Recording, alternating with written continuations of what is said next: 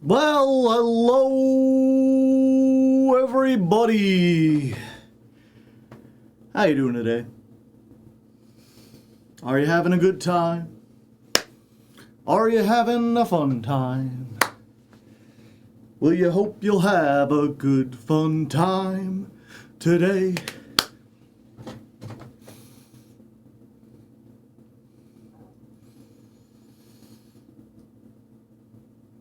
Hello, Indruna. I enjoyed the Megalith video. Well, my tip of my hat. I'm glad.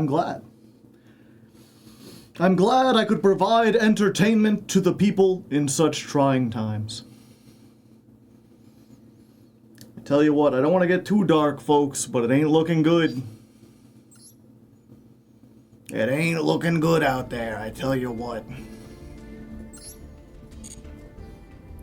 But we ain't out there at the moment, we in here. Thought on OCG Genesis, I'm very excited. If you haven't heard the news, the OCG is starting Genesis over in their format. Although, what was it? They aren't just like doing their own. They aren't doing their own version of it. They're using the TCG Genesis list, which is an interesting sort of inversion of how things normally go. The OCG, which usually gets product like 6 months before us and sort of sets the tempo, is instead taking a TCG exclusive thing and allowing players in OCG regions to play it. King Miner, thank you for the 62 months dab. The forbidden tab. And yeah, one of the questions people had is like, how are you gonna handle cards that are like out in the OCG that aren't out in the TCG yet? And their response is just that any card not out in the TCG is effectively banned in Genesis format. Same as links and pendulums. And I remember I was watching Joshua Schmidt did a video about this. He's like, I'm not sure if OCG players will like that or if they'll end up just making their own format. Maybe it's just me, because I've always wanted a format that lagged like 6 months behind the TCG. I think a lot of OCG players will find it really refreshing and really enjoy the fact that like if anything, that makes Genesis even more unique in the OCG. Because one of the problems in the TCG, right, is that new pack comes out, and even though they hit stuff, the newest cards are still better than the old cards.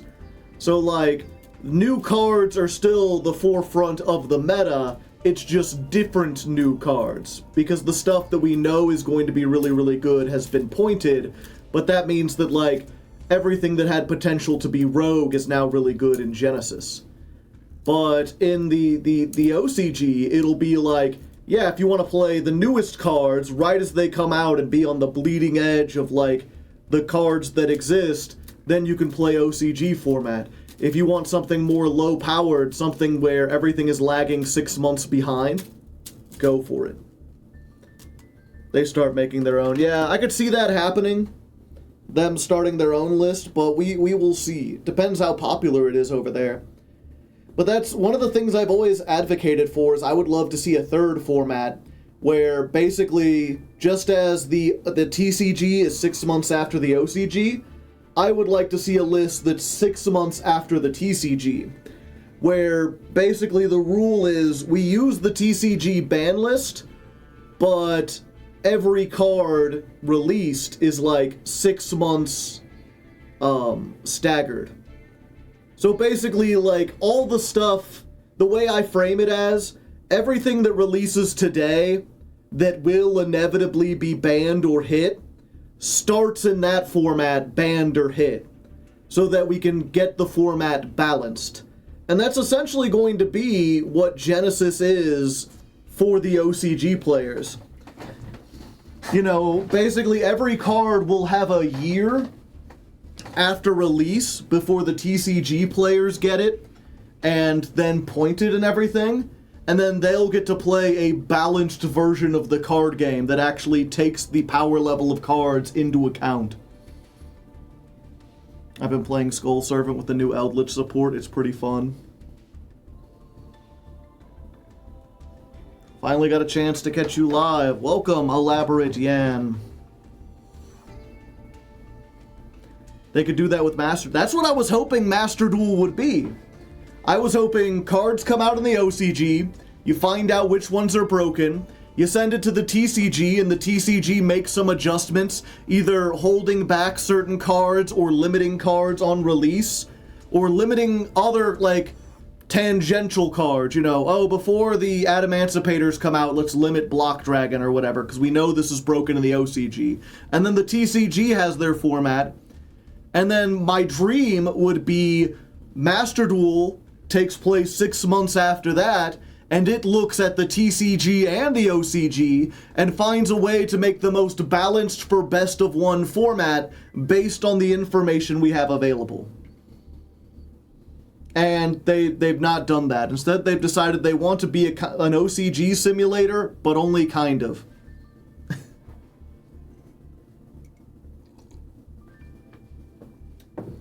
They just want to be OCG, but half-assed about it. Oh, speaking of Skull Servants... let's see. Where is it? So I've been working on Fill in the Jank, the new show I'm working on. We're going to be recording it last month, so at the end of this month. Hopefully it should be out by the end of the month. But I've been working on some stuff and some things. All the assets and everything that's going to go into making the show. And I was trying to give the...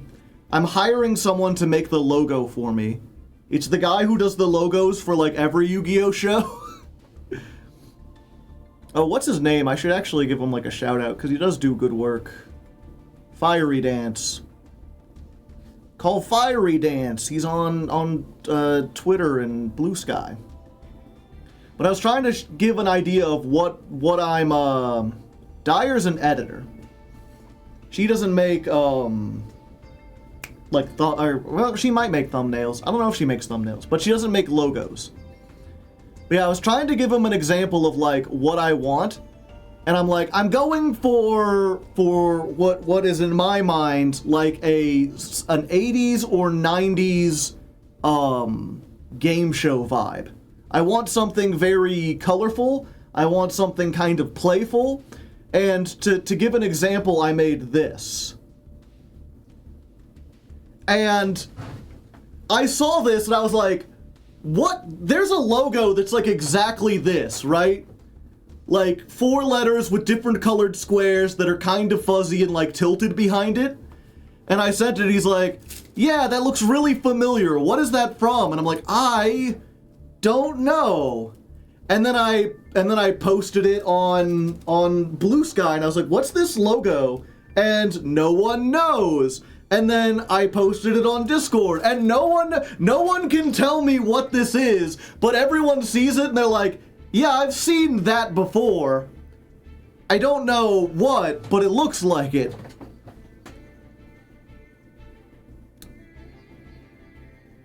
Have you made more changes? Rugrats? It's not Rugrats. I looked up Rugrats. It's like an old board game logo. Yeah. It's an old board game or like a TV show. It's not Zoom, right? Zoom logo. No. Not even close. Rugrats logo? No. The Rugrats logo is all thin and like it looks like it's drawn by like a toddler.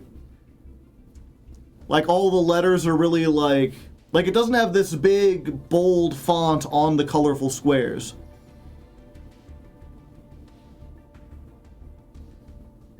Life?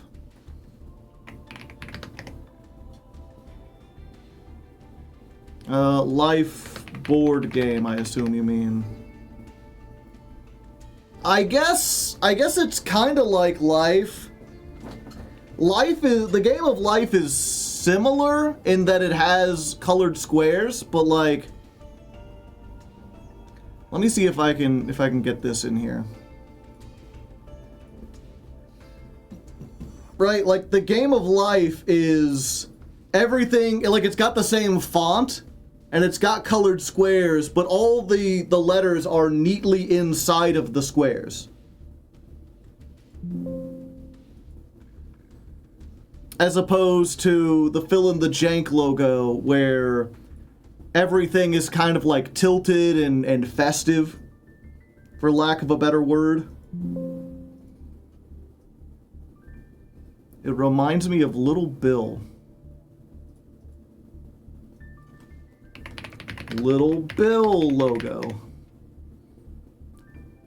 It's definitely got some tilting, but there's no squares. Have you tried reverse image search?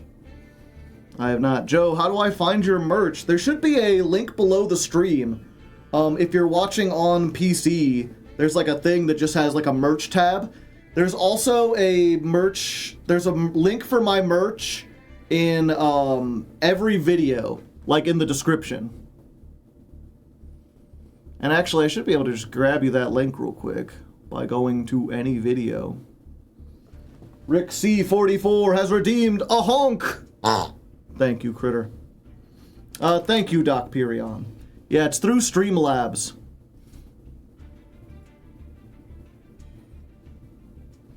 I was going to find that link.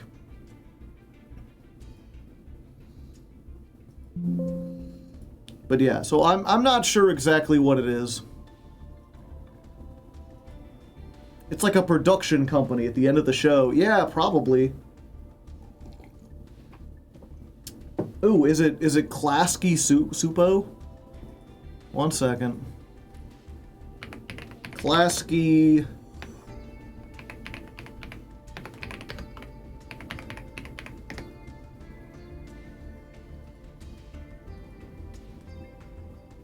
How do you pronounce Klasky Kasupo logo? No, that's not it either. I was like, wait, that's it. No, the letters are in squares.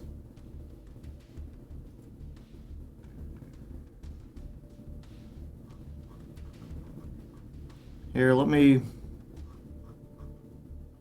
go ahead if I'm going to be searching these things. Window capture? Yeah. That's a tiny one. But yeah, like it's got letters in squares. And there's even a version where they're all colorful, but it's still nothing like what I had.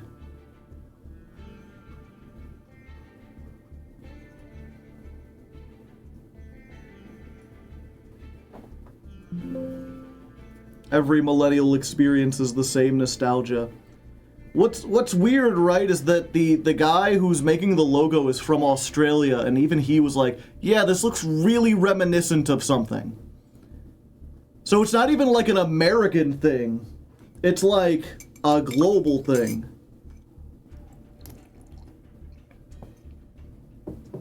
Critter, show us your top hat, little buddy.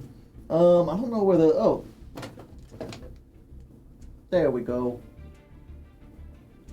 Critter with his top hat, topping hat all the day. Critter with his top hat, saying, hey, okay.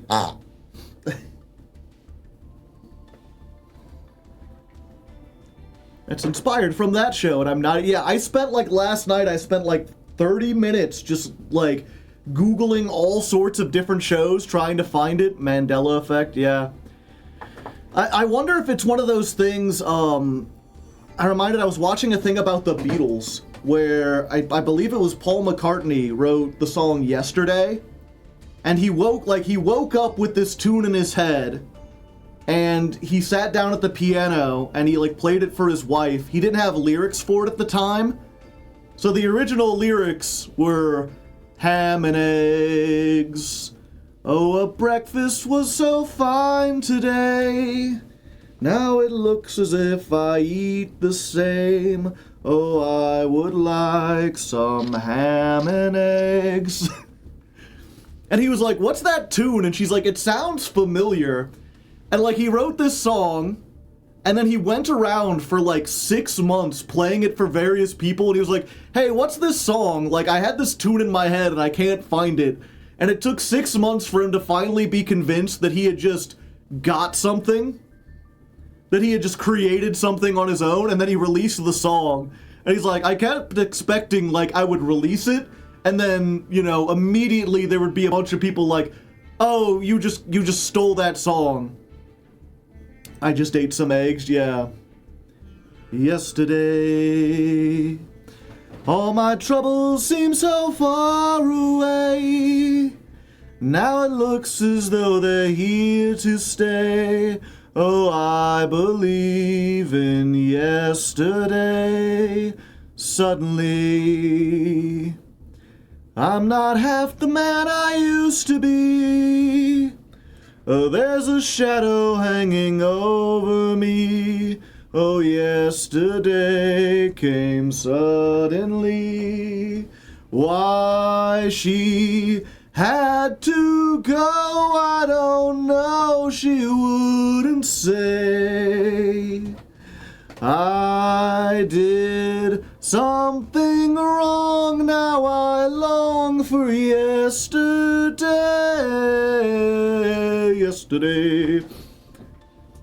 Sorry, that's such a good song. Like, goddamn.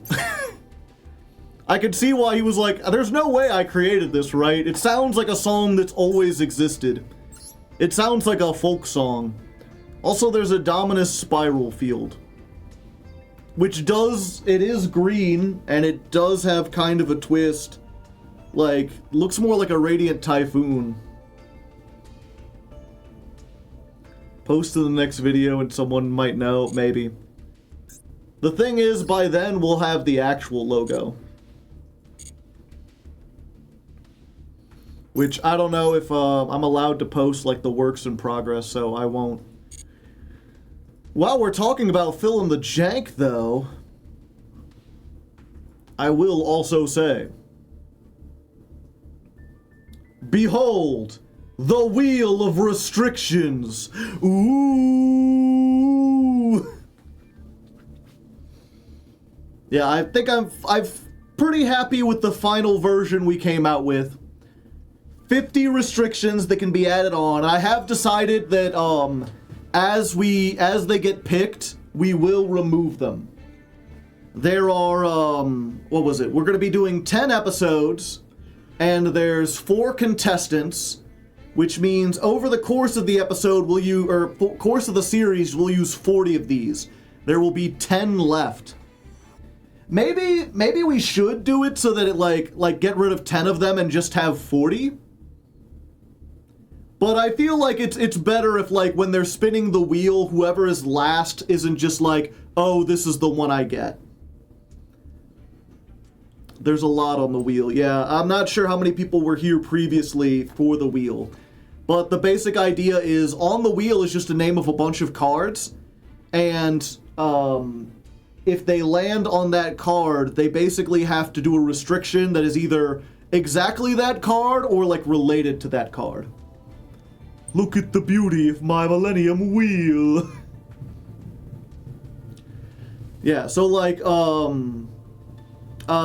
skill drain is on. Oh, I can't point it because it's above me. 1 second. Let me see if I can fix this real quick. Bottom layer. No, because that's behind the game. I need it to be above Master Duel.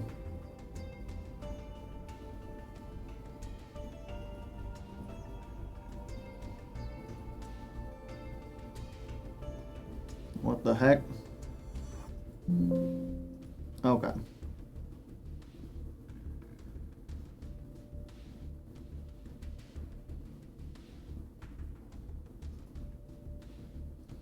There we go. Kind of. There's gotta be a better way. There we go. Truly, I am Unk at 30.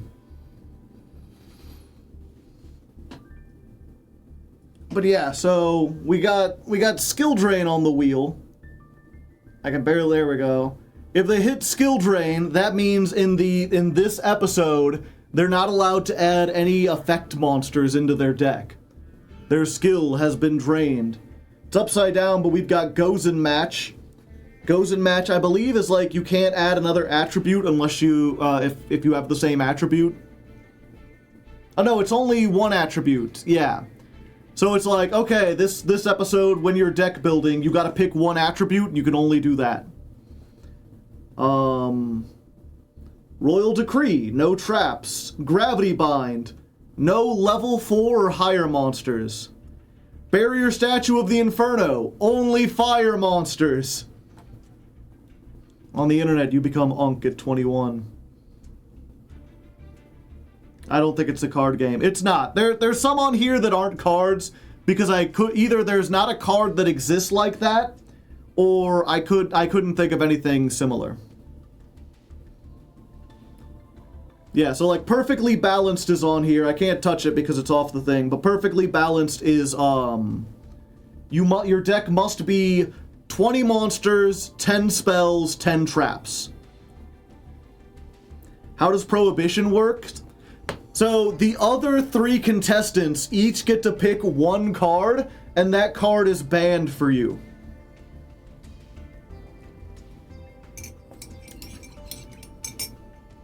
What does Bountiful Artemis do? Only counter traps? So it's not only counter traps, but it's the only traps you're allowed to play are counter traps. It's very important, I feel like, that some of these restrictions are incredibly harsh, and some of them are, like, almost trivial to play around. In the case of something like Elemental Burst, or I'm sorry, or wait, let me double check. I might already be forgetting my own thing.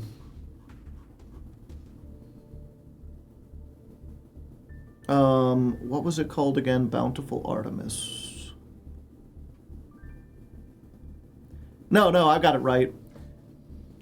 Yeah, Bountiful Artemis is you can't play traps unless they're counter traps. So if you want to, you can play a deck without traps at all. It's entirely possible that you just wouldn't play traps anyway, and that restriction doesn't affect you. But it's like, if you wanted to play traps, the only ones you're allowed to play are counter traps. I blinked. What's this wheel? It's for the new show I'm making, Fill in the Jank. So, Fill in the Jank, if you're unfamiliar, the basic premise of the show, I'm teaching 4 people to play Yu-Gi-Oh! By turning it into a game show. Every episode, they will play in a tournament where I build half a deck, and they have to build the other half. They have to fill in the jank. And then in addition to that, they will spin a wheel of restrictions that says when you're filling in the other half of the deck, you can't do this or that or whatever.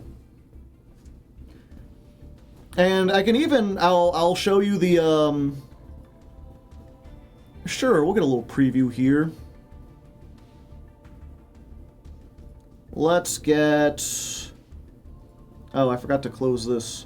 Oh yeah, this was today's weather. We did Dream Genie by Lightning Bolt, and we did I'm Electric by Heaven's Basement. Can I fill the other half with full power Tearlament? No, because one, you're not allowed to add cards to the extra deck. So no extra deck. 2, we're playing with the Genesis list, and players start with 0 points.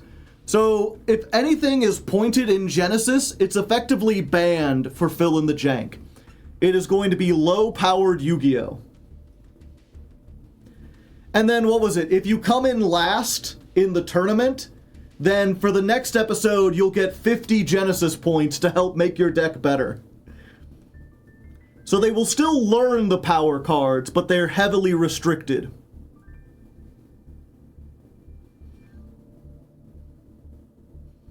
And also, you're spinning the wheel of restrictions.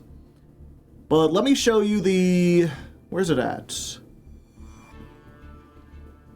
It's in the fill in the jank.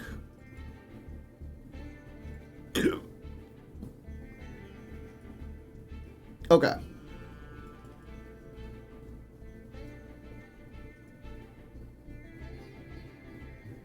Five times I could do. No, you only get it for the next episode. They don't compound. Like, if you come in last, you get 50 points. And then the next episode, if you lose again, you still just get 50 points. You don't get 100 points. Do the 4 contestants have any knowledge of Yu-Gi-Oh? Yeah. They're the people who played in Mirror Masters. So they know, like, the basics of, like, how to summon monsters and how spell traps work and everything. Like, they know, I think, reasonably what you would know from osmosis from watching the show. They just aren't familiar with, like, the meta or deck building or anything like that. So they are masters. No, because the guy who won the Mirror Masters, Lamp, is not going to be... He's the one person that's not coming back. He has opted out because he's like, well, I'm already the master. And we needed 4 people, so... Okay. So here's the thing I'm doing. Here's the intro for the first deck. Curious to know, chat, what do you think of this? Does this seem interesting? And, is it too long or not long enough? Let me know once you've got this. Alright, gamers, for this inaugural episode of Fill in the Jank, you are being given Skull Servants, a fan-favorite archetype perfect for beginners that even has its own built-in win condition. If you're unfamiliar, King of the Skull Servants gains 1,000 attack for every Skull Servant in the graveyard. Also, his name counts as Skull Servant in the graveyard. So does Skull Servant, obviously, but also this girl, and this kid, and this guy baking, and this dapper little fellow. But most important is White Prince. Because if this card is sent to the graveyard from anywhere, you can send 1 Skull Servant and 1 Lady in White from your deck to the graveyard, which, hey, that means your King of the Skull Servants is at 3,000 attack. That's like Blue Eyes White Dragon. Also, you can banish this and 2 other Skull Servants from your grave in order to summon the king directly from the deck. So even though this is your boss monster, your main goal is to get this into the graveyard by any means necessary. To assist with that, I've given you Unizombie, a card that has 2 distinct effects. 1, send a card from your hand to the graveyard. Easy peasy. The other one, send a zombie from your deck to the graveyard. And wouldn't you know it, all of the Skull Servant cards just happen to be zombies. I've also given you an additional zombie to help out, just in case you've already got all the Skull Servants you need. In addition to that, I've given you Raiden, Hand of the Lightsworn. During your turn, he can send 2 cards from the top of your deck to the graveyard. And then at the end of your turn, he sends 2 cards from the top of your deck to your graveyard. Hopefully by now you know why that would be a good effect. I've also included with him Felis, Lightsworn Archer. This is a card that gets an effect when sent from the deck to the graveyard. A lot of the Lightsworns kind of work like that, which makes them a good matchup with the Skull Servants. My hope is that by including all of these cards, I've given you 3 distinct directions you can look at if you're not sure where to start building. There's Lightsworns, which all have similar effects to this. There's generic zombie support like Unizombie that will help out your Skull Servants. And there's also just more Skull Servants that I didn't include automatically. Of course, which ones you play will depend on what you roll on the Wheel of Restrictions. So let's jump over to that and see how it turns out. Alright. Oh, don't start playing again. Yeah, it's funny watching people in real time ask questions that will be answered by the end of the video. How are new players meant to find the right cards to add? I tried to build in such a way that showed them where they can add stuff. They can type Skull Servant, they can type Zombie, they can type Lightsworn, and all 3 of those will give them options. But of course, let's go back to the wheel of choices, shall we? History.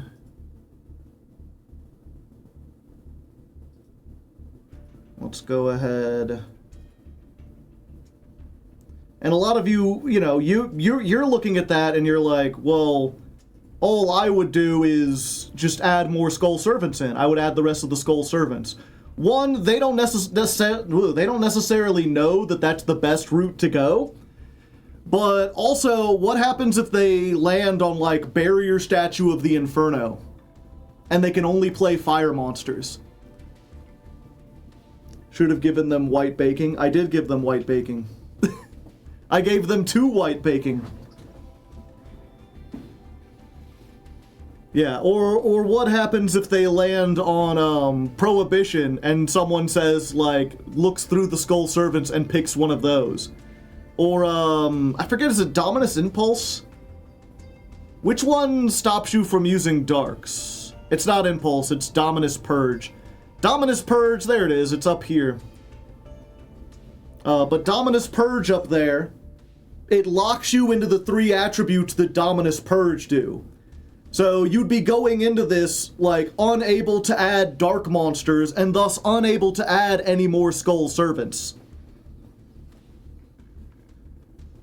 Or Tri-Brigade. You know, if they land on Tri-Brigade, they can only add Beast, Beast Warrior, and Wing Beasts. That would be pretty difficult for this particular challenge. Is Dominus Spiral there? No, I have Kawaki Miru Drago instead, which locks you out of lights and darks. And then meanwhile, like, Royal Decree locking you out of traps does nothing. So hopefully, between, like, their inexperience and the restrictions, we will get 4 different decks coming into there. Pot of Extravagance is back at 3.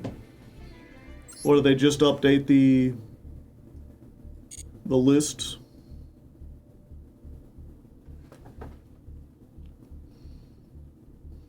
Increase Zombu.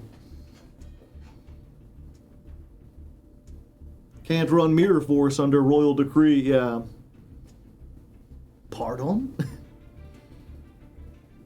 So yeah, that's the general idea, and hopefully the rest of the decks are meant to kind of mimic that.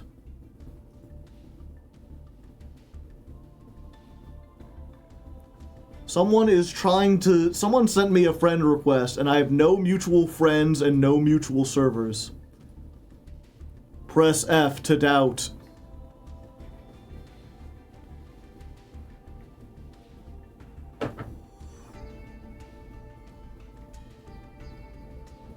It is it?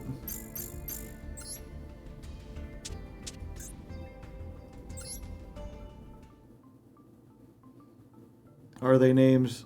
I can know. I don't know if I should say their name because it's like a person's name.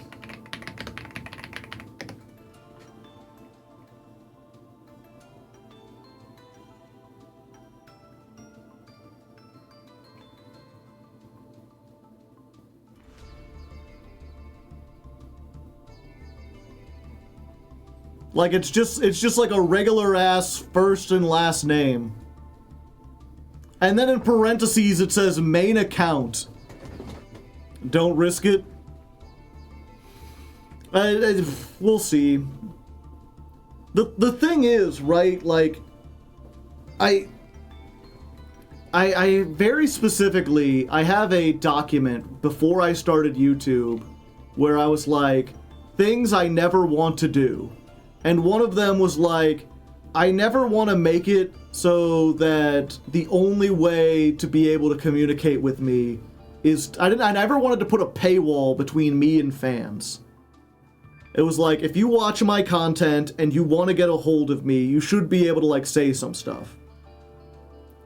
And I felt kind of bad when I started my Patreon because I felt like, especially with the patrons-only Discord, that I was very heavily limiting, like basically putting up a paywall where like, yeah, if you want to contact me, you have to be on the Patreon.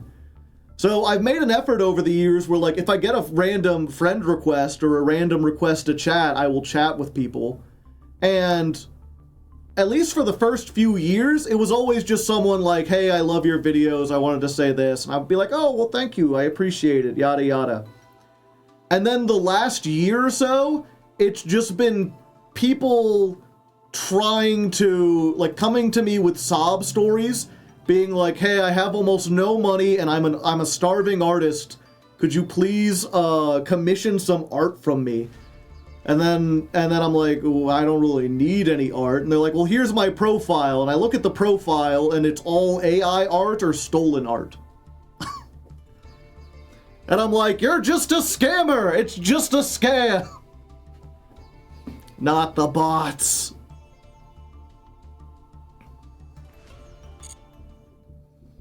I've lost my streak. I'm a fraud. You could watch the VOD to keep the streak. I didn't know that. Neat. At least it wasn't stolen AI art. I mean, who knows? The only machines we need are Speedroids. Oh yeah, speaking of which, we should probably get to that. Let's see. Let's go and update this. Yeah, the other thing is that there's a patron in chat, or there's a patron on the Discord who has been giving me tips and stuff for Speedroids. And he's like, I'm working as a liaison with the Speedroid Discord because I don't what was it? People have been like, oh, you should go to the Speedroid Discord. It's actually pretty good. And I'm like, I don't learn well from, like, interacting with others. I'm like a book learner. Like, give me something to read or give me a video to watch where I can absorb it at my own pace and I'll be fine. If I have to talk to someone and they have to, like, run me through the combos or give me advice, I crumble. I get too invested in, like, the social interaction and trying to make sure I'm doing that right, and then I'm not paying attention to, like, what I'm actually learning. And so it's possible that this person messaging me is from the Speedroid Discord who doesn't know that, and it's just like, hey, there's this guy trying to, like, talk back and forth, deliver messages between us. We should just chat. You talk to people here in YouTube comments. I assume direct to Discord. Yeah. Where's the Speedroid spreadsheet? He did give me a Speedroid spreadsheet. Where's it at? The question is, which one is it?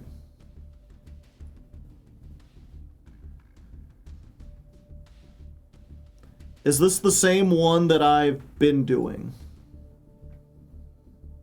Let's... Oops.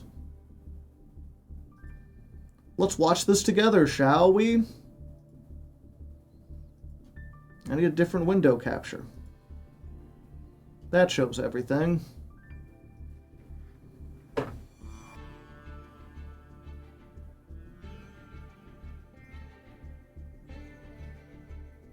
No, this is a different combo from the one I've been taught. A third spreadsheet has hit the towers. Fuck.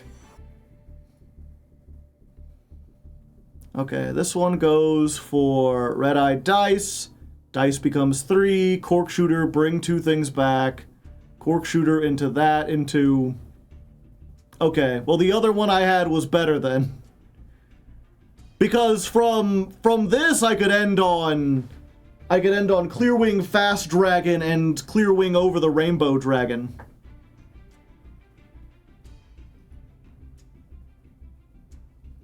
Forces out Nibiru before you commit to a normal summon or clackers. Oh, okay, that's what it does.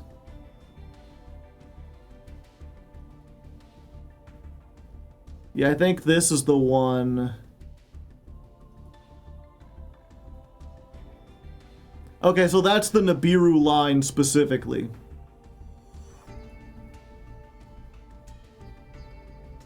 This is if you don't care about Nibiru, which is what I've been doing. Yeah, Ultra Hound, send the trap comes back, you make Cork Shooter, get Scratch, then you make the Link sends 7. No, this is different. Send 6, I'm not even playing Kendama. Car Turbo. See, I send 7 and I get this and Piper. Then you discard it. Because the idea is Piper has a graveyard effect and Den Den has a graveyard effect. So no matter which one, because you're discarding with Scratch, you're going to get both into the graveyard. This is for the level 9 instead. Gotcha. Bring that back. You Colonel Clackers. Then you make Clear Wing. You get both effects. Trap in the graveyard plus Clackers. Make the level 9. Make that. Bring back. Yeah, so instead of ending on a fast dragon, this ends on Wolfrit, which is one thing that like I didn't want to get, or that I didn't want to craft because it's a UR. It's a UR that like isn't useful in other decks, so like I'd only use it here and only sometimes. But it's a pretty neat effect. Gains 300 attack every time another monster effect is activated. While the attack of this is less than 4,000. Yeah. If this attack is 4,000 or higher, quick effect, shuffle this card and all monsters your opponent controls into the deck.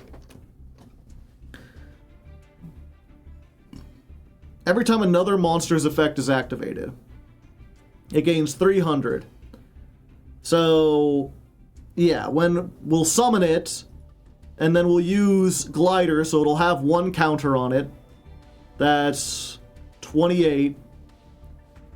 How many counters before it gets to 4,000? 28, 29, 30, 31, 32, 33, 34, 35, 36, 37, 38, 39, 40.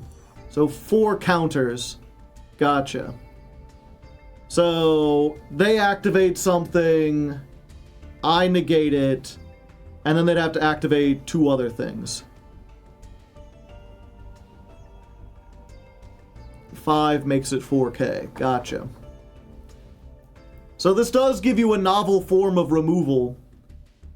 But instead of playing that, I just play the Piper, and then the Piper can lower this, and we can make another 7 instead of making a 9. I'm not sure if it'll get a counter if you negate the activation.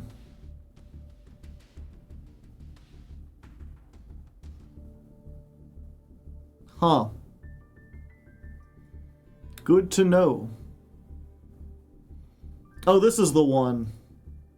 I think.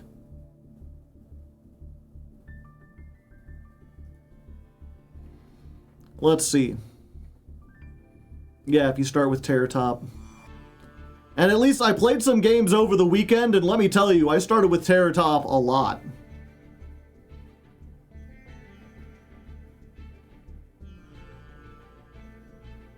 Yeah, you get the Piper or the thing. It doesn't matter which one because you just discard it.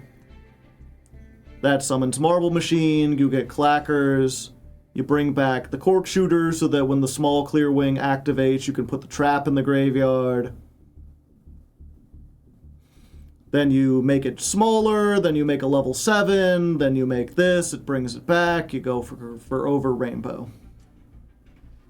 So it's Over Rainbow with the trap in the graveyard, which means after you activate it, you can banish it and then bring it back, and it resets the soft once per turn. So you've actually got 2 negates. Unless you're unlucky like I played one duel I played a duel over the weekend where like my opponent went second and they activated Super Poly when I made this board, and they made what's it called? Mud Dragon of the Swamp. And because they were on Radiant Typhoon, they immediately picked Wind, which stops you from targeting wind monsters on the field. So even though this floated into something else, I couldn't use this to get another effect out of it, because this targets a card I control, and my monsters are wind too.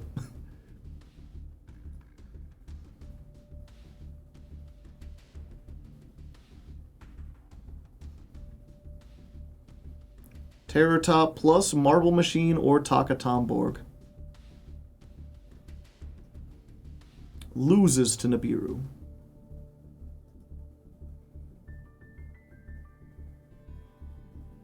First time here, coming from YouTube. Welcome, Planned Marlin. Let me, real quick, because I do often end up with Terror Top and Marble Machine. Usually what I do in this situation is I use the extra search to get a, car turbo instead. And then I end, instead of making Fast Dragon, I use the level 3 tuner to make Bar on the Floor. And then I'll just end with Bar on the Floor, plus the over Rainbow Dragon or whatever it is. And then I'll just have a leftover Colonel Clackers in defense mode. Somebody else made Master 1 with the deck. Which deck? Speedroids? Mud Dragon has an effect? Yeah. You can't target monsters on the field that have the same attribute as Mud Dragon, and Mud Dragon can change its attribute. Okay, so Terror Top to get Taka Tomborg. Tomborg to get Dice. Then you make Cork Shooter. Cork Shooter brings back both. Red Eye Dice makes Cork Shooter level 5. This is one of the things I have a lot of trouble with, is thinking like so many steps ahead. Because I'm like, why would you make that 5?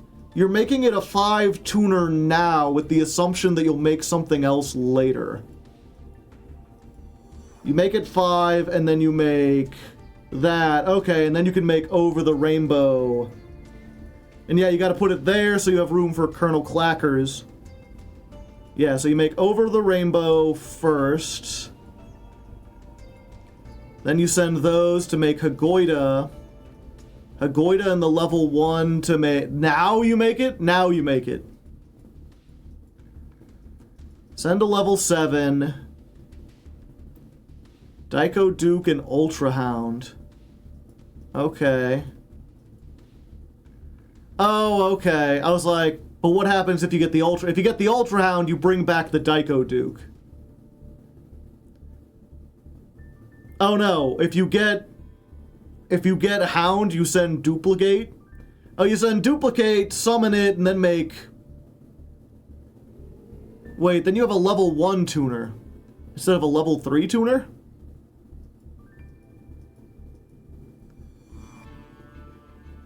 Okay, one or... Oh, okay. So this was a 2 and a 3, but if I send Hound, I send Duplicate. Duplicate is target a monster on the field, lower its level, then summon itself as a level 1 tuner. So we'll have 1, 2, 3, 4, and then Duplicate itself will be the 5. Although, then we have, what, another copy? Yeah, I'd have to play 2 copies to do this. And then Den Den for the... what level is this again? It's like 12, right?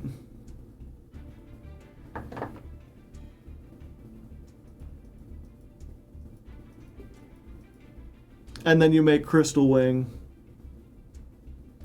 Is Speedroid more complex than DD pre-support? It feels like it.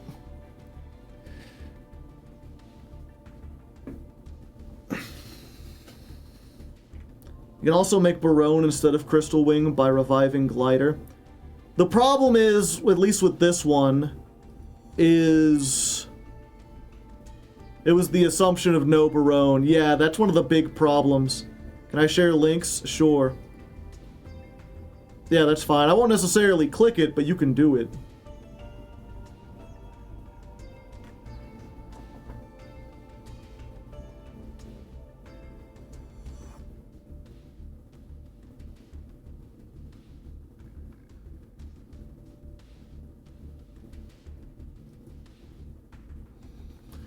Okay, so what I want to do here with my board is turn Cork Shooter into a... I would just not want to change it. I don't have to use the dice. I just don't use the dice effect at all.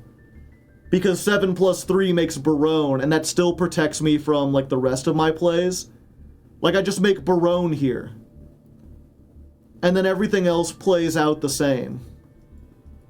We make Hagoida and the dice. Yeah. Okay. So real quick, before I get started. And what was that? It was with Marble Machine or Taka Tomborg.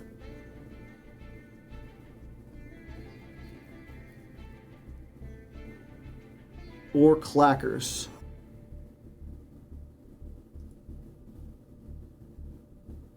One second. I need to double do this again real quick. Like what would I do if I opened with Marble Machine or Clackers? Oh, I would just grab the other one.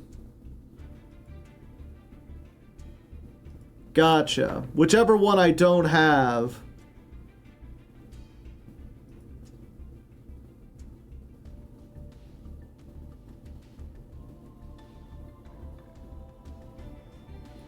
No, what? If I had Clackers, how would I get the level 2 on field? Could you buy the cow icon? I could. I don't think it fits necessarily. Yeah, this is the Radiant Typhoon version that has the mecha, the Auroradon. Yeah, that one, if I play that one, I'm playing it on the main account. We're gonna do that once we get to, whatchamacallit. Now that we're halfway through this month, are you enjoying the deck? Not really. It's very linear. Or what was it? It's this weird thing where it's not linear, but it's not linear in a way that's not fun. Right? That basically when a deck is non-linear, that can mean two different things. It can mean either, here's the fun kind of non-linear. It's the, depending on what hand you have, you make different boards. There are different outcomes that you have to kind of reason through, depending on what you get. And then there's, it's non-linear, because depending on what hands you get, you've got to use a different combo, but all the combos end on the same two things. Yeah, there's a million combo lines, but it all ends on two Omni Negates. And just having two Omni Negates is not all that fun to me. That being said, I'm not sitting here like, oh, this deck is awful, like it works. But I'm a big fan of like, making unique types of removal. All roads lead to negate. We're gonna do with the danger.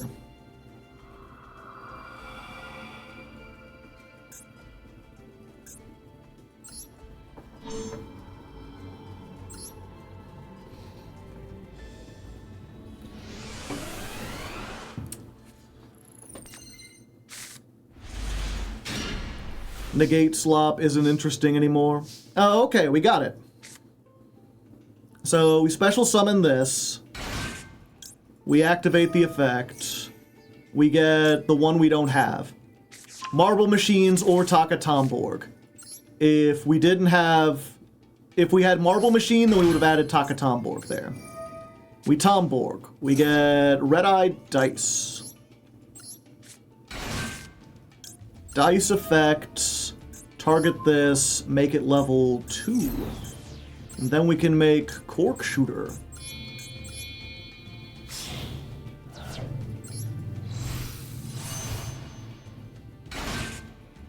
Then we Cork Shooter to bring back the two materials.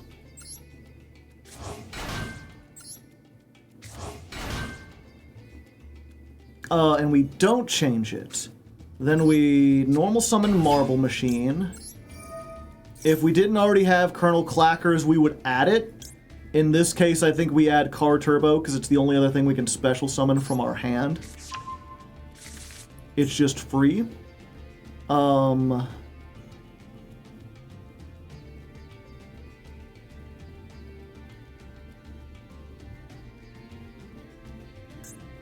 I was like, wait, how do we get a card in the graveyard? Dice isn't once per turn? It's not. Yeah, we have the Taka Tomborg in the graveyard. So we get this. We activate. We summon Clearwing to the extra monster zone. We control, or we get to special summon Colonel Clackers, and because we control 2 monsters, 2 wind synchros with different types, we can send a trap from our deck to the graveyard.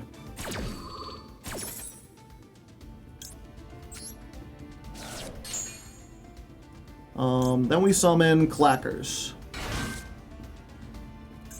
Of course, we die instantly to Nibiru, but if assuming they don't Nibiru us here, this is their last chance to look at us. We make bar on the floor. You can just substitute Car Turbo if you get Hound. Yeah, because we drew the duplicate. Then we make Hagoida with the 2 and the 3.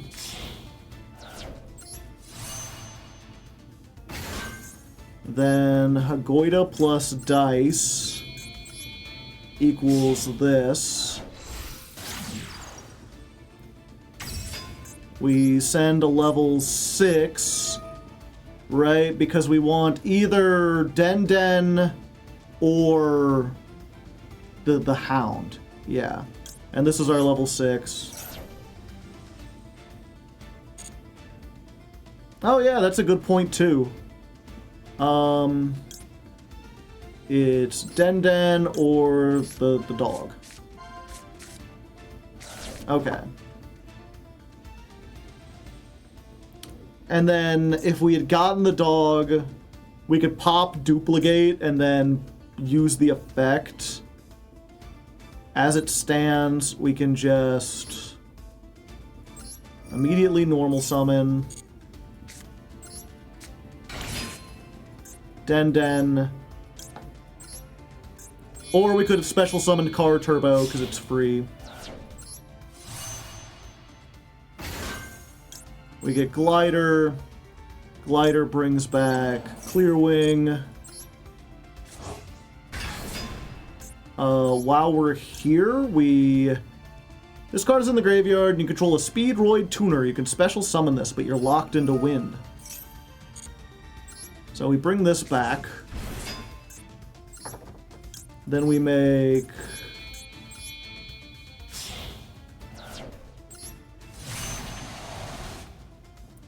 this. And then assuming we didn't have Car Turbo in hand, we banish this. 5. Make another 10. I don't have another 10, do I? I have an 11. Oh, I have this. But this requires a Clearwing. Yeah, it's just Cork Shooter.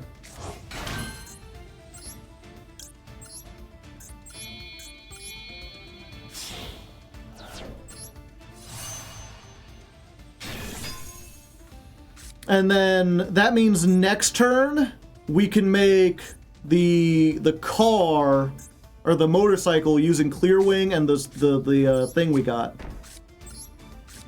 So this you may not like it, but this is peak efficiency, chat. This is 6 negates for their 6 card hand.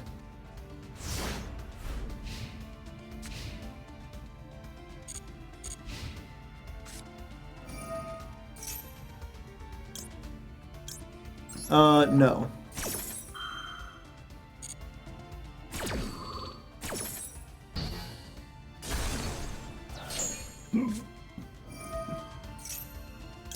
No. Dangers in this economy?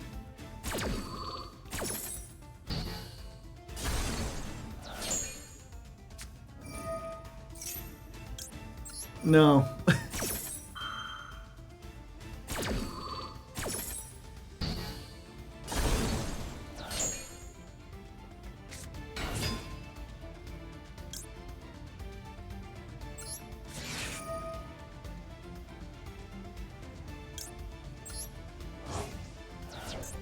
No. Yeah. I didn't notice it was solo mode. Yeah.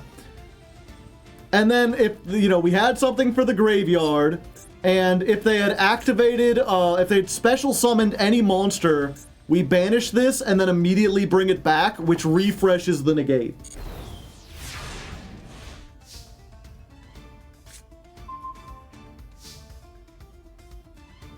And then since we've used this effect, we could just bring back Clearwing.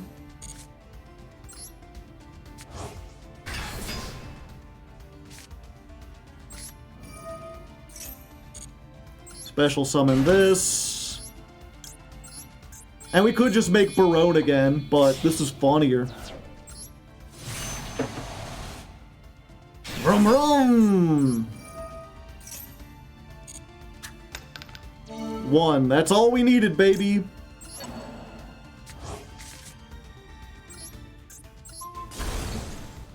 Destroy a card. Battle. 4,000. 4,000! And you're like, Joe, that's not 4,000. Not until Colonel Clackers comes from the top turnbuckle! Woo! 42! Going fast makes me feel alive. I go fast in hyperdrive. Get clacked on. Come on, get clacked on. If I can. There we go. There's a clack or two there. There we go. Oh, damn it. Getting the rhythm is hard. There we go. Yo, new prop. Oh, you missed this one, did you? This was here last time. 42 is double of 21. Yeah, I guess that means if some people are new.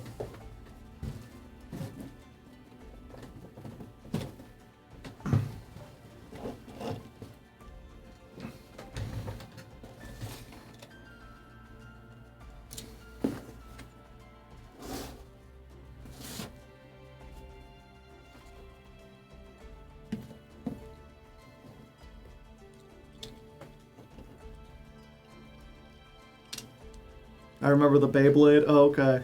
Well, either way, you know, this is why people wanted me to play this deck. They wanted me to let it rip on stream.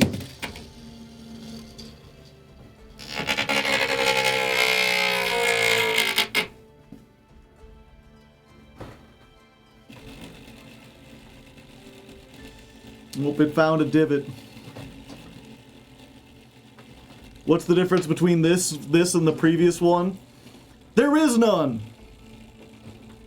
Can we let it rip on the top hat? Get out of there.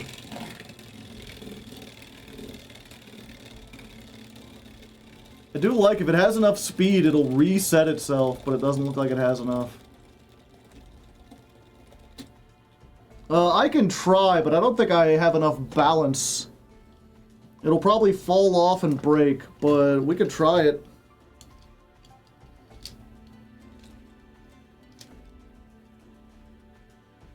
All right.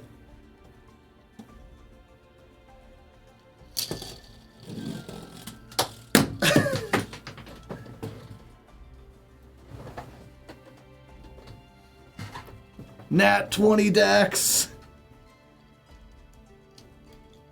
Give it one more try. I gotta sit upright.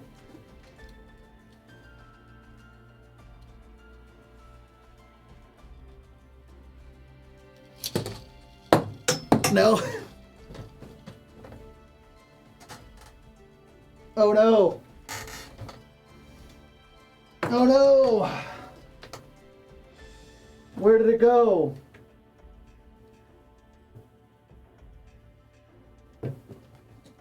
Oh, there it is. I thought I lost it for a second. The drill bit came out. It'll probably fall and break. I am curious. How much can the speed do without the drill? Whoa.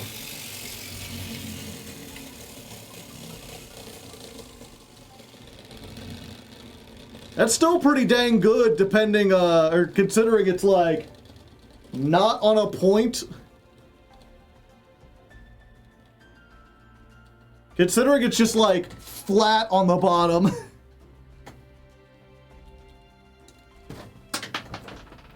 Uh-oh, it didn't actually break, did it?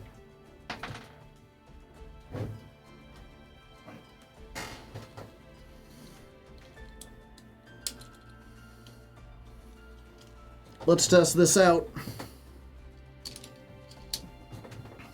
Is that Beyblade X? Yeah. Let it rip one more time. 3, 2, 1, go! Ooh, that's a nice one. Ooh, that's clean. Look at it. Now this is the type of spin that could part the Red Seas.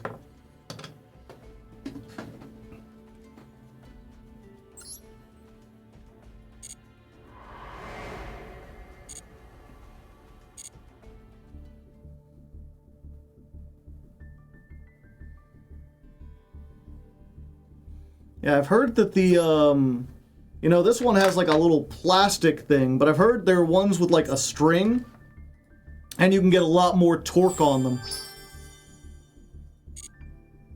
I'm curious how long you can keep it going, because these things spin for a while when uncontested. Like, goddamn. Quick, start the opening while it's still going. You could also do Beyblade content. Beyblade content doesn't strike me as being interesting enough. But then again, if you had asked me like 20 years ago if I thought I'd be playing Yu-Gi-Oh!, I'd be like, nah.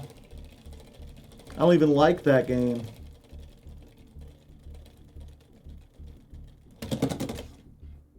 There we go.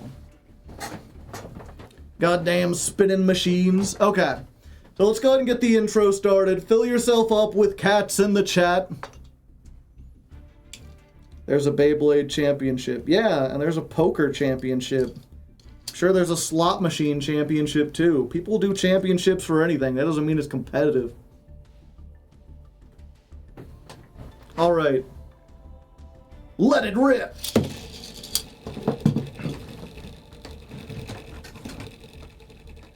And welcome back, Beyblade enthusiasts, to stream number 3.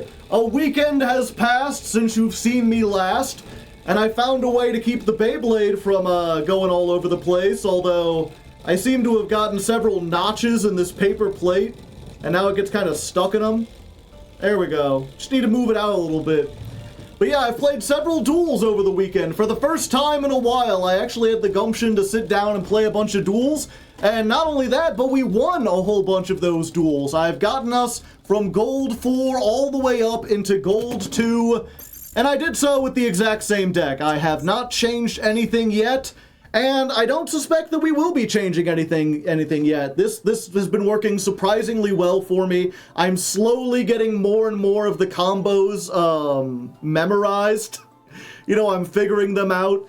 I'm learning more of like what to do when I get weird, janky hands. It's still not 100% there, but progress is being made, and I don't want to disrupt that progress by adding anything else. Plus, the next version of the deck we do is going to be the Master Duel version, which has like Auroradon and O-Lion in it that are banned in every other format, and does like even more combos to make even bigger things.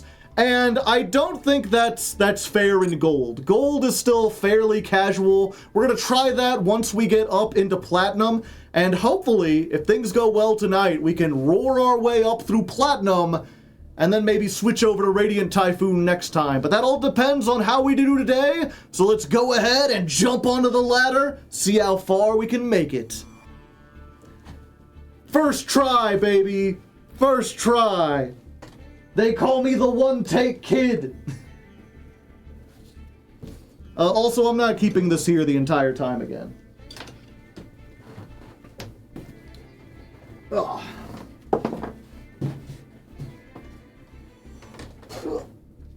Great. So using cards as a way to balance things out is nice until you have to move this. Also, I just realized So I've got this box that I kind of use as a table because it's just high enough to be off stream. And then I've got a trash can that I keep underneath this desk over here.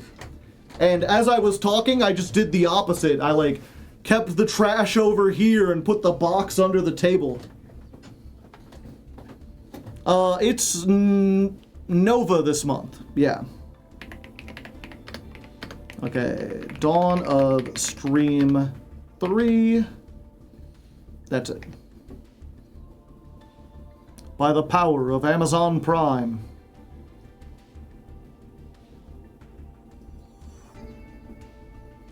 Yeah, I know it's a new season.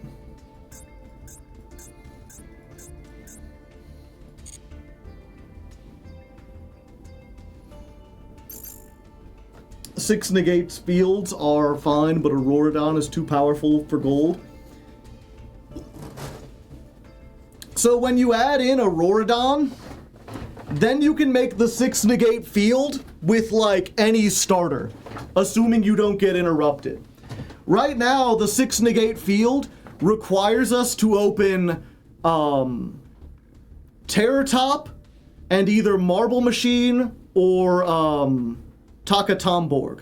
So it's a 2-card combo that requires one specific card and one non-specific card. The Auroradon version is like, here's the combo for Terror Top, and it makes 6 negates. Or Clackers, yeah.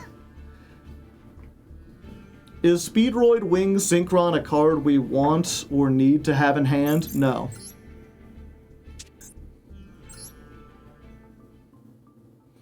I assume that's this one, right? Yeah. You do not want to play this at 3, in my experience. The only reason I could see people wanting to play it at 2, so that, like, it's not dead if you use it with Colonel Clackers, but, like, if you open with this, and you get to Colonel Clackers, then you can just play both from your hand. You don't need to activate Colonel Clackers. Like, you never want to see it. I thought Clackers was their 1-card combo. No. Unfortunately, Clackers is not a 1-card combo. Theoretically, we could use tuning to search it, yeah. The unfortunate thing about Clackers,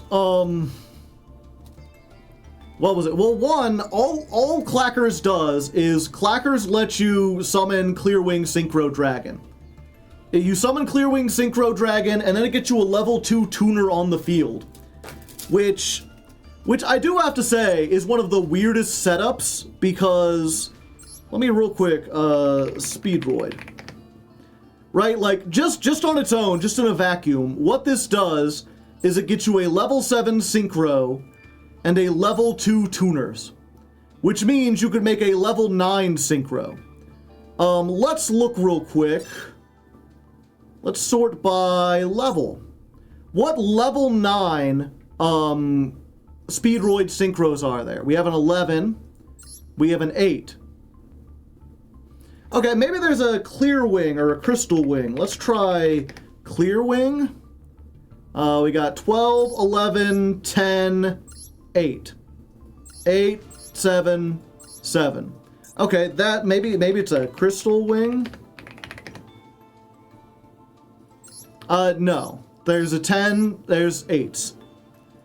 So this combo on its own sets you up for a play that does not exist. There is no level 9 Clearwing or Speedroid Synchro.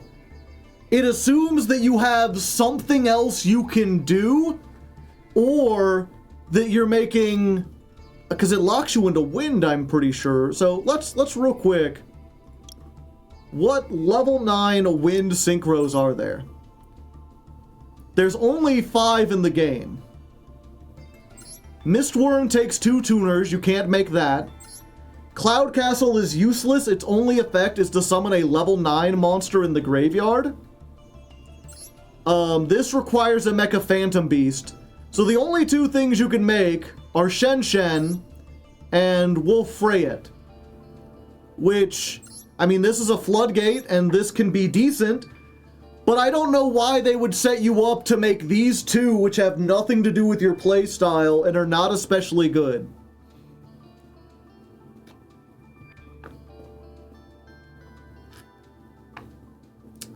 Also, the reason why this isn't a one-card combo is you must banish a Speedroid card from your graveyard in order to do this. So, not only do you need another Speedroid, but that Speedroid has to be something you can somehow get into the graveyard. Which means exactly Takatomborg, or like a Terratop. Like, what was it? Takatomborg will go in the graveyard no matter what your opponent does. Even if they, like, Impermit or Ash it, it'll still be in the graveyard. These two have to resolve to get something else that you can summon and then go in the graveyard. Same with Terratop. Colonel Clackers. You know, this is going to sound stupid, but I would call Colonel Clackers a 1.75 combo. Because it's not, usually 1.5 means you need that card plus something else to discard. Or you need that card plus any other card in the archetype. But that's not true. If you open with Clackers and Car Turbo, you're bricked. If you open with Clackers and Speedroid Synchron, you're bricked. Clackers plus Scratch, Clackers plus Double Yo-Yo, or Clackers plus Fuki, Clackers plus Den. These are all Nombos. Clackers plus Red-Eyed Dice. You have to like, there's a lot of cards that fulfill the combo, but it's not every card, or even most of the cards. Oh, Clackers plus Synchron works because you don't need to banish anymore. Okay, good point. I forgot about that. Then you don't need to activate the effect.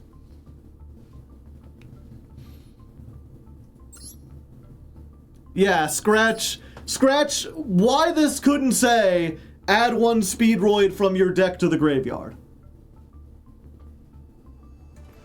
Or, I'm sorry, why this couldn't say, add a Speedroid from your deck to your hand? I don't know. Did they think that would be too broken? I think if this was just a Rota for Speedroids, with a hard once per turn, Speedroids would still not be good, but at least they would have consistency. Speedroid Scratch needing you to discard, and not just discard, like, this is another one. If you just had to discard a card, then this would be a 1.5 combo on itself, because it and any other card gets you to Terratop, which is a one-card combo. But it isn't. You have to control specifically another Speedroid. It was released around the same time as Sword Soul Emergence. And speed recovery is not searchable. It's an engine to include a lot more.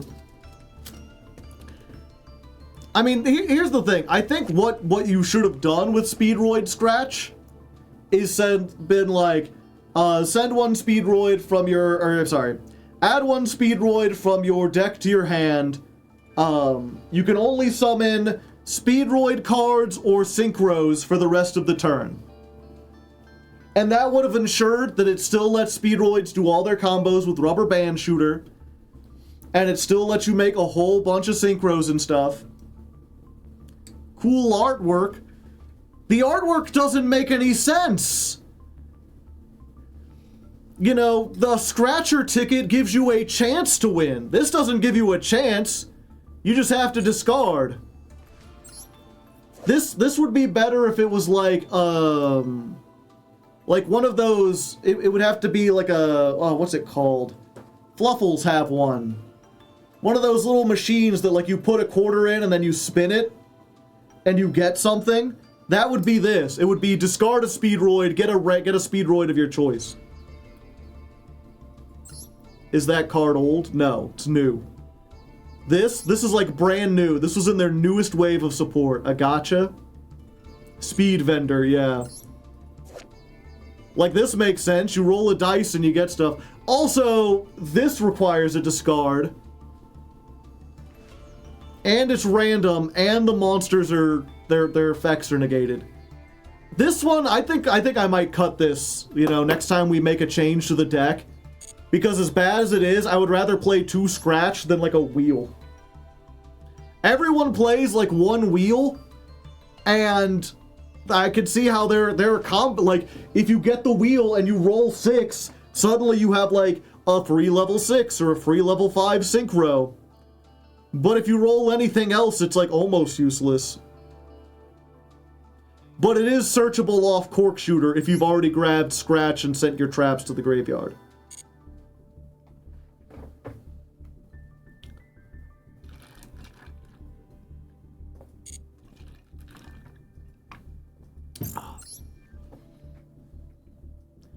Doodle-doo-doo-doo-doo. Doodle-doo. I keep thinking I have another message on Discord, but it's just the same one I haven't responded to.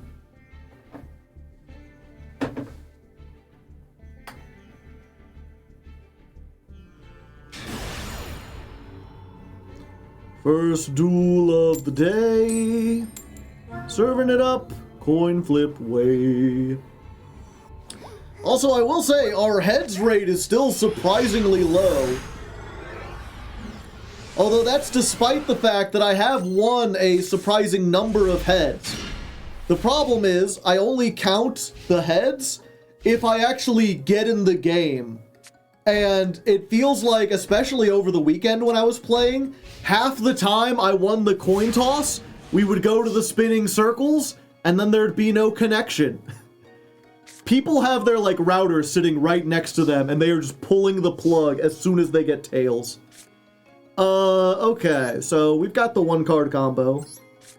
But we're probably playing against, Labyrinth, if I had to guess. This seems very Labyrinth-like. Yeah, we just go for the dog. What the dog doing? Let's go Ultra Hound. We just gotta play like it's nothing. You know, you gotta dance like no one's watching.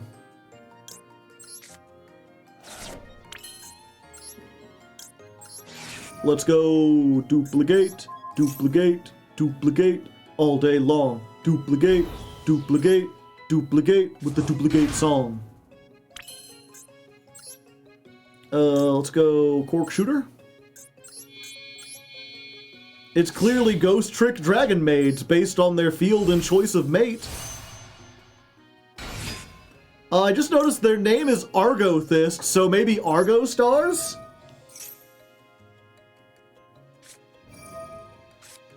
Ghost Ogre. Huh. Did we find someone who knows the deck?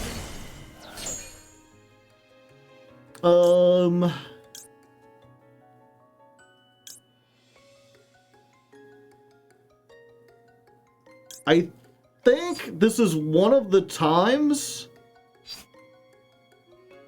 when we go for this and hope it works.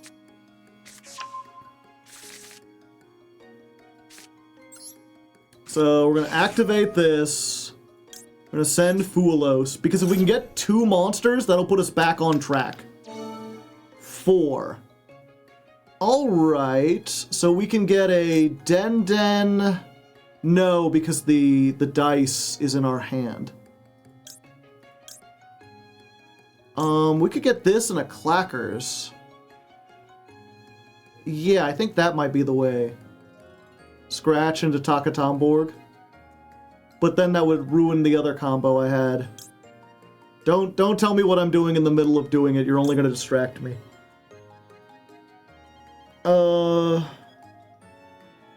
Yeah. Marble is the only normal summon. Yeah, I know. Well, its effect is negated anyway. Yeah, we're just trying to get stuff on the field.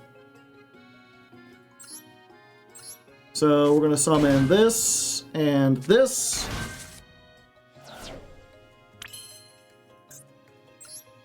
And then we're going to make Rubber Band Shooter. This is essentially what we would get to anyway, just with fundamental differences. Except now we send 7. Yeah, we don't have Scratch to discard, so we need to get Den into the graveyard. We really gotta hope it's Den Den. Oh no, wait, we do a 6 and then we do Den Den or Car Turbo, and either way we get a tuner. Yeah. Imperm. They know!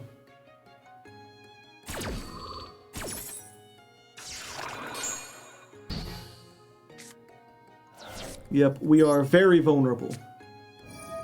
Colonel Clackers. Time to start clack-a-lackin'.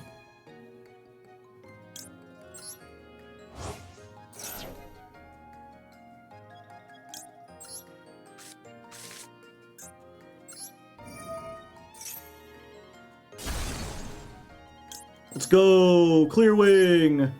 Boo, boo, boo, boo.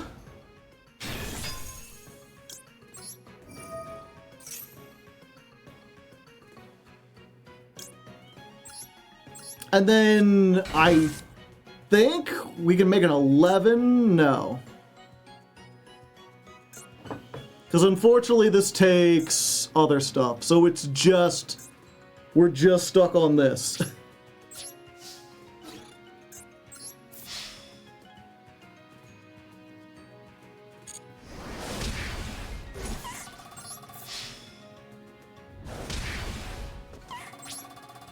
This is why you need a second rubber band shooter. Yeah, I suppose that would help.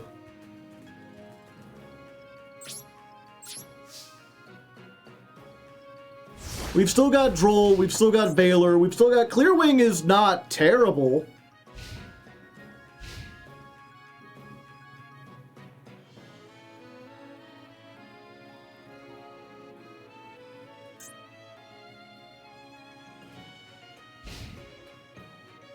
And fortunately, this isn't one of those, like, the turn it summoned, do a thing cards.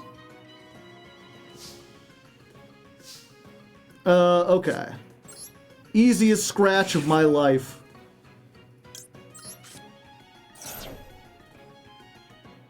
Get the double yo-yo. That gets anything.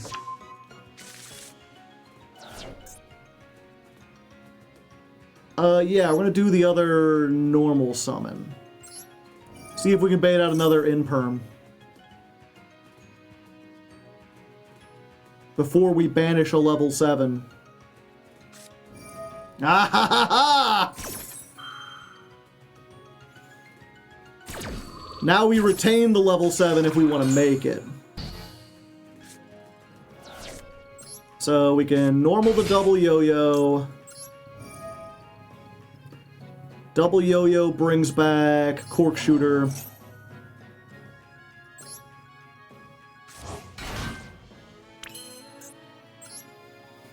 It's time for our good friend, Bar on the Floor.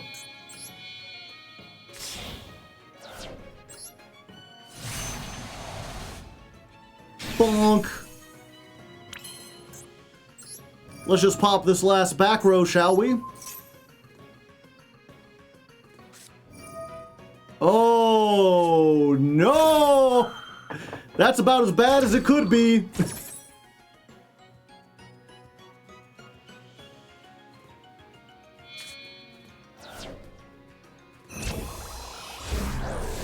I was like, no matter what it is, we could just negate it. Unless we can't, and they sent my other tuner too. And this is negated.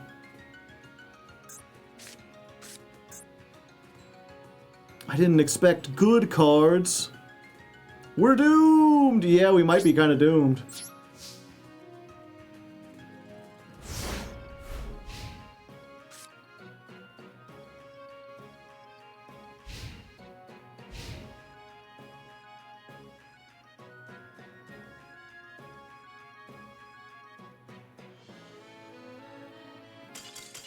Alright, but we made it out anyway. They knew the matchup, they had the ways to stop us, but they didn't draw a starter. Lamau. Lol, even. Was their deck badly designed, or did they just get a brick? No, looks like they had all the consistency things they could want. They just didn't draw them, unfortunately. 41, nice svelte. Just got lucky. Do we include that one? I don't know if that one was it.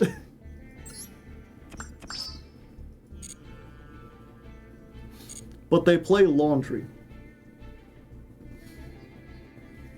What's the plan for Lefty this month? The same plan for every foreseeable month until I finish part 3, which is try to get out a chapter a week.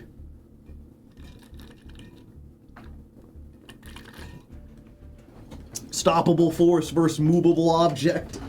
Yeah, give me a second. I'm gonna go grab a drink. And actually, while I'm here, I need to keep remembering to do this. It sucks because by nature, I do not want to do this. And yet I have to constantly remind myself that this is what the future demands. So I'm gonna run an ad. Obviously, if you don't want to see ads, you could subscribe or get Twitch Turbo. Or you could just leave. They're only going to last a minute, so maybe you take this moment to get a drink for yourself or use the restroom or something. We'll be back in a minute. And for those of you not seeing the ad, thank you. I appreciate the continued support. Alright. Hanate Monster. Oh, I thought they said, I hate Monster for a second, but no. Hanate?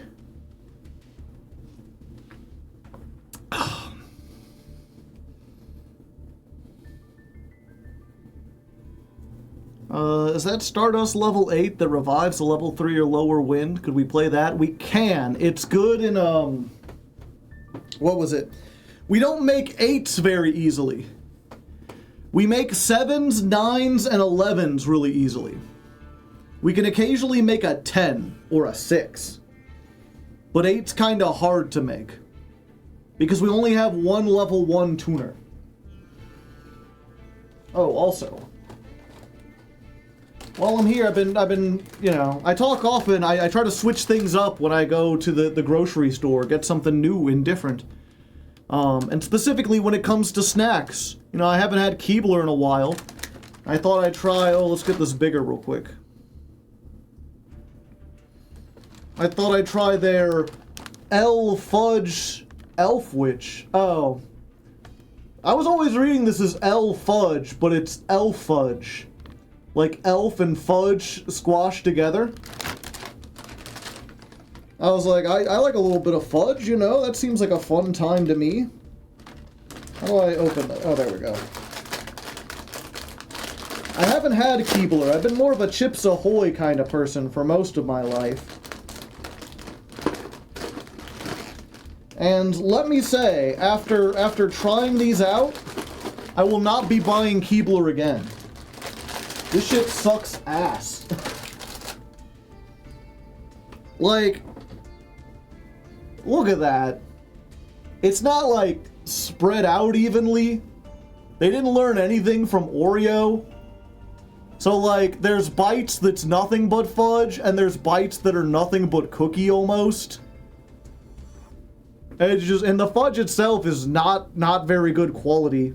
It has almost like a hard plasticky feel to it.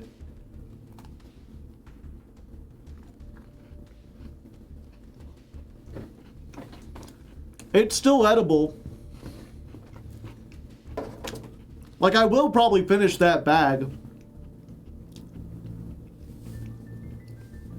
Elf are trying, bud. They're trying their best.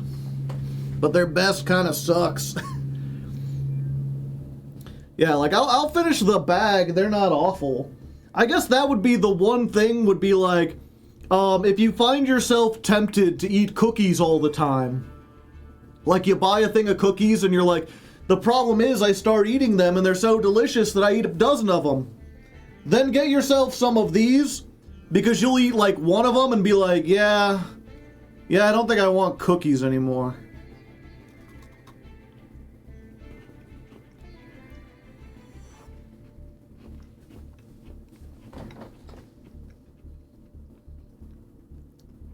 They're a great snack for people who are trying to diet, because after you eat one, you won't want to eat anymore. Hire Joe is the next Keebler spokesperson. How's Speedy Toys Climb been so far? It's been alright. Thin Mints. Aren't those the Girl Scout cookies?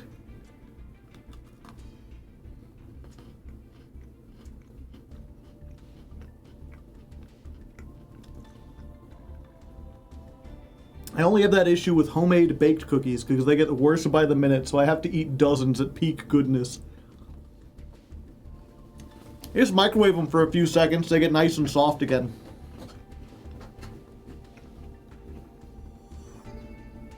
Yeah, also, what was I went to the store yesterday, and I went through the cookie aisle, because it's also the peanut butter aisle, and I needed peanut butter, but I noticed that Keebler has a new, they're like, oh, we're doing Harry Potter cookies. It's like, ah, good, now I have another reason to hate you. Even better now. I always like it when, like, people I'd want to boycott are also just awful products anyway. It's like Chick-fil-A, right? It's like, yeah, I probably wouldn't eat at Chick-fil-A if, because they're, like, homophobic chicken that, like, actively gives money to groups that are trying to, like, remove the rights of LGBT people. And I got lots of friends who are LGBT. I don't want their rights taken away. That's bullshit. But it's really easy to do that because their chicken is also mid as fuck. It's like garbage chicken, and they've got gross waffle fries, and I don't understand the people that are like, oh, I gotta have Chick-fil-A. Like, I'm usually pretty, you know, it's whatever floats your boat, but if you like Chick-fil-A, go to Raising Cane's. Fuck, go to, I don't think I can tell you to go to KFC, go to Lee's Chicken, you know? There's like a dozen other places that have better chicken than Chick-fil-A. It is nothing good. Great, now the elves are turfs. Popeyes, yeah, go to Popeyes.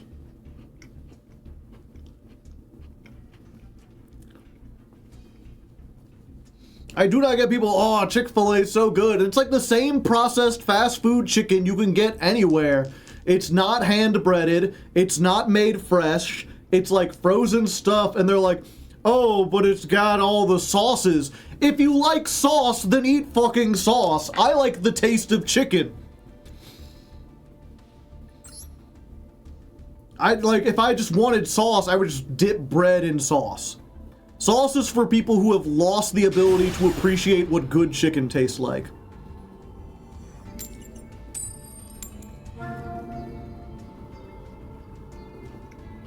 Yeah, just make it at home yourself.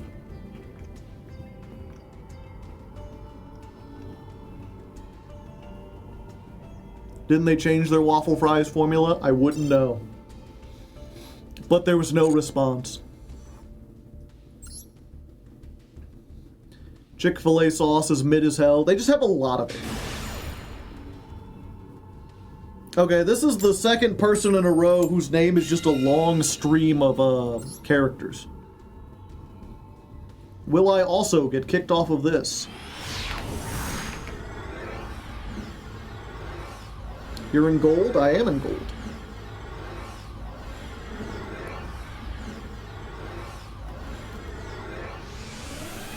Oh, we actually made it in. Huzzah. And we got the best combo. What is it, my birthday? Of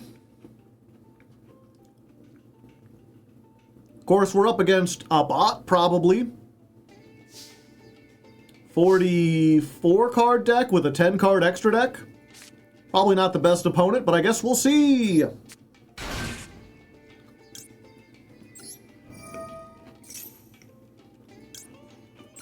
Okay, so since we have this is the new combo. We don't go for the doggo, we go for the Takatomborg. Takatomborg activates. We get Red-Eye Dice. Dice allows us to turn this to level 2. 2 plus 1 is 3. You come to Hardleg for the big math. We make Cork Shooter.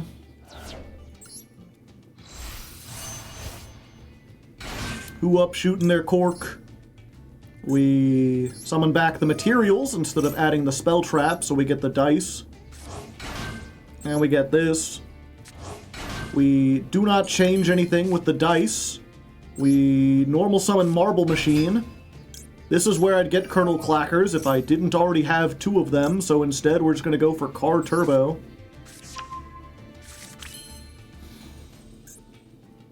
And then... yeah, then we activate Colonel Clackers. Clacking it up.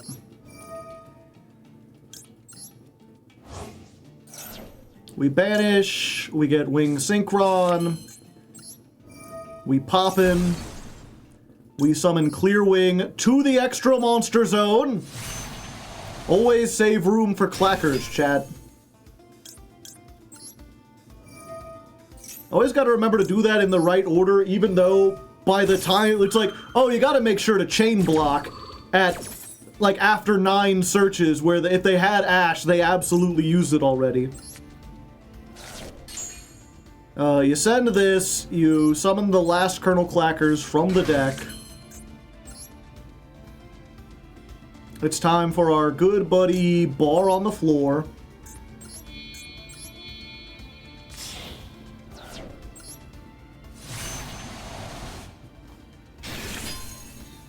It's time for our good buddy Hagoida.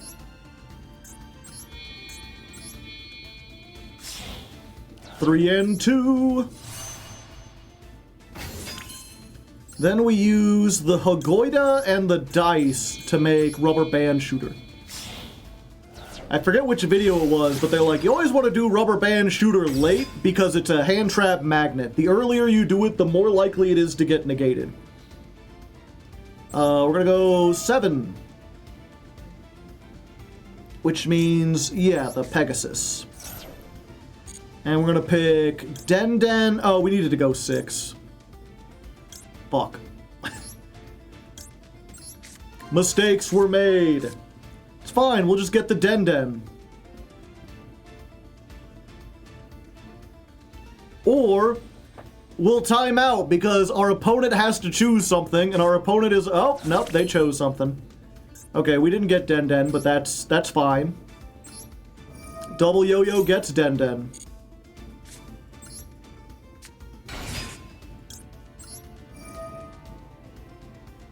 Yeah, we get Den back.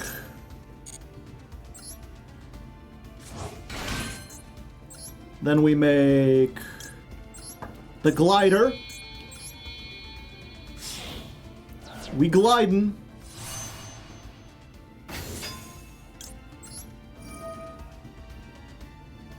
Bring back this.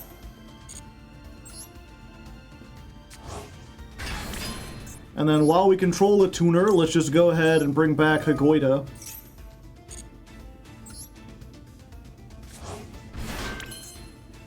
Then we make Clear Wing over the Rainbow Dragon. Somewhere over the rainbow. Yeah, and then we can Car Turbo because we've got this. That allows us to make Fast Dragon.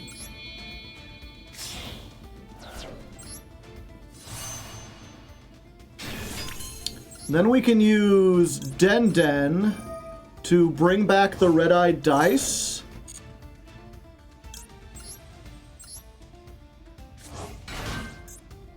We don't change levels. And then we can make Crystal Wing. So this is probably the best possible end board I think I can make with this version of the deck. We've got Barone, we've got Crystal Wing with the trap in the graveyard to reset it. We've got the original Crystal Wing. We've got Hagoida, which can change their levels. We've got this to change their levels. And then next turn, we have the other Clackers, which we can use to put a Marble Machine there, and Pendulum summon back the Clear Wing Fast Dragon. Why did we use Fast Dragon instead of Hagoida? So we have it as follow-up, and also Hagoida is a form of disruption. It only works against Ixie and Synchro decks, because it just changes, it increases the levels of all monsters by 1. So, you know, it's effective for stopping those kinds of plays. So, you know, there's a good example. I've learned the 2-card combo that makes, like, 6 disruptions for your 6-card hand. It's just a pity that we did so against what is almost certainly a bot. At least I've gotta hope it's a bot. Dark Honest. During the damage step when it battles, you could send this card, yeah. Because if it's not a bot, then it's like some poor kid just trying to learn Yu-Gi-Oh! And they're like, I found a cool, edgy angel. Once per turn, you can return this to the hand. No. No, let's just end this quickly, shall we?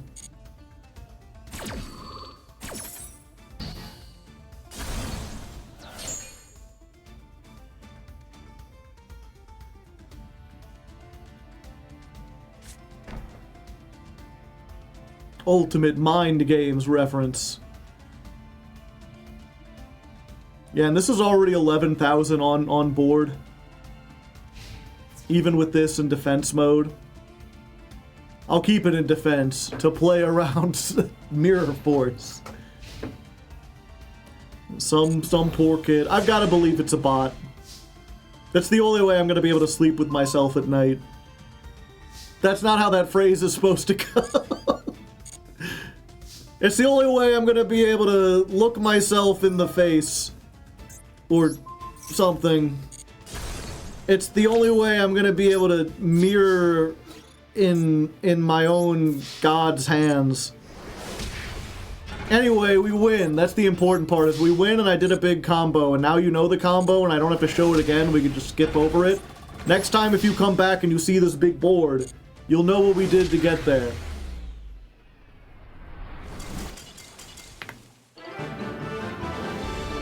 That was the 17th heads. I missed it. Do it again. Fuck you. Get the fuck out of here. Okay, that was duel 37, I think, versus a bot. There to show an enhanced combo. Whoa! Hardleg rebooting emote. I need the, like, little spinning wheel.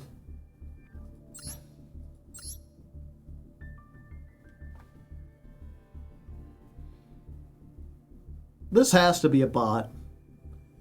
There's no way a real person would put this together, right? Like 2 Chandragolier with no target, Fleur to Synchron, Mecha Phantom Beast Hamstrat,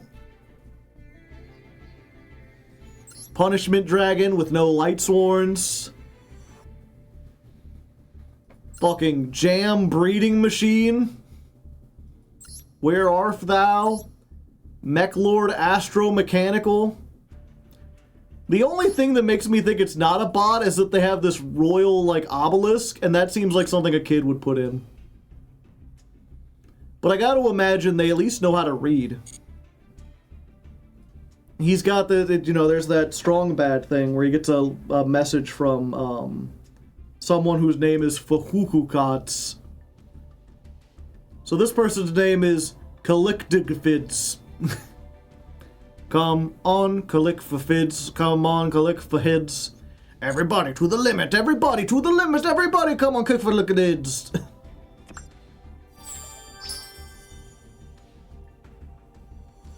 It's actually his nickname. His big brother gave it to him. That is curious. I forget where I saw it. It might have been on Blue Sky.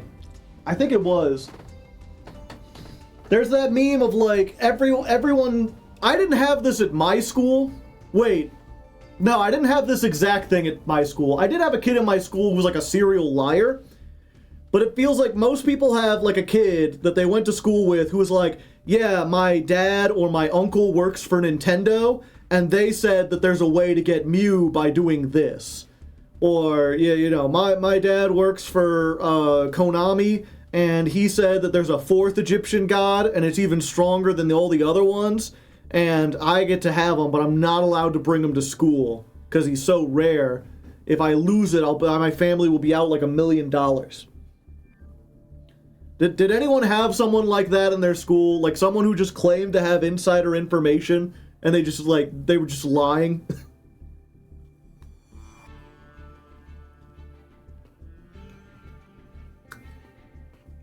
Imagine having an uncle who worked at Microsoft.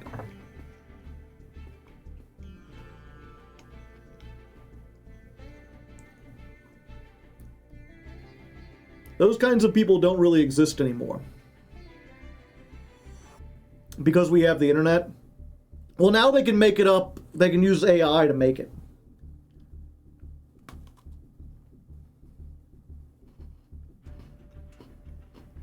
I discovered people are capable of lying when a kid told me how to unlock Mew in Melee, and I went and did it. And nothing happened.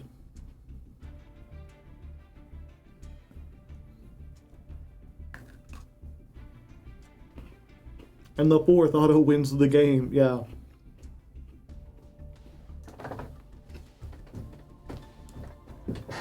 We gotta bring back lying for no reason. There's already plenty of that.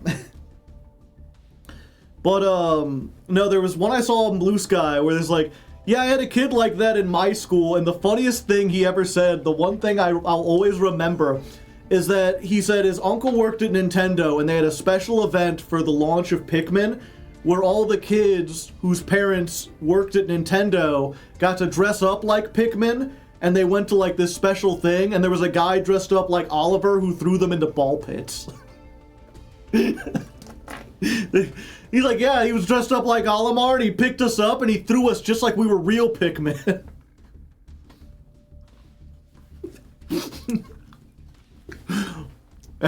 That sounds illegal.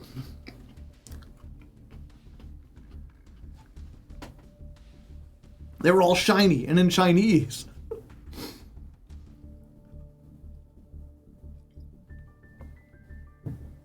That sounds insane. He might have been telling the truth. Yeah, I remember the one kid that was in my school that was a liar. I had a bunch of comic books, and if you don't know anything about the 90s with comic books, one of the big things was like, okay, so you gotta understand, when comic books came out, they were disposable. They were made on the same materials like newspapers, because they were intended to be like newspapers. Like, you would read them and then you would throw them away.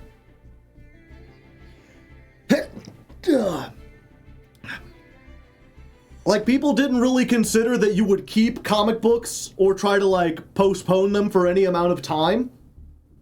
And the vast majority of people didn't. It was just kind of assumed to be, like, this very transitory medium. And so, the few people who did collect them and keep, like, these big collections of them, in the early 90s, they suddenly found that, like, oh, you know, at the time, Superman was just one hero among many. Most people didn't know he would be good. But if you were a kid who bought that Superman comic and then kept it in good condition, it was now worth, like, $1 billion. And so as a result, more interest got put into comics. People were going to comics trying to find, like, ooh, what's the next #1? And to help with marketing, Marvel and DC both did this stuff where they're like, oh, well, we're relaunching Spider-Man.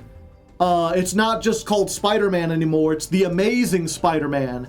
And this is, since, like, even though it's continuing off the previous story, because this is a new imprint, it's Amazing Spider-Man #1. And all these people would come in and be like, I've got to get the #1 Amazing Spider-Man. The 90s comic book bubble, yeah. I've got to get the #1 holographic version, like, cover version of Uncanny X-Men. And there were also a whole bunch of, like, people were just making up new teams and new things just so they could have, like, a #1. Or, like, the thing that I got, I mean, to be fair, I was, like, a kid, and also the comic book store near me had a thing where, like, useless comics, or comics that comics that didn't sell after, like, 6 months, they put in a bin and they sold for $0.25. And so I would go in and just pick up whatever things they had. My mom would give me $1 and I'd get 4 comic books. And what they did was like, they're like, oh, we're gonna do a special like thing that looks at like the year 1 of Batman. And it's gonna be issue 0 because it's like a prequel, right? Like it's looking at what happened beforehand. So all of this is to say, I, as a kid, knowing nothing about economics or how the market worked or whatever, thought that I had bought a bunch of very rare comics for $0.25, and I would be on the bus like, yeah, this is Legends of the Green Lantern 0. I'm pretty sure it's worth a ton of money. But this was also before the internet was really ubiquitous, so there was no way to look this information up. But I had a kid in my, who rode the bus, who was like, my uncle, or no, it was his dad. His dad had a machine, and you would put the comic books in it, and it would flip through the pages, and it would analyze, like, the ink and the stuff written on it, and it would be able to tell you how much that comic book was worth. And I was like, oh, really? For sure? He's like, yeah, if you give me a bunch of those comic books, I can have the machine check it out, and I'll let you know. And that's how I lost a lot of my comic book collection. What's funny is, like, 2 years ago, that same guy, like, my brother, he's like a handyman, and so he works with a whole bunch of other, like, contractors and, what's it called? Like, carpenters and electricians. Like, he often collaborates with other people on projects. And he happened to meet that guy who's all grown up and now, like, a plumber or something. And he's like, oh, are you Joey's brother? I still have a shit ton of his comic books that I straight up stole from him. If he wants them back, let me know. I'll give them to you. So I got a bunch of them back, but a lot of the issue 1s and issue 0s are missing. Maybe they're still processing, yeah. It's fine, because those aren't actually, they aren't actually worth anything. There's like 1 million of them in mint condition, and no one cares about, like, Steel Year 0. Based, but also saved, yeah. So I did get a bunch of them back. But that's, he wasn't like my dad worked at Nintendo, but he did have something that, like, as an adult, I can easily realize, like, yeah, that doesn't exist now. There's no way that existed in the 90s. That's not even how, like, comic books are based. It's just weird that, like, as a kid, I had this understanding of, like, things are valuable because they're high quality and not because of artificial scarcity. That would just be stupid if you could just print, like, 3 copies of something and then have someone pay millions of dollars because you only made 3. And yet, here we are. My dad had a guitar signed by every member of Leonard Skinner that he won off a radio show, but it got stolen. RIP. Punch him in the sarcophagus.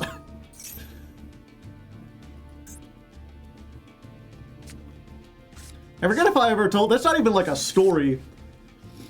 I just have this vivid memory of being a teenager on the internet and going through some kind of forum or something, and people were talking about, like, oh, I'm at college and I'm a woman, how do I, like, protect myself? Should I get mace? Should I get, like, a knife or something? And some guy was like, don't be stupid. If some guy comes up, just punch him in the sarcophagus. And I think he meant esophagus, but it's funnier. Now all I can think of is like, yeah, just punch him in the sarcophagus. You can add one Dark Magician or a card that mentions it. I would prefer if you didn't. Hopefully you don't already have it. If he has that quick play, I'm just dead.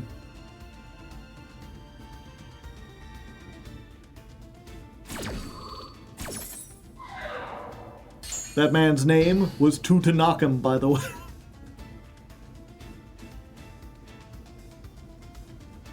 effective against mummies.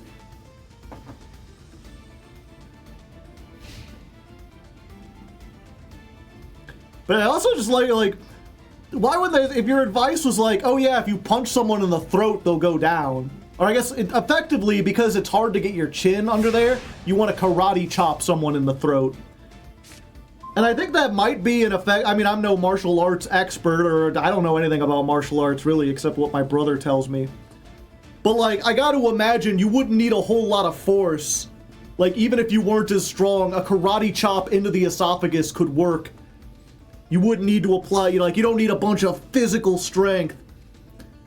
But why wouldn't you say, like, you know, chop them in the throat, not punch them in the sarcophagus, in the esophagus? Okay, so we got Marble Machine. Bum bum ba ba dum bum ba da dun dun da da dun dun da da dun dun dun dun dun da da dun. One day that guy will make another one of those. Still waiting. It's been forever, but maybe someday, you know, a man can dream. A man can dream.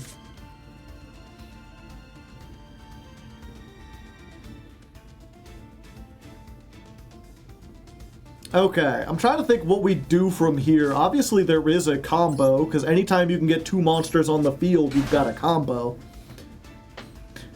The problem is, I can't do the standard cork shooter because this won't go to the graveyard. And I can't do cork shooter, get the spell, because I don't have...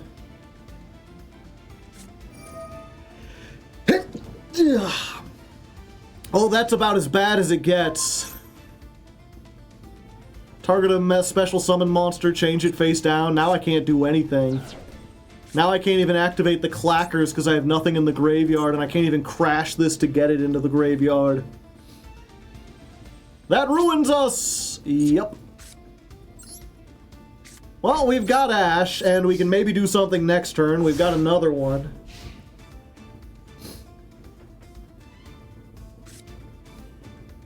We can Ash whatever they try to get with the Shining Sarcophagus.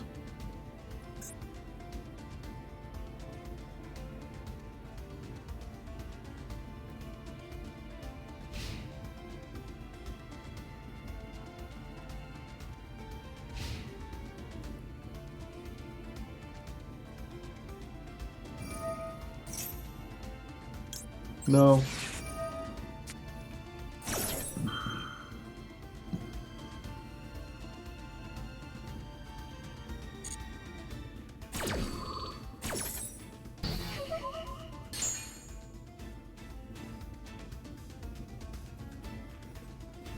Anyone with the concept of a guard will keep something in the way of their necks. Well, yeah, that's, you know, this isn't talking about, like, if you're in a professional fight, what do you do?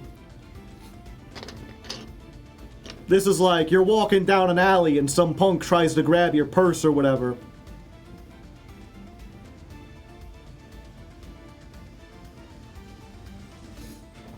Time to let it rip. We don't have a way to let it rip, but I can try to clack. Try to see if clackers will get us out of this.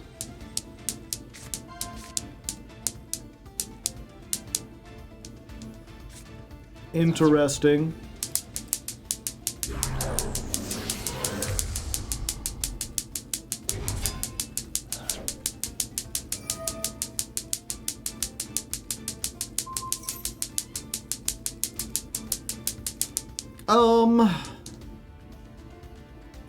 Yeah, I guess I activate this just to deck then.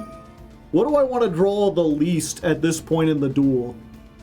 Probably like a Droll, right? No. Nah, actually, Molt Charmy is like a good level at least. Yeah, let's just get Droll out of here. Nibiru? Yeah, maybe Nibiru would be better. We just deck thin in for no reason.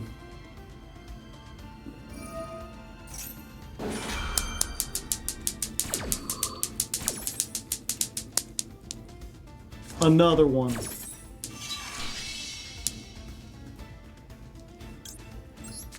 Haha.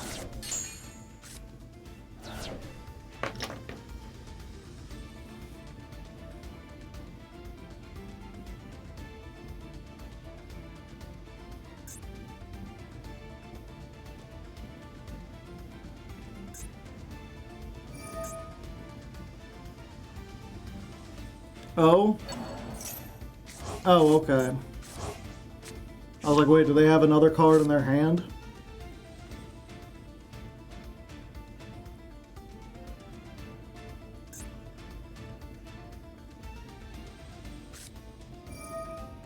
Another one.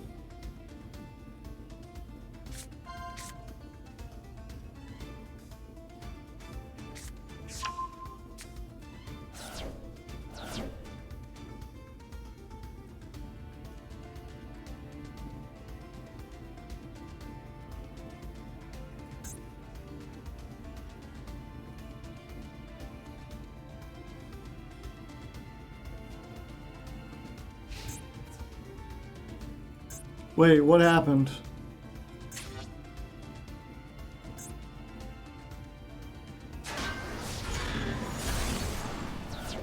Didn't they summon another... Resolved without effect since nothing went to the grave? Ah, it was banished instead. Gotcha. Okay, well I got a Speedroid in the grave. They don't have any disruption, it looks like. Every Taka Tomborg. Taka Taka Taka Taka Taka Taka Taka Taka Tomborg. Ba-ba-doop-ba-doop-ba-doop.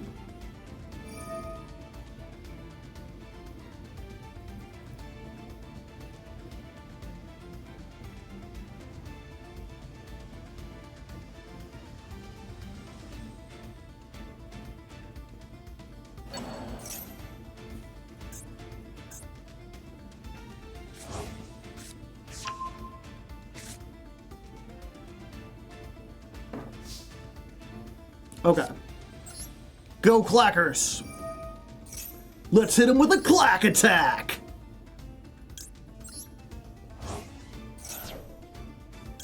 One of these days I'm going to do that and it's going to be Ghost Ogred and I will cry infinite tears. Caw-caw!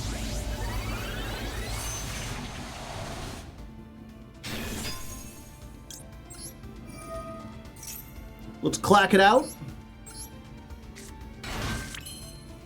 Then we're gonna special summon the Taka Tomborg. We're gonna do this to get the Den Den Daiko Duke, level 3 tuner. Yo, what up, fucker? It's me! A bar on the floor. Dunk. Normal summon. Let's get an airplane. I don't like to do those things. Music is my aeroplane. It's my aeroplane.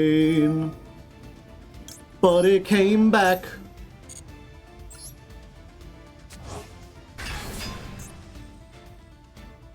What, you got in a Biru?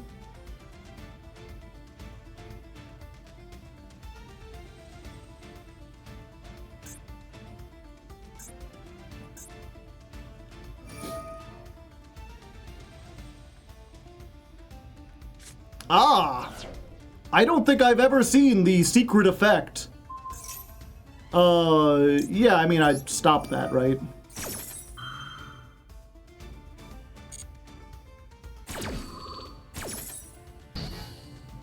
It doesn't destroy it because it can't be destroyed by card effects. And then I make the better negate. Better Call Saul! I have no idea what that show's about. Must be summoned if you control... Do any of these do anything when it's sent to the graveyard? No, it doesn't look like it. Okay, so we just pop one. Pop the highest attack. Battle phase, battle phase, battle phase.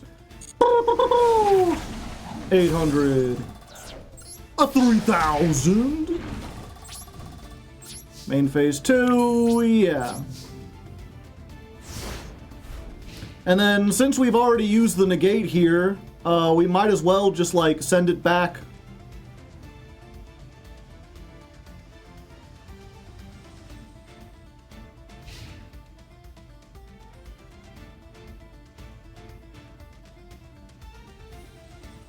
Sorry, Kasu, my planet needs me.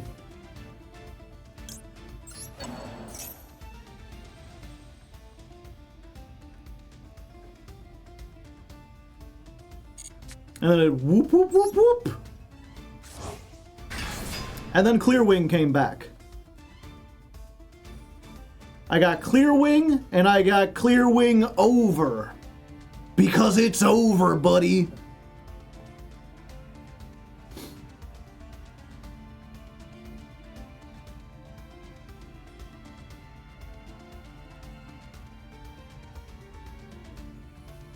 But where's Clear Wing under Synchro Dragon? It's in the extra, or yeah, it's in the extra deck.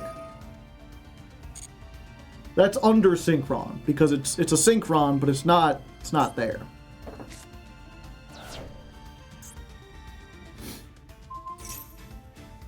What now? Oh.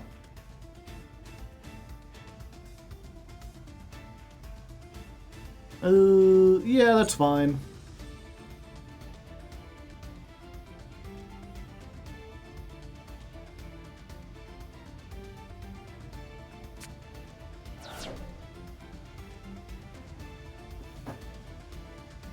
It's unfortunate, but it'll have to be fine. I'm not going to use my one Omni Negate on that.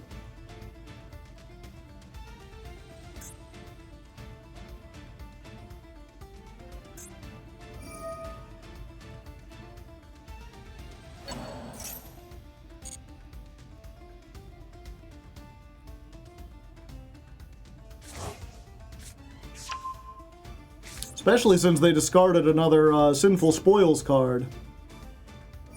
Seems unlikely that they have another one.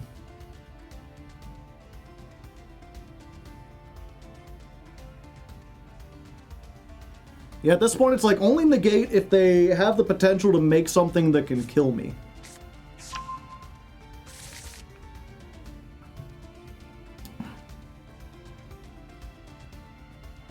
Like that.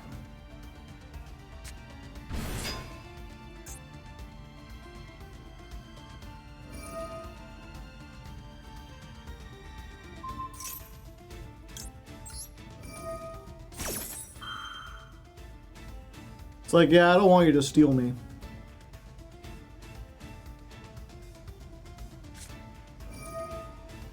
Target any number of the cards on the field equal to the Sinful Spoils that are banished in the graveyard. Destroy them. Okay. Go ahead. See what happens.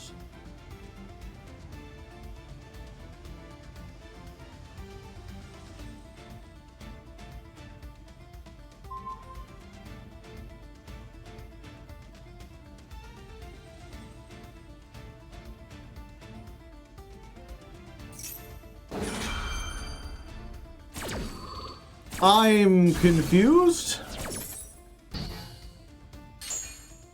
Why didn't they target me?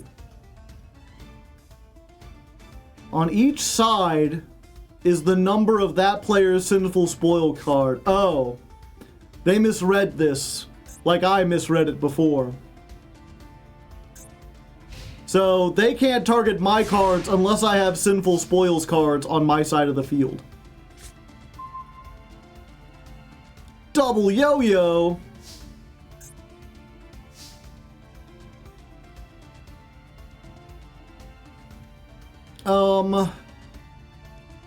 Is it finally time? Go double yo-yo. Activate. Bring back the Den Den Daiko Duke. And make Wind Pegasus at Ignister? No! It was finally his chance to shine! I was like, it's time to come in. We can use your effect to destroy a spell trap. You aren't just being banished off Rubber Band Shooter. And then they surrendered before we even had a chance.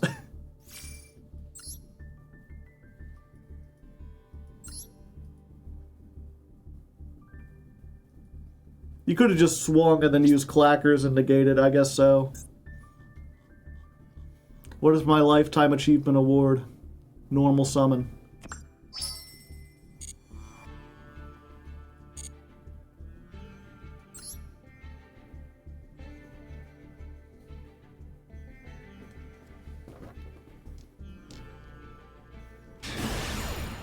One more win, and we managed to win the whole thing. We get into gold or whatever. Man, I don't know what's up with my brain. I, like, start to talk, and then as soon as I have to, like, clack in addition to talking, it's like all thoughts leave me. All I can think about is the glorious clicky-clack. Comment in the comments if you like the glorious clicky-clack. Oh, I lost it. It's probably for the best. I should focus on doing the duels. Also, it's another heads for our heads counter. And we've got... Oh, it's as bad as it could be. I see. Well, it's not as bad as it could be. I just noticed we're up against Fig Victovic, who has no extra deck. So even in the rank up, it's just bots. It's just bots all the way down. So here's the thing. Because we opened with this, usually Colonel Clackers isn't a starter because you need to banish a card from the graveyard. But if you open with this, then you get Clearwing Synchro Dragon. Hey, how's it going?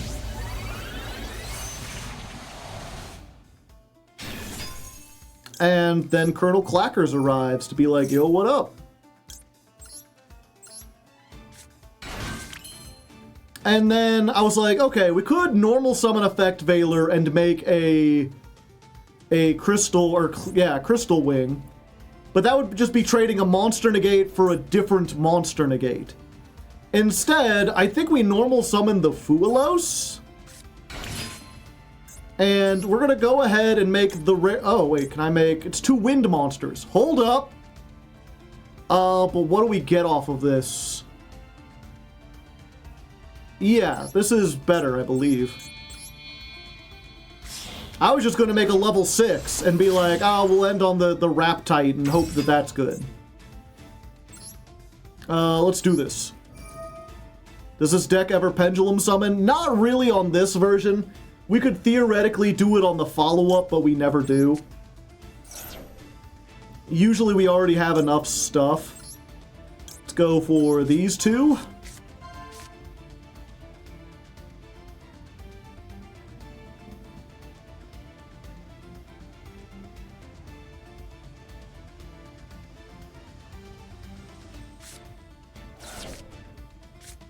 Alright, and then we get our extra normal summon.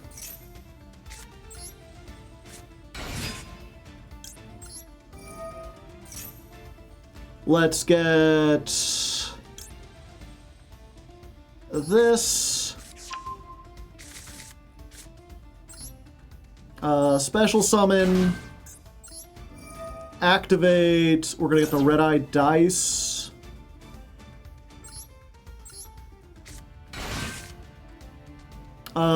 Red-eye dice, make this level 2. I don't know why I'm trying so hard when it's clearly like a bot. Although it is like, we got an unusual hand, you know, it's not the standard combo. It's just showing how we can find ways into the combo one way or another. Okay, we get the materials back. And then 7 plus 3 already makes 10. So what we want to do is set up to make the 5 so we can revive it back. So this becomes level 4. Then we make... not Crystal Wing. We make Bar on the Floor. If we didn't have Bar on the Floor, we could just as easily make Crystal Wing. And then we make the plane. Music is my aeroplane. And that's how a suboptimal hand that doesn't have the opening combo can still be turned into 4 disruptions if you start with 2 hand traps. Just start with a bunch of hand traps, of course. Also, an excellent reason why we play Fuelos in this, even though I don't think we've, like, activated its actual, like, on-hand effect. Just the fact that it's a level 4 wind makes it very useful in this deck. Barone, honor, it's a wind synchro. It is thematic. Also, Kid, thank you for the gifted sub, and if you didn't get one, you gotta type evaded in the chat. You have dodged your way out of getting a sub. So yeah, we've got a lot of things to stop this obvious bot. Yay!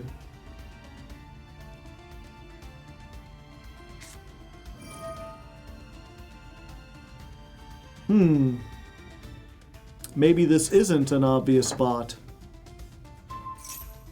No, it's an obvious bot. Why would they possibly select the one thing that I wouldn't possibly ever try to defend?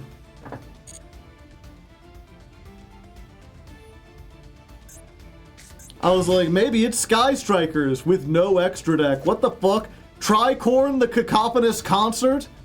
If a monster in your possession is destroyed by battle or card effect, summon this from your hand. It's sent from the field to the graveyard. Target one monster in your graveyard with the same type and attribute as a monster as you control and add it to your hand. Huh. Weird. Is this like an honorary Orchist? It looks like a dark Orchist. Although it's a fiend.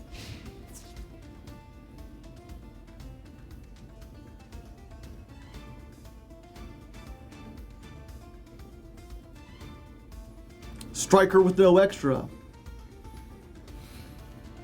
All the Orchists are dark. Yeah, but this is like an evil, fucked up version.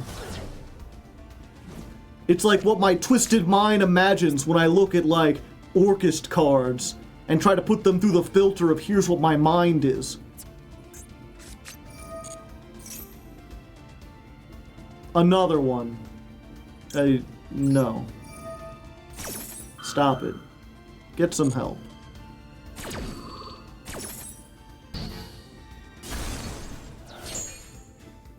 This is where they reveal the third one. Nope. Alright, well that was anticlimactic, but we did it. We did it. We made it to gold 1.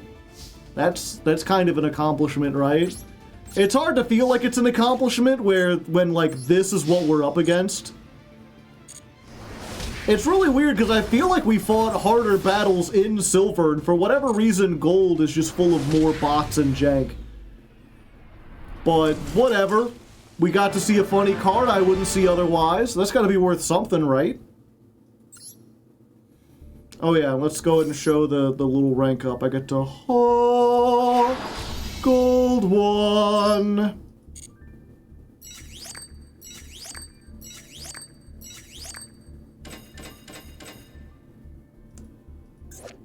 Armored Rat. The fur on this monster is tough enough to repel swords. I'll take your word for it. Okay, 235. That's a dual 39 versus another bot.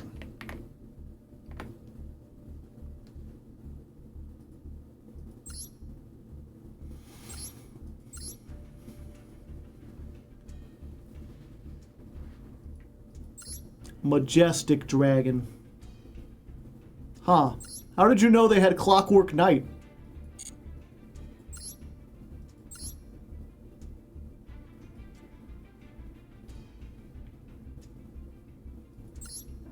One Emissary, one Goddess, one Aludra the June Moon, one Talons of Shurelay.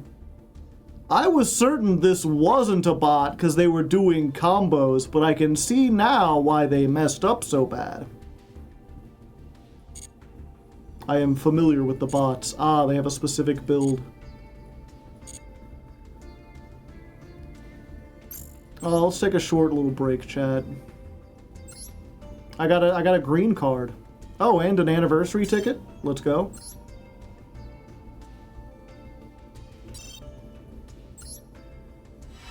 Maybe I'll get something good in this. It looks shiny. Ha. Ho. He. Hoo hoo. Aha. La la. For fee. Far far. Far flung. Ha ha ha. No, I don't know what I'm on about. Let's see.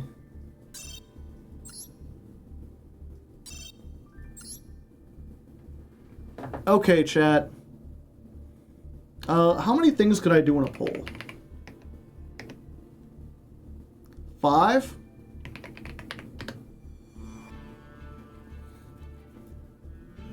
Okay. What row? Top or bottom? You got 1 minute to vote. Top or bottom?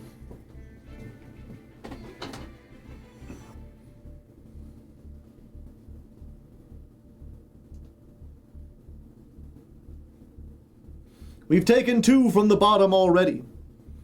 Some would say that means we've removed all the options except for the good ones. Others will say it's time to make a change.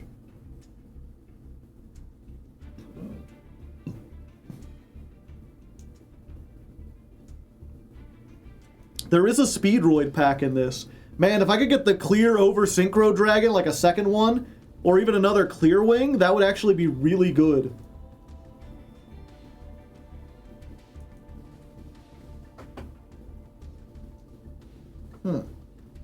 My chair is making a weird sound. Okay, looks like the top by a pretty substantial margin. Okay. Which pack? We're gonna go from left to right. Just 1, 2, 3, 4. This one over here, or you can't see my mouse, can you? One to the far left is 1, the one to the far right is 4. You've got another minute to vote. Gotta do it quickly. I've never gotten any of these that I actually use. I got a Barone from one. And a Dark Magician. And I think I've got like a Red Eyes. I mean, I already had a Barone, but having 2 of them is nice. 44% going with 2 for some reason. Let's see if the wisdom of the crowds understands.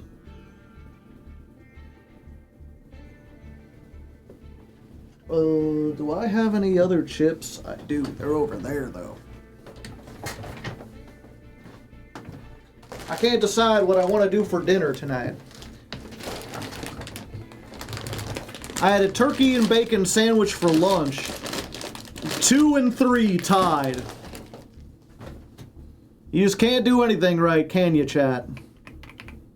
Okay, runoff vote. Which one? 2, 3.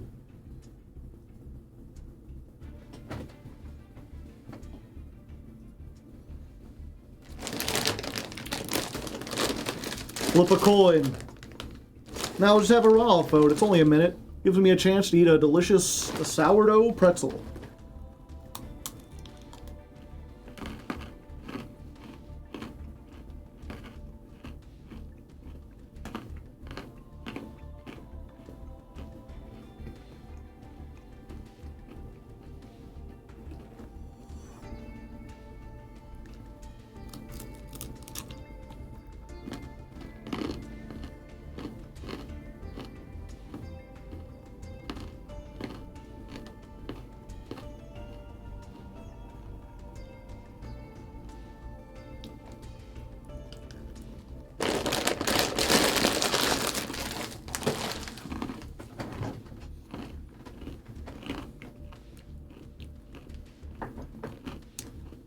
Chat, we're gonna keep doing this until you don't pick 50-50.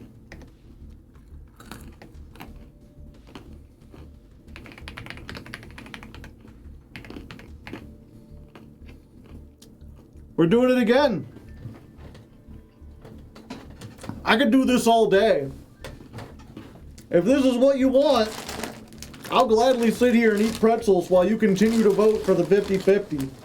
But I got to imagine there's someone out there who wants me to actually play the game, and they will attempt to push one or the other over the 50% mark.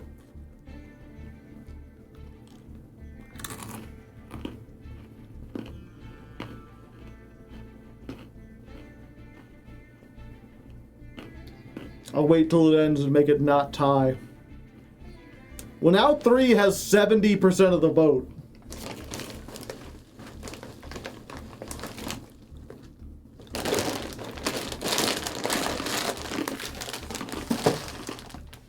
Surely it'll tie again. Not even close. There are a bunch of people waiting at the end to hit 2, but they weren't fast enough. With 59%, 3 wins.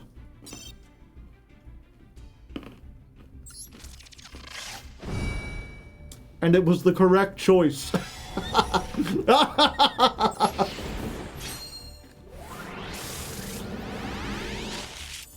Let's go. Hey, another cork shooter, just in case. All right, what's our royal gonna be? Show me that royal you are from the Speedroid pack. Can I get a clear wing or the over clear wing? Either one would be good.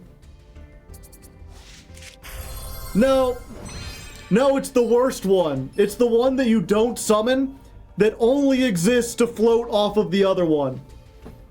Royal Clad, no, Clacker's not a UR. Damn, here I was getting excited, but once again, the world disappoints me. 244.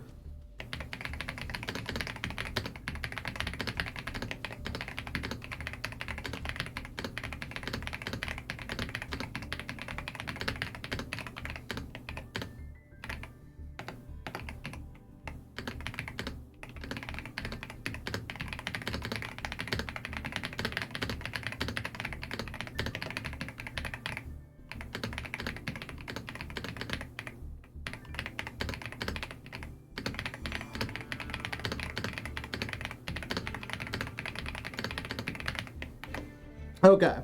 So I think we should include that. I think it was a good, funny moment. I wasn't intending to, but I'm like, I think the thing of like having you vote and go at 50% over and over again is kind of funny. And especially if when it ends up being the Speedroid. And that way I don't have to explain why suddenly we have a royal crystal clear wing that we didn't have before. Also, we can dismantle this one. And they just replace it with the crystal clear wing.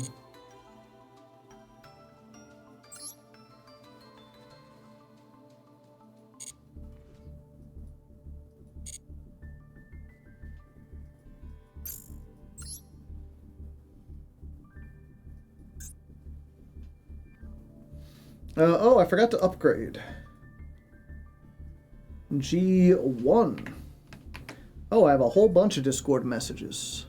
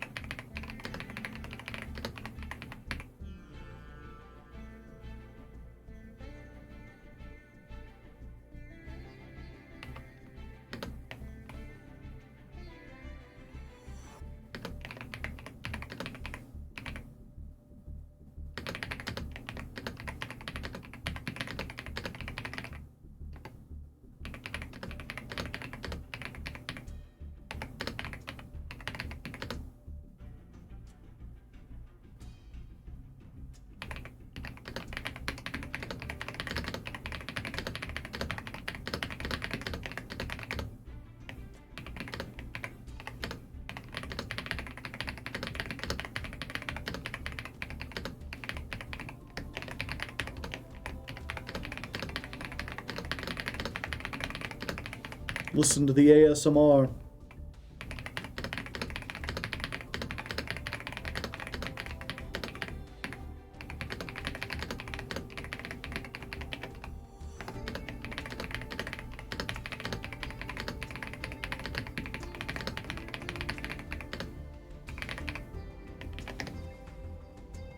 Did you get a new keyboard?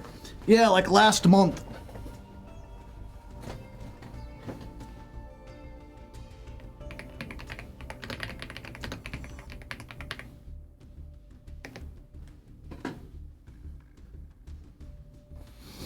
But yeah, I'm talking to the guy making the logo. He's giving me... He's got an updated version of the Fill in the Jank logo. I showed the version earlier. What do you think of this one, chat? It's not completely done. He's still got to add some color and stuff to the top. But I think the bottom looks really nice. It's got that like 70s or I guess it's more like 80s or 90s game show. We have a need for speed. It's very festive. It's got good vibes, yeah. And also, if we fix the top, yeah. The top part is going to get like something done. It'll be color. And I assume it'll get like a thin outline or something. In the Hardleg style. I'm not sure if it's necessarily the Hardleg style. I mean, I am known, most of my logos are fairly colorful, but I think this doesn't, the big thing about it is it doesn't look like any other Yu-Gi-Oh! Show logo. They all have kind of like this neat, crisp, millennial style, and I wanted to have this more of a retro feel. Something that gets across the idea that it's like me and 4 friends kind of just hanging out and playing Yu-Gi-Oh! I'd put a top hat on the K at the end. I feel like that might make it a little too busy, you know? The thing to always keep in mind, I also did like the Masochist logo. Yeah, that was very simple though. That was just like Masochist, but in the style of the Master Duel logo. Also, there's a Fiery Dance in the chat, who is the person making the logo. I believe they are open for more commissions if you're interested. You can go ahead and tell people how to contact you if you want. Links in the chat are fine. This will also be posted on my VOD channel. I don't know how many people want stuff like that, but... Ugh, pardon me. Oh, I also did yeah, he did also do the Masochist logo. I misread that. I thought he was like, I also liked the Masochist logo. Bless you. But yeah, one thing to keep, I was like, what was I saying before? Oh yeah. One thing to keep in mind is that in the case of logos, oftentimes you're not going to see them this big. You're going to have a thumbnail and it's going to appear like this large on the entire screen. And so it's very important that like, even if you shrink it down, even if you make it tiny, people can still make out the logo. And I think this does that very well, where like, once you're familiar with, like, even when it's tiny, you can still read the word jank. And the way it's put there, with like everything kind of tilted around and looking goofy in those specific colors, it becomes really recognizable. So like the first couple thumbnails, if you imagine this whole screen as the thumbnail, Fill in the Jank will like either be at the top or it'll be down here. It'll be big, huge letters so people can read it. And then later on, it'll be like up in the corner or something. Could you have the janky Ojamas linger around? I mean, I could. That might be something that I do, but I wouldn't put it in the logo itself. I can't read. To be fair, I do have a pretty big monitor. If you're watching on a phone or something, or you're like sitting, if you've got a TV at like the foot of your bed far away, you probably can't read it. But hopefully you can still read the word jank from like here. This is like realistically how small it would probably be. Probably like in a corner somewhere.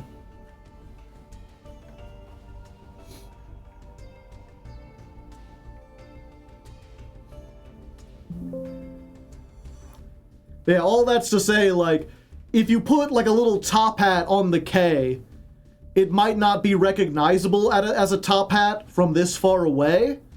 And also it kind of muddies the K so that it becomes slightly less readable. You want these nice crisp lines.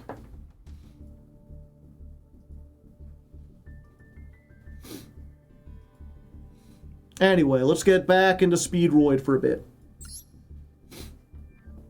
More duels, way more duels. I'm in my gold one. Can I get to plat?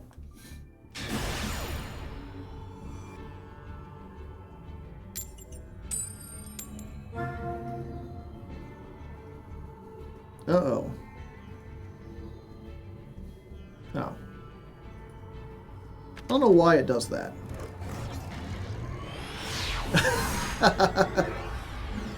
I'll show that after the duel. Oh, Maxi, what is it, my birthday? 60 card deck. They've got... what are these called? I should know, I played this deck and now I can't remember it. Every time I think of speed, all I can think of is Speedroids. Cerulia? I guess you might as well. Gold Pride. Such a weird name for, like, a racing archetype. Berry Magician Girl. Okay. Add a Magician Girl from your deck to your hand. Okay, so that's a built-in summon, so we want a maxi here.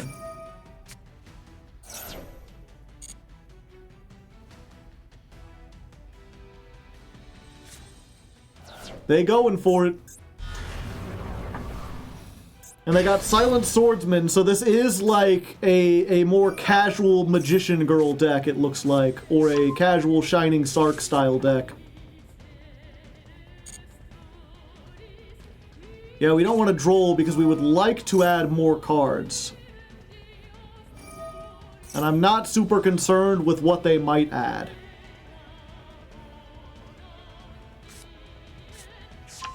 Ties that bind.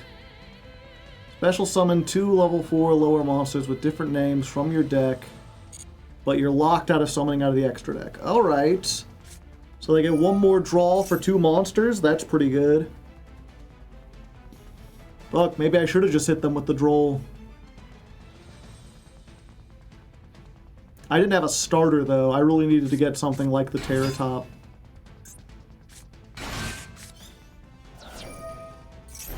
Increase this level. So they can negate a spell card.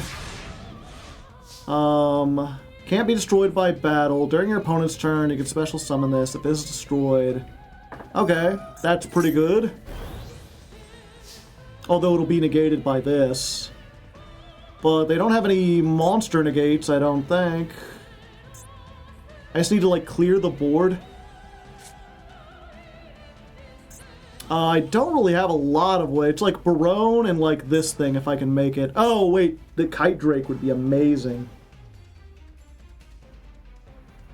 I wonder if I can make Kite Drake. I think I can. Let's start with the standard combo.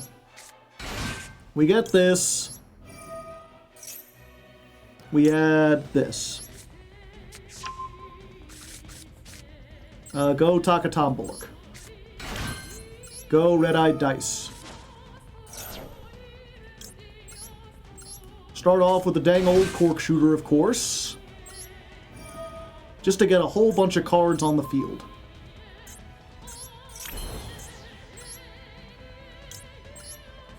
You and you!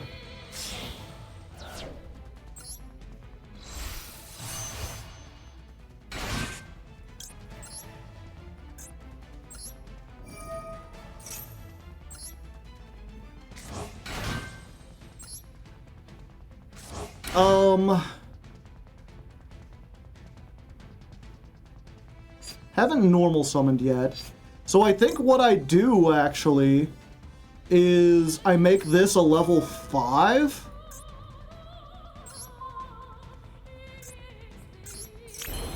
And then 5 plus 3 gets me Kite Drake.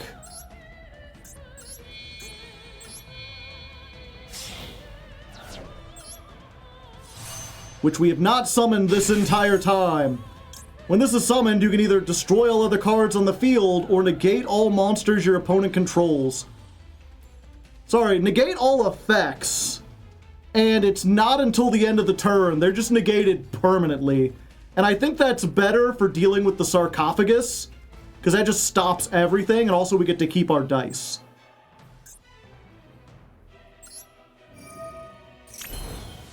So everything gets negated. Then we're going to pendulum scale.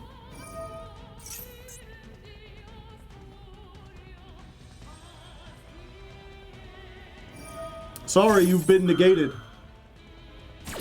You cannot negate me anymore. I've negated your negate. Yeah, we just get rid of Takatomborg. We get Clear Wing under the Synchro Dragon. Let's go ahead for this.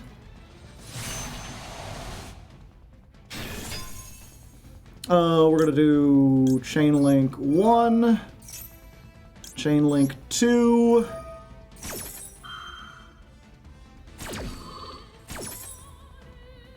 Let's go send to the graveyard. Yeah, we'll put Duplicate. Summon a Clackers. Clack-a-lacka. Oh, and then we're going to... Yeah. I'm going to activate this. We're going to make Baller on the floor. I think we put it in the extra monster zone, actually.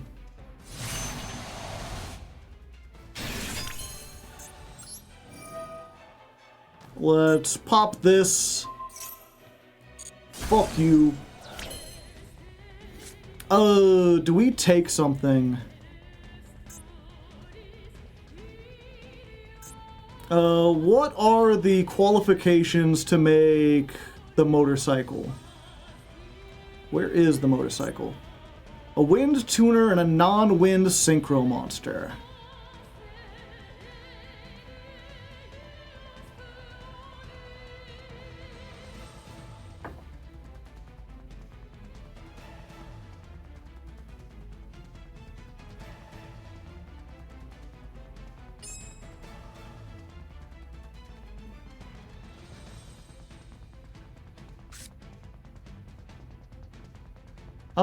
I don't think I can get to it. I think this is probably the better way to go. We send Hound, we send Daiko Duke. And then we're just gonna make the glide. Oh, we can make it now. Oh, because we can make it with Barreau. Oh, wait. Yeah, hold up. Well, first let's do this. I mean, this is probably way, way, way overkill. But the fact that we can do it is really funny.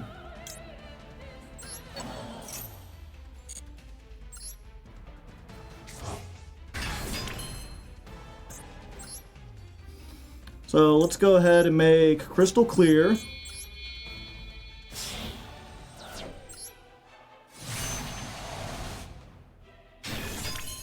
And then we use Den Den to bring back the Cork Shooter. Level 8 plus level 3 equals level 11. Let's go! Clear Wing Rider! Let's roll that dice, shall we? 1. 1, they said. Okay, I guess we roll that back. You get to shuffle back that many and then destroy that many cards. So we'll kill that, and then gain 500 attack for every card destroyed. We've got 10,000. They've got 3. Yeah, so they're not dead here yet. That's canonical. Like a bionicle. They got something they can activate. Special summon a Marshmallow, except this card. Yeah, I don't want you to do that. Stop it. Get some help.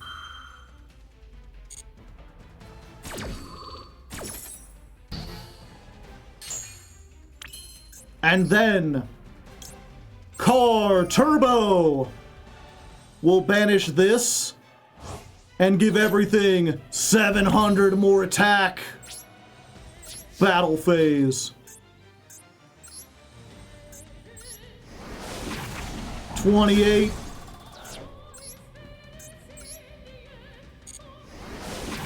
28. Activate your effect, little one. It won't help you. And then Colonel Clackers from the top turnbuckle. An extra 5,000. I mean, are we bullying spellcasters in gold? I mean, maybe a little bit, but we let them go first. And we did Max C though, now that I think about it. But that was cool. We got to show off like pretty much the entire extra deck. That's everything. Now there's nothing to do but get to the better version of the deck and also get out of gold, of course.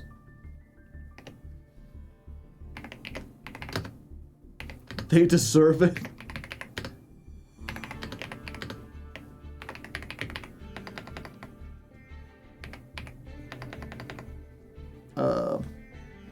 What would we call that, chat? Let's take a look at what they got. Yeah, this is Shining Sarcophagus. They got some Magician Girls, but it's Shining Sarcophagus.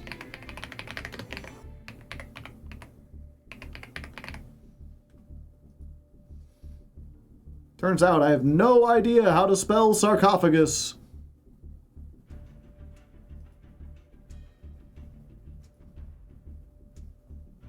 And yeah, we'll just real quick just fill in the J.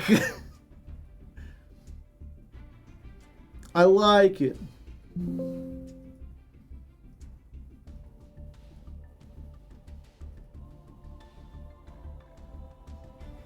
Let's see. He did this. I feel like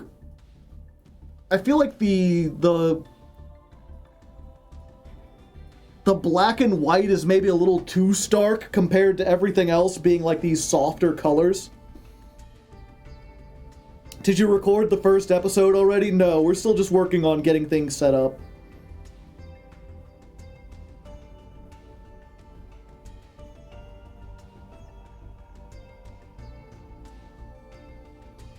Black and white will be changed. Oh, okay. I wasn't sure when you posted that. I was like, because my logo is like the black HL with the various colors around it.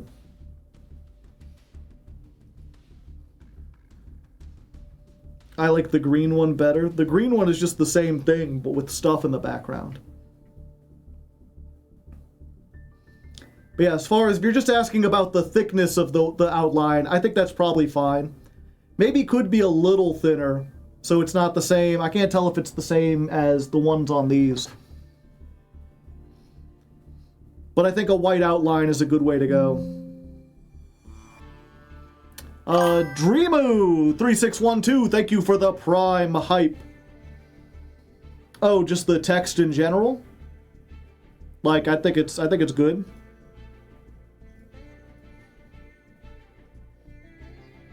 I liked it already. Did we change anything of it?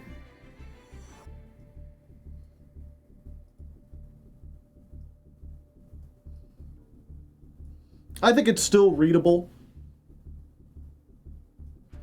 Fundamental differences. Oh, you tilted it and everything. That's why. I skewed it. Yeah, I was thinking, I was like, wait, it does look a little different. Yeah, actually, I think now that I am, sorry, it's hard to go from, like, dueling mode to then having to like, art critique mode. But I think it works better when there's a contrast.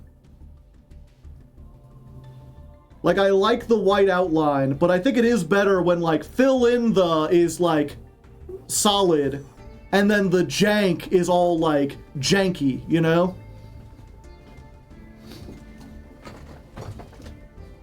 Because then there's like the contrast. Like jank looks even more janky in comparison. If all the letters are weird, then it doesn't stand out as much.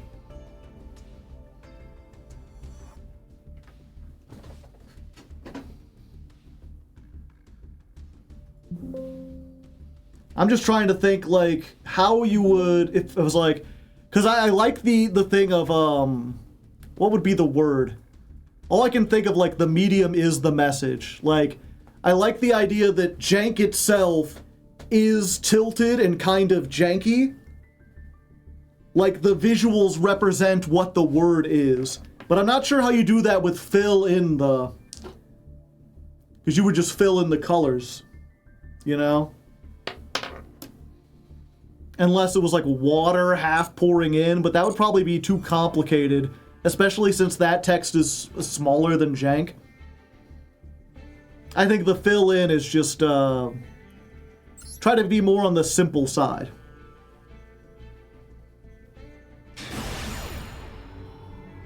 Oh, we're up against Yami himself, chat. You can't see it, but trust me. We are. Boom, boom, boom, boom, boom.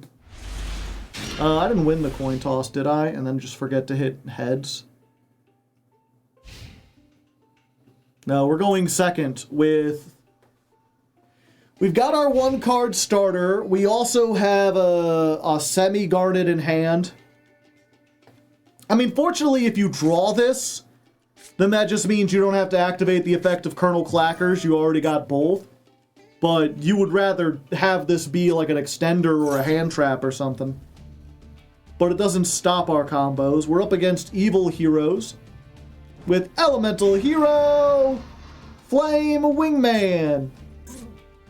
Wait, this isn't Yami. This isn't Yami's deck at all. They picked the wrong name.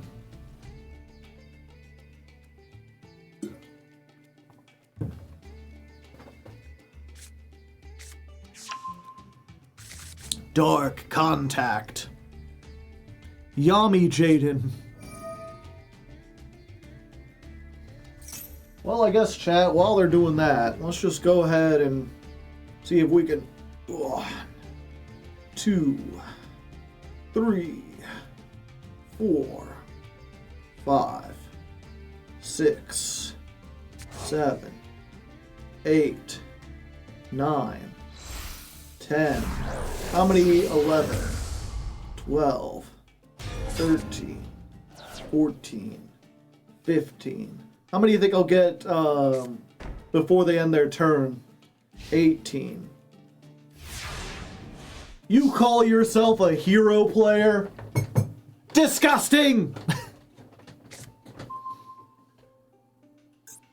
Monsters your opponent controls lose attack equal to the original attack. So I have like 0. If it leaves the field, you could target a fiend or a warrior in your graveyard and special summon it.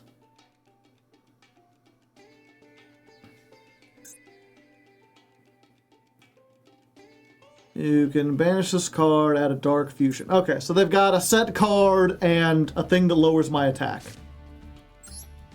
Let's start with Terror Top.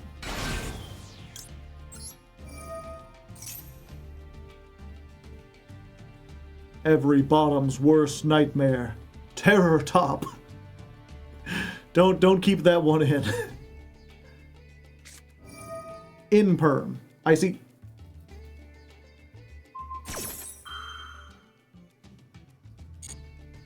-2.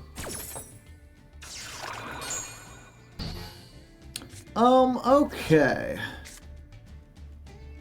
I think I normal summon this. We normal summon the Clackers. So we want to save this for our second normal summon, possibly. Let's go ahead and make Rubber Band Shooter.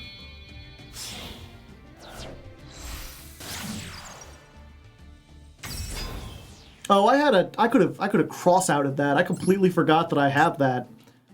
Okay, what do I want to get?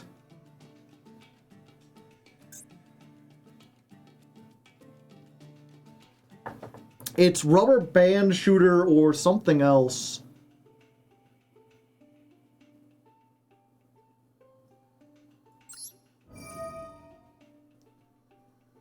Rubber band is a 2, so I think we set like a 6. Or a 5. We don't have a 5. Yeah, we do it this.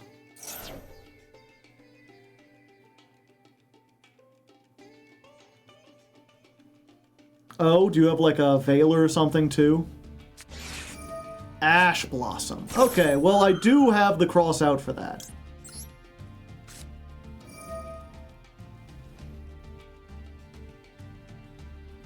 Right?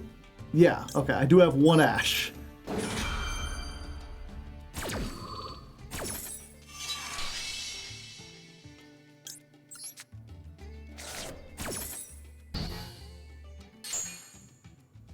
Okay, so rubber band shooter and the only other option. 50-50.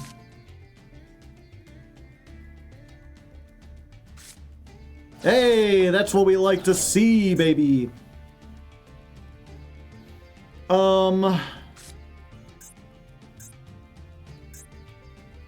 Yeah.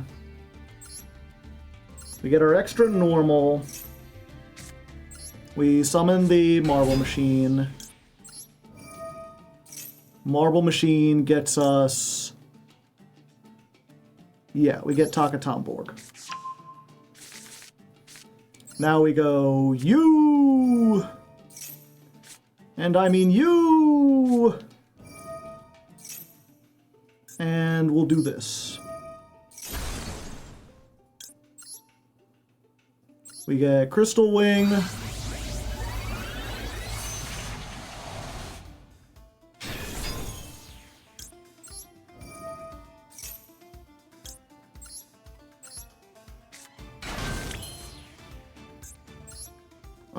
Okay. We're going to special summon this. Gonna activate the effect. We're gonna get Den Den Daiko Duke. We're gonna go up into Bar on the Floor.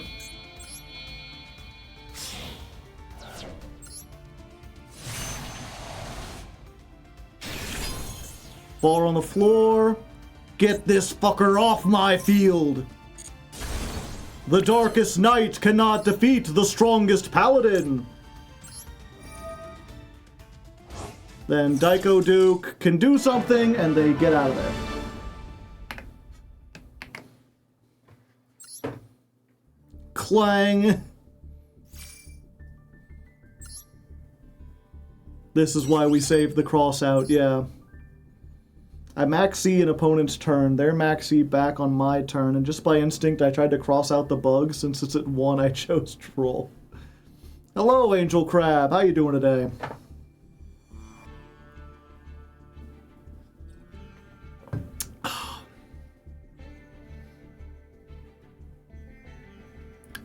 Fuck. Did I forget to count that one? This was the Shining Sark, and that was... 40, yeah, we're good. 41 now.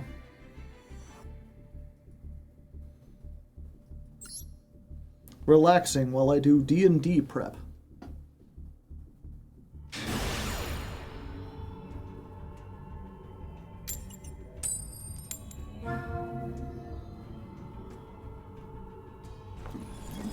An interesting choice of aesthetics for our opponent. I gotta give it to them. They're throwing me for a loop. I don't know what to think. They've got Alistair as the mate. They've got the Sky Striker frame around the 6 Samurai symbol and the branded field. And they've hit Dimension Shifter. And Maxi. Well, that turns off my effect Veiler. And then they surrender. You know what? Sometimes things turn out better than you expect.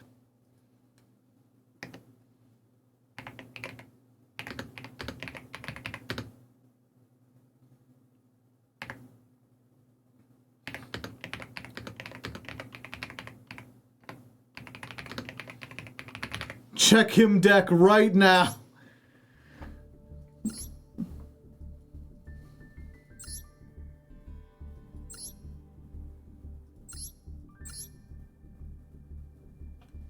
Thunder Dragons.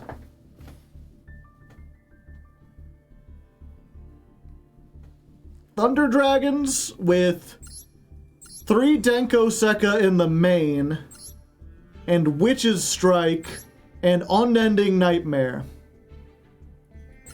Bro has faced some very specific opponents and does not, like, who hurt you? Who hurt you that you're like, I'm gonna put an Unending Nightmare, I'm gonna put in Witch's Strike, and then we'll see who's who. Denko is a Thunder. Touche, touche.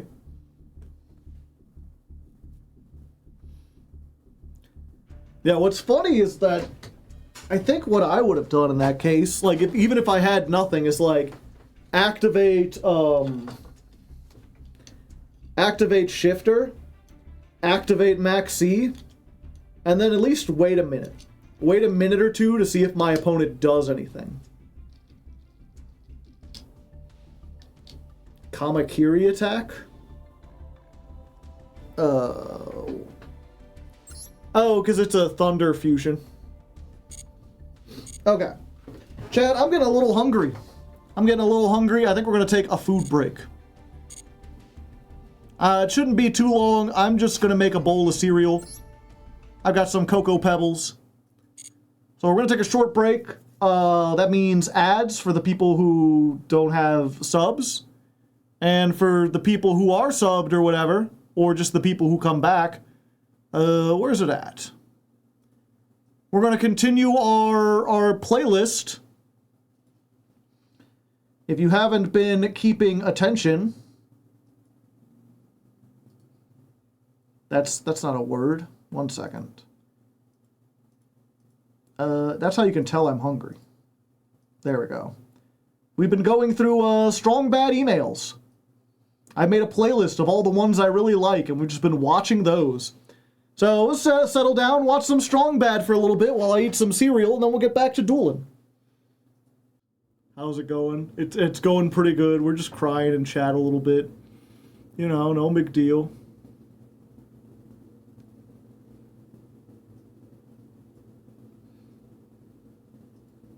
Yeah, I remember when they came out with the new ice barrier support.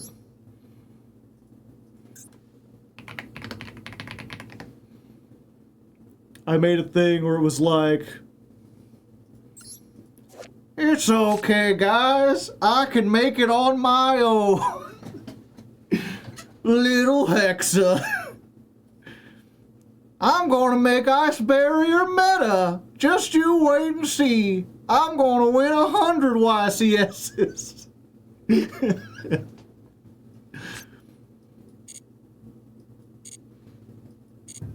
I've got everything I need. Okay. Dinner over. Did y'all have fun? Did you enjoy it? Let's get the next one lined up for next time. I believe in you, little barrier. Food ended.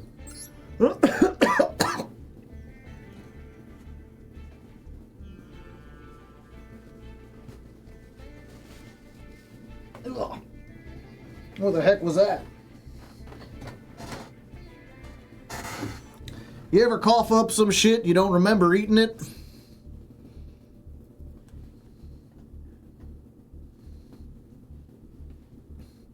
Oh, wow.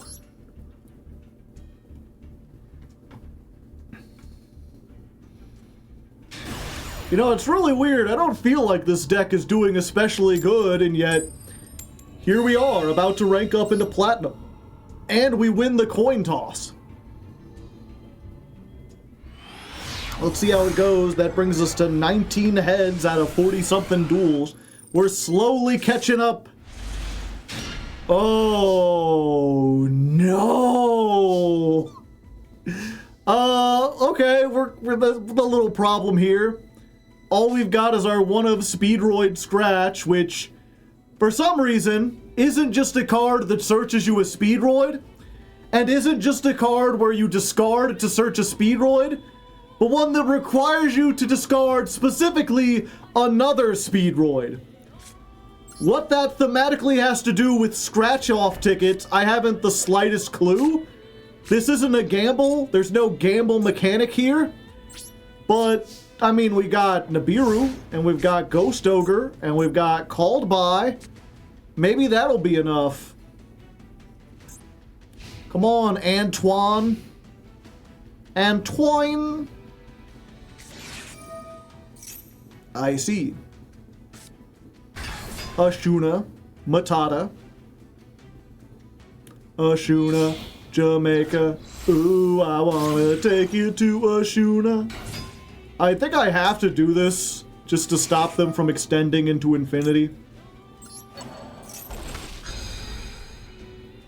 Just get that out of there.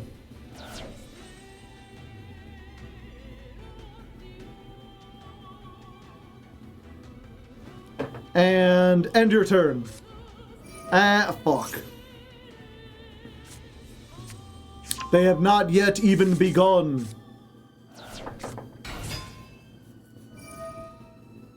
I will get to Nibiru them, so that's good. They have another one. Oh, yeah. Let's see if we can stop them from getting to Chi-Chao. Fuck you, Moye.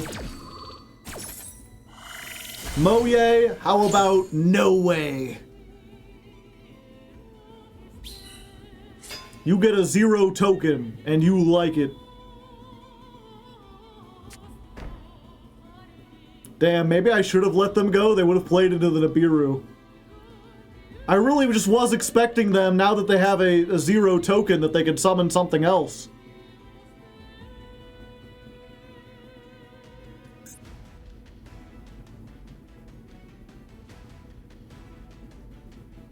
They can make the link. They can make the link 2. They can make the link 2, and if they have any other Tenyi, they could summon that. Wait, no, they can't, because the token locks them into Synchros.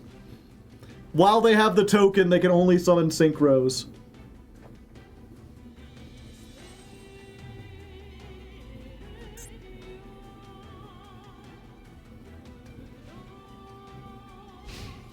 Oops. Fuck. Okay. Come on, Terror Top. That's like Terror Top. Unfortunately, if that's Valor, then we're just fucked. But I think it's better to risk this. Is it better to risk that this is Valor than that is I mean, either way, if it's what was it? If we discard this for this and get Terror Top and normal summon the Terror Top, we're like dead anyway. If it's Blackout, it depends on when they activate it.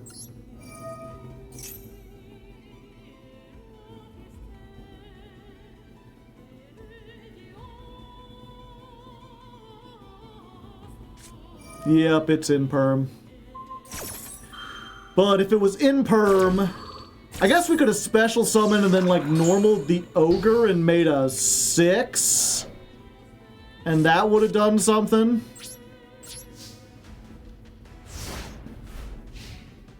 Ponder the orb.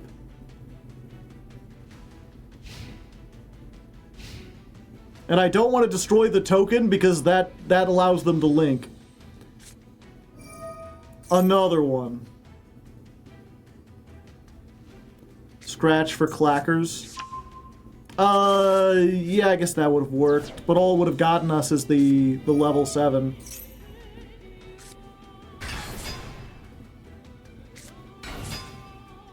Moye, again. Fuck. Yeah, I mean, we got another one.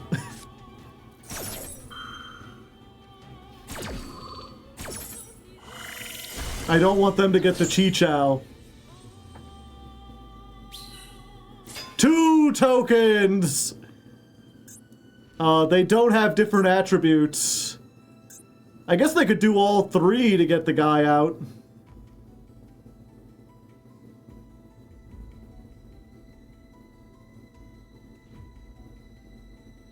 There's 2 of them.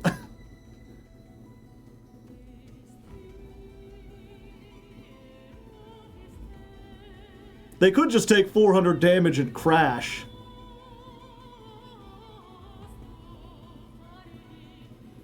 Or they could make an 11 if they have an 11. Well, 1 second. It's getting too cold in here.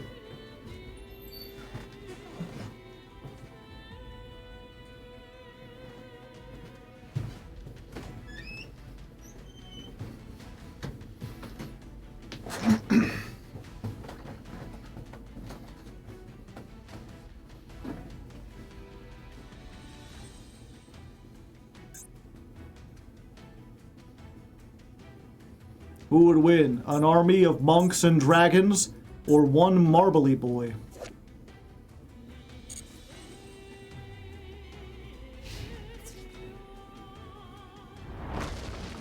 Nope, they ain't getting rid of the tokens.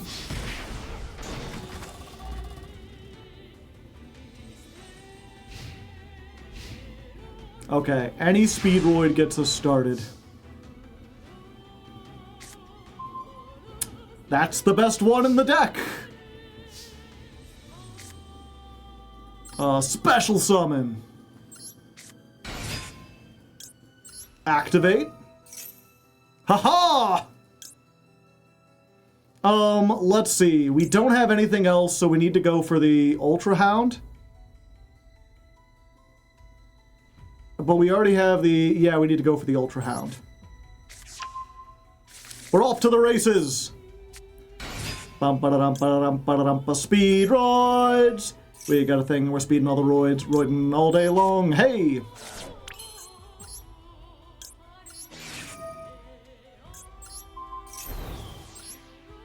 We bring this back. We make the Corky Boy. Well, aren't you just a quirky boy?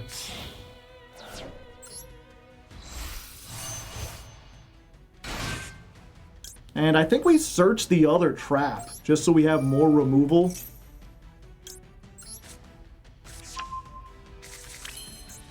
And also a potential thing to use with Scratch in case. Search the wheel. We could use the wheel, but like the wheel like just adds a bunch of variants that I don't care for. Yeah, 7. Because we pick in you and you. Whichever one you choose, they're all going to the graveyard.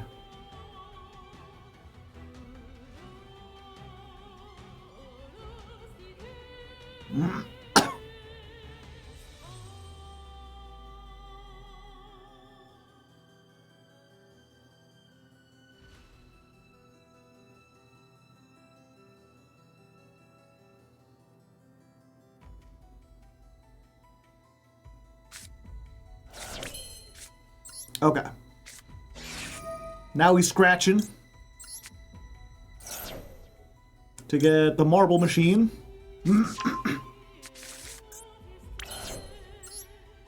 Normal summon. Go marble. Good job. Clacking time.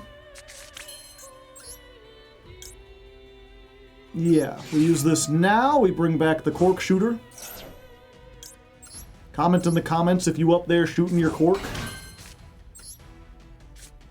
Clack attack. Hit him with a clack attack. Colonel, I'm clacking as hard as I can.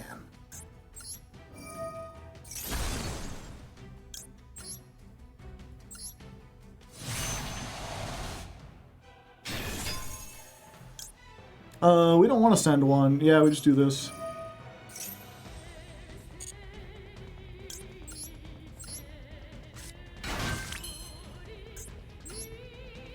And then we've got to use this because we have no other extenders. Reduce this.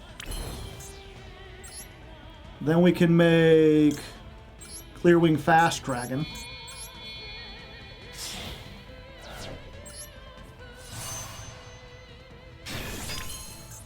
Then we can make the Glider.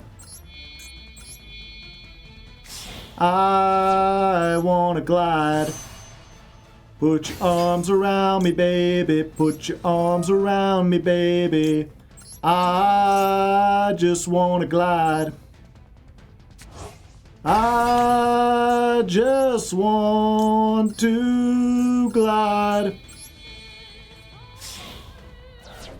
All right. Over the Synchro Dragon. And then we will use this effect to negate your effect and turn you to 0. Yep. Battle phase. We will attack over the highest one. I think this might be an OTK. I don't think so. Fuck, how much is Clackers? 700. If they've got... No, we're way off from having 700. And then the only thing is we need to save this for exactly the arch nemesis they have in hand. Because if they can declare wind, we're just doomed.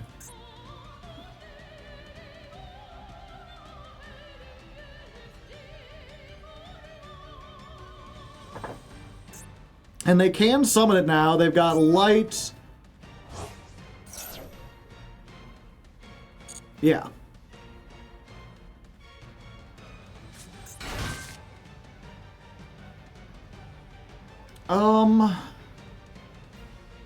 Ooh, that's tricky. Yeah, let's go ahead. We're going to use the high Speedroid glider in the graveyard. Increase their level by 5. So now they've got 2 level 9 monsters. Good luck synchro summoning!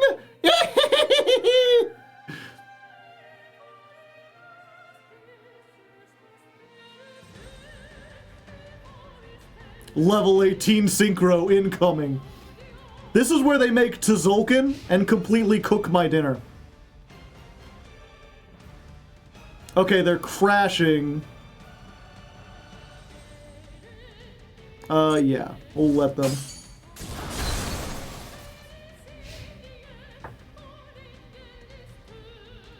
Now they can special summon non-things, so they can get the link.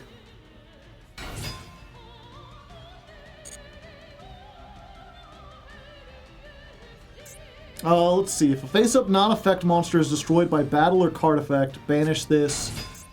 Yeah. If this card is sent to the graveyard, you can special summon a Tenyi link from your extra deck, but it cannot be used as link material. Okay, so let's stop that. I'm going to go ahead and activate this now. This lets us pop cards equal to the different types of wind synchros we have. They're both dragons, so we just get to pop one, but keeping them off that, I think, helps. Yep, and then here comes the Nemesis. The Nemesis!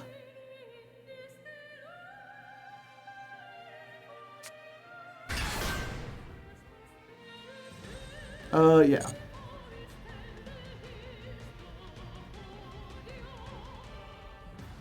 And then they're gonna pick wind, but we can negate that, we just won't be destroyed. Because they can't be destroyed by card effects.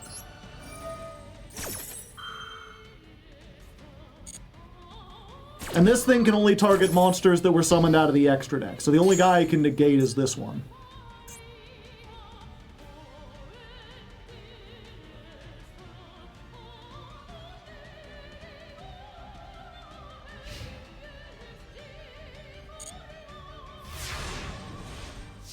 They've got 15. They get to summon back that thing, but fortunately for me, there won't be a chance for that. I will attack Monk of the Tenyi, and then activate my effect. Become 0 now. 2,500. I don't even need Colonel Clackers. He can just watch from the balcony as I ascend into Platinum 5. I mean, I haven't done it yet, but like it's gonna just wait. They've got to load this and show me that I got the stuff, and there we go. Platinum 5. I'm hungry like the wolf. Ow! Give me your best howl down in the chat. Really nice recovery. Yeah, we made it. P5.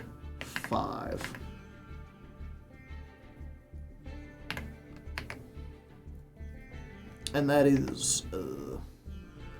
Oh, we won that coin toss, right? We just sucked.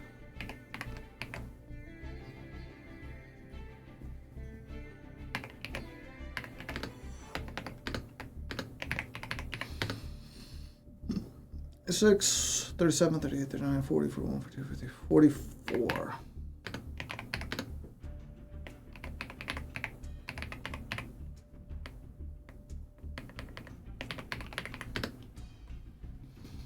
Switching to the main account, yeah.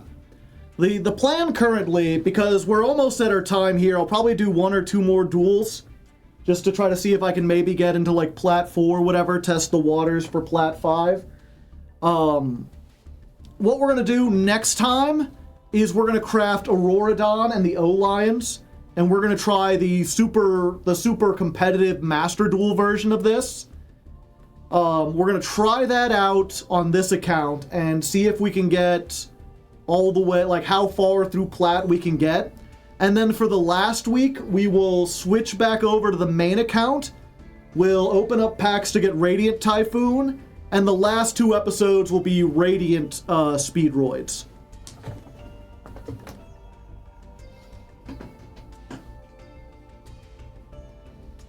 That's the plan at the moment.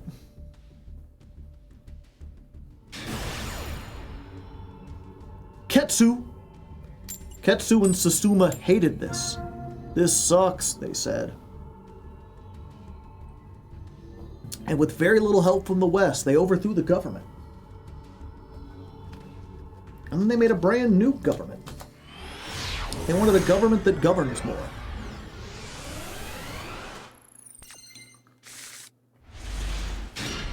Oh, people have sent me a bunch of lists. I'm sure I could pick one. All right. First duel in Platinum. We're going second. And we have 0 interaction. What was that reference? The history of Japan.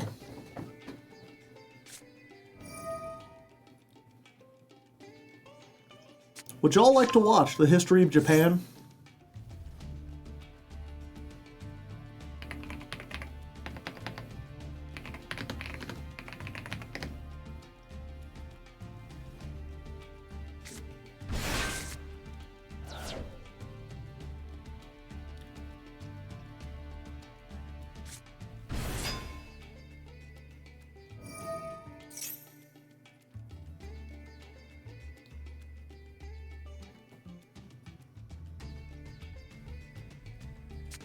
Japan is an island by the sea filled with volcanoes and it's beautiful. In the year -1 billion, Japan might not have been here. In the year -40,000, it was here, and you could walk to it, and some people walked to it. Then it got warmer, some icebergs melted, it became an island, and now there's lots of trees, because it's warmer. So now there's people on the island, they're basically sort of hanging out in between the mountains, eating nuts off trees, and using the latest technology, like stones and bowls. Ding dong, it's the outside world, and they have technology from the future, like really good metal and crazy rice farms. Now you can make a lot of rice really, really quickly. That means if you own the farm, you own a lot of food, which is something everybody needs to survive. So that makes you king. Rice farming and rice kingdoms spread across the land, all the way to here. The most important kingdoms were here, here, here, here, here, here, and here. But this one was the most important, ruled by a heavenly superperson, or emperor for short.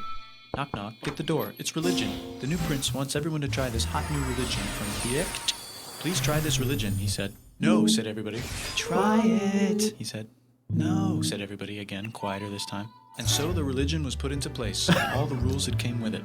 Then the government was taken over by another clique, and they made some reforms, like making the government govern more, and making the government more like China's government, which is a government that governs more. Hi, China, they said. Hi, dipshit, said China. Can you call us something else other than dipshit, said Japan. Like what, said China. How about Sunrise Land, said Japan.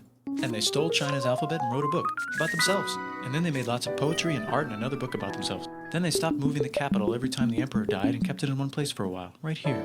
And they conquered the north, finally. Get that squared away. A rich hipster named Kukai is bored with modern Buddhism, visits China, and learns a better version, which is more spiritual. Comes back, reinvents the alphabet, and causes art and literature to be great for a long time. And the royal palace turned into such a dream world of art that they really didn't give a shit about running the country. So if you live outside the palace, how are you supposed to protect your shit from criminals? Hire a samurai. Everyone started hiring samurai. Rich, important people hired samurai. Poor people who could not afford to hire samurai did not hire samurai. The samurai became organized and powerful, more powerful than the government, so they made their own military government. Here, they let the emperor still be emperor, but the shogun is actually in control. Breaking news, the Mongols have invaded China. We've invaded China, said the Mongols. Please respect us, or else we might invade you as well. Okay, said Japan. So the Mongols came over, ready for war, and died in a tornado. But they tried again, and had a nice time fighting with the Japanese, but then died in a tornado. Then the emperor overthrows the shogunate. Then the shogunate overthrows him back and moves to Kyoto and makes a new shogunate. And the emperor can still dress like an emperor if he wants, that's fine. Now there's more art. Like painting with less colors, collaborative poetry, plays, monkey fun, tea parties, gardening, architecture, flowers. It's time for who's going to be the next shogun. Usually it's the shogun's kid, but the shogun doesn't have a kid. So he tries to get his brother to quit being a monk and be the next shogun. He says okay, but then the shogun has a kid. So now who's it gonna be? Vote now on your phones. And everyone voted so hard that the palace caught on fire and burned down. The shogun actually didn't care. He was off somewhere doing poetry. And the whole country broke into pieces. Everyone is fighting with each other for local power, and it's anybody's game. Knock knock, it's Europe. No, they're not here to take over. They just want to sell some shit, like clocks, and guns, and Jesus. So that's cool, but everyone's still fighting each other for control, now with guns. And wouldn't it be nice to control the capital, which right now is puppets, with no one controlling them? This clan is ready to make a run for it, but first they have to trample this smaller clan, which is in the way. Surprise, the smaller clan wins, and the leader of that clan steals the idea of invading the capital and invades the capital. And it goes very well. He's about halfway through conquering Japan when someone who works for him kills him, and then someone else who works for him kills them, and that guy finishes conquering Japan. And then he confiscated everybody's swords, and made some rules. And now I'm going to invade Korea, and then hopefully China, he said, and failed, and also died. But before he died, he told these 5 guys to take care of his 5-year-old son until he's old enough to be the next ruler of Japan. And the 5 guys said, yeah, right, it's not going to be this kid, it's going to be one of us, because we're grown-ups. And it's probably going to be this guy, who happens to be way more rich and powerful than the others. A lot of people support him, but a lot of people support not supporting him. They have a fight, and he wins, and starts a new government, right here. And he still lets the emperor dress like an emperor, and have very nice things. But don't get confused, this is the new government, and they are very strict. So strict they closed the country. No one can leave, and no one can come in. Except for the Dutch, if they want to buy and sell shit, but they have to do it right here. Now that the entire country was not at war with itself, the population increased a lot. Business increased, schools were built, roads were built, everyone learned to read, books were published, there was poetry, plays, sexy times, puppet shows, and Dutch studies. People started to study European science from books they bought from the Dutch. We're talking geography, skeletons, physics, chemistry, astronomy, and maybe even electricity. Over time, the economic and cultural prosperity began to gradually slow down. Knock knock. It's the United States, with huge boats, with guns. Gunboats. Open the country. Stop having it be closed, said the United States. There was really nothing they could do, so they signed a contract that lets the United States, Britain, and Russia visit Japan anytime they want. Choshu and Satsuma hated this. That sucks, they said. This sucks. And with almost very little outside help, they overthrew the shogunate and somehow made the emperor again and moved him to Edo, which they renamed Eastern Capital. They made a new government, which was a lot more Western. They made a new constitution that was pretty Western, and a military that was pretty Western. And do you know what else is Western? That's right, it's conquering stuff. So what can we conquer? Korea. They conquer Korea, taking it from its previous owner, China, and then go a little bit further. And Russia rushes in out of nowhere and says, stop, no, you can't take that. We were going to build a railroad through here to try to get some warm water. And Russia builds their railroad, supervised by a shit ton of soldiers. And then when the railroad was done, they downgraded to a fuck ton. Did I say downgrade? I meant upgrade. And Japan says, can you maybe chill? And Russia says, how about maybe you chill? Japan is kind of scared of Russia. You'll never guess who's also kind of scared of Russia.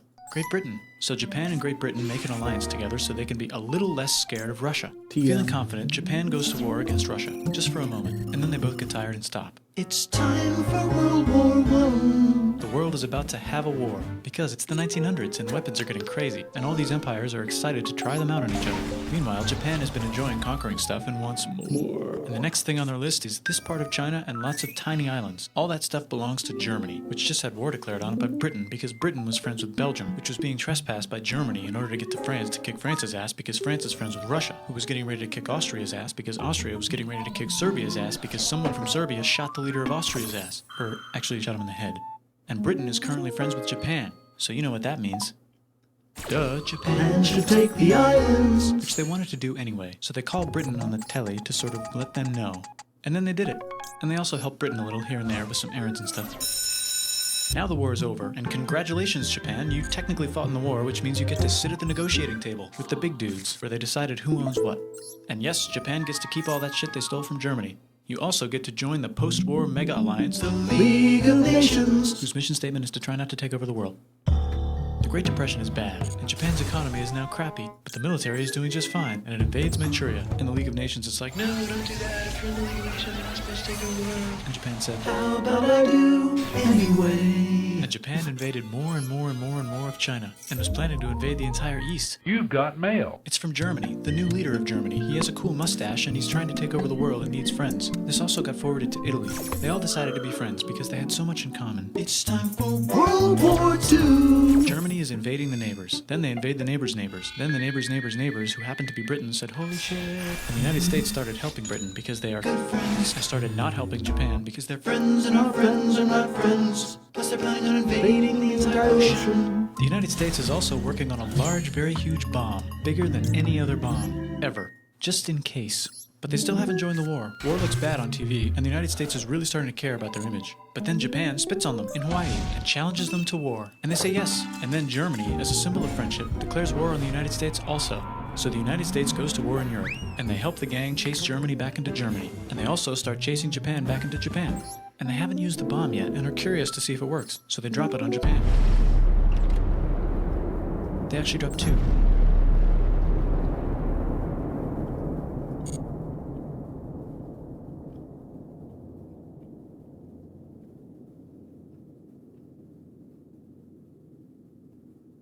The United States installed a new government, inspired by the United States government, with just the right ingredients for a post-war economic miracle. And Japan starts making TVs, VCRs, automobiles, and camcorders as fast as they can, and also better than everybody else. They get rich, and the economy goes wild, and then the miracle wears off. But everything's still pretty cool, I guess. Bye!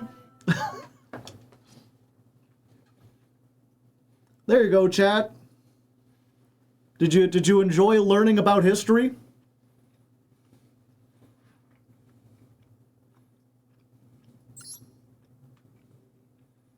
Post-war economic miracle.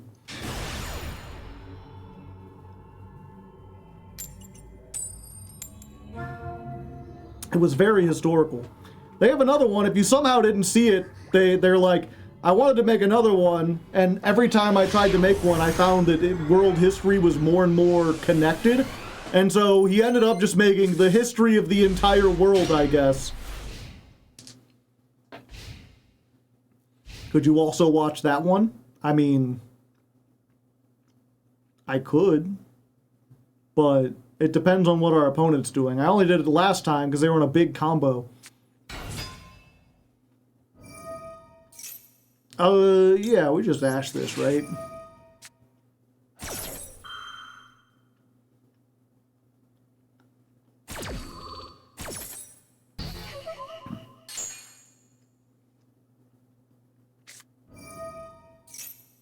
Really? How retro?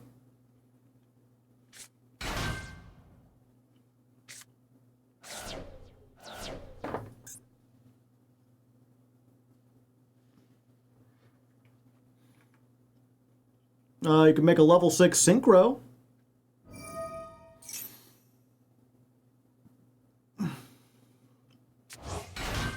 Is Drytron still a good deck? No.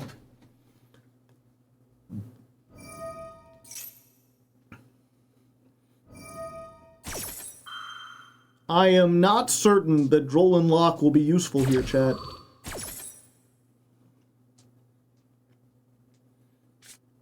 Just Subway Surfers. Drytron is playable, but not good. Yeah, I guess that'd be the way to describe it. I guess I might as well.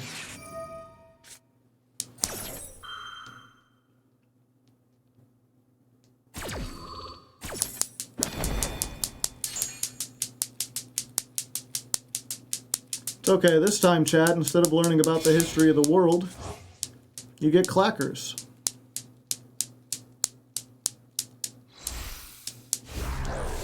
What happened if they unlimited all the tier limits? It would still probably be the best deck. Actually, I'm not sure if it would be the best deck without the Ishizu stuff.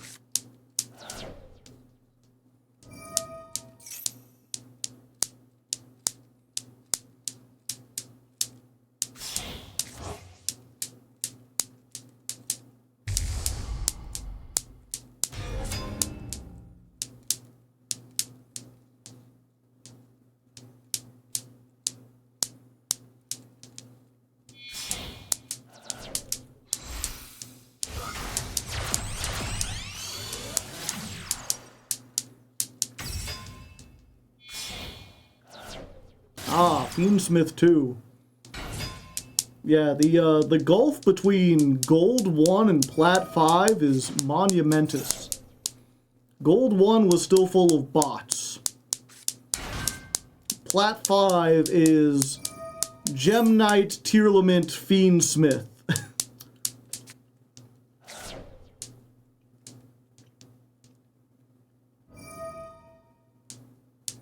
Can you get Critter to give a honk for us? There's actually a claim. If you've got the points, you can redeem a honk. Or if something exciting happens, I can get a honk. But his honks are special. Alright, let's see if I can keep this up. Okay, Critter! Kid has redeemed a honk. You want to give a honk for Kid? That's pretty good. You know a little bit. Jeremy the Great has redeemed one. Let's see if we can get something a little harder. Ooh. Honked his whole hat off. Smug Monarch. Ooh, there we go. And Ray Wills. Ooh, there we go. I'm saving all my points for a nice karaoke session. Critter got a new hat. That's an old hat. I just haven't had it on him in a while.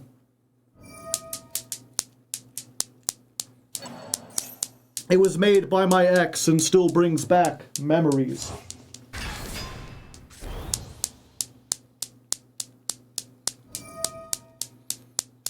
Ooh, Sheep of the Seven. Critter, you got one more honk in you for Sheep of the Seven? Ooh, and JSB Shingo. Jeez, okay. He's a little honked out, but through the power of editing, we can give you a honk.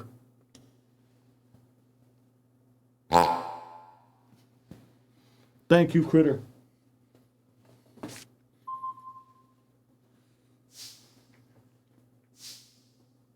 So we're just dead here, right?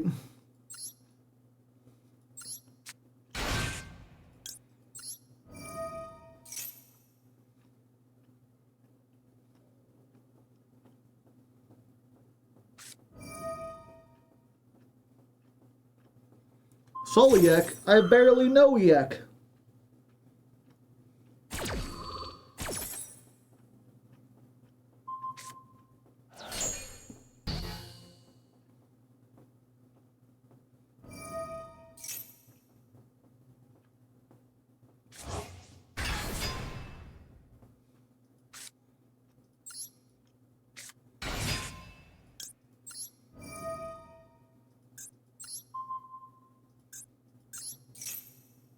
See if that'll bait out the Desiree.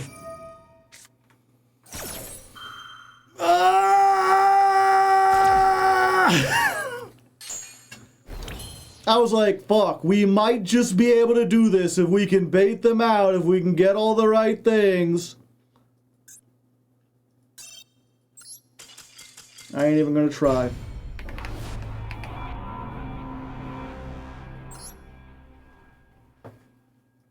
Such a fair, in fact, you know what? I was gonna do a couple more, but fuck it.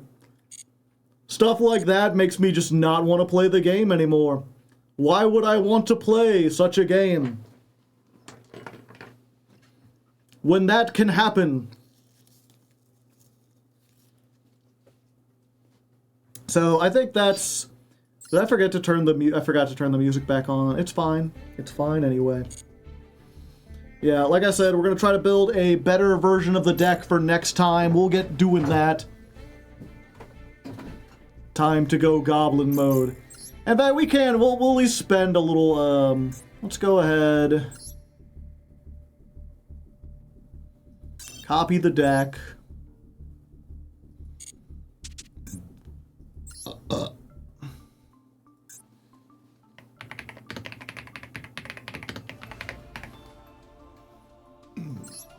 And let's look at the Moha Speedroid.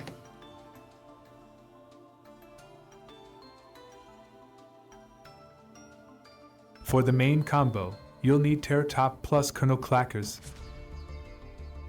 Tears, it needs Max C to compete.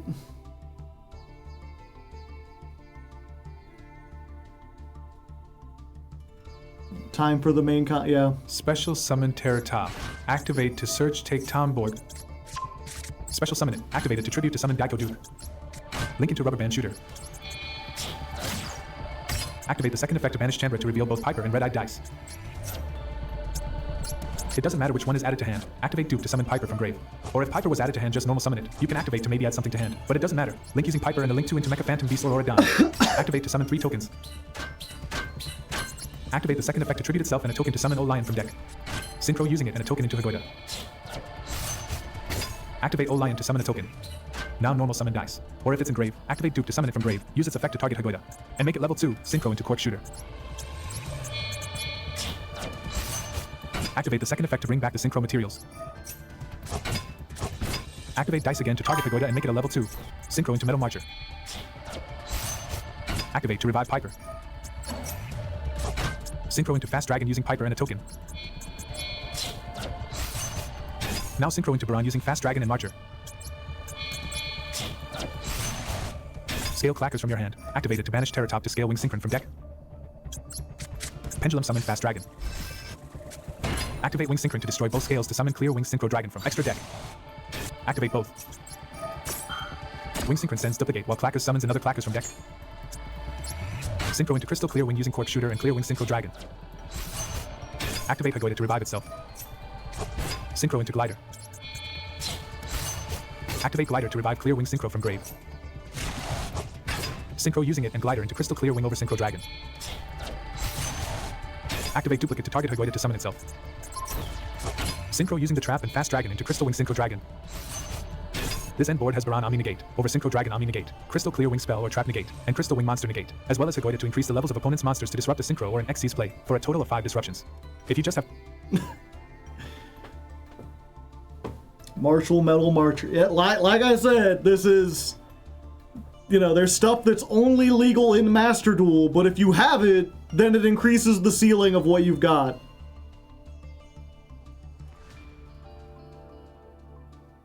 And that brings our deck to... Oops.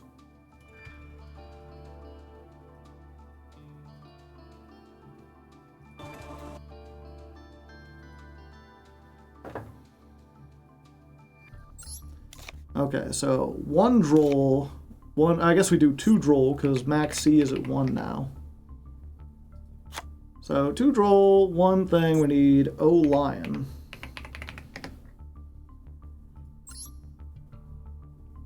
Two O Lions.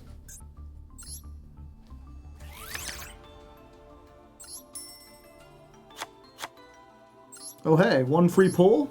1 free pull. Who knows what it could be, chat? It could be anything.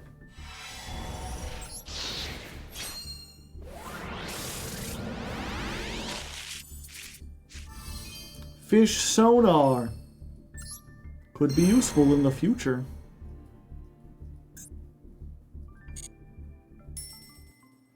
Okay. We got 3 of that, 3 Takatomborg, 1 Den. We don't have 3 Ash Blossom, 2 of this, 1. Let's assume Ash plus these 2, yeah. 3. He's playing 2 of these, but I'm only playing 1. 3 of the dice thing.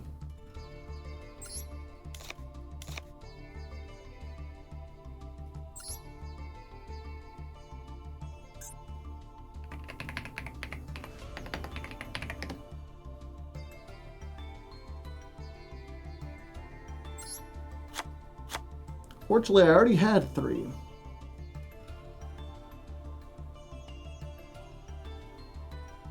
Okay.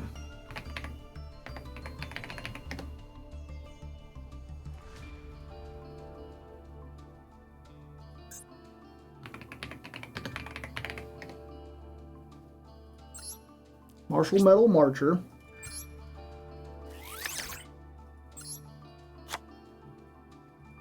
This, we need a 5.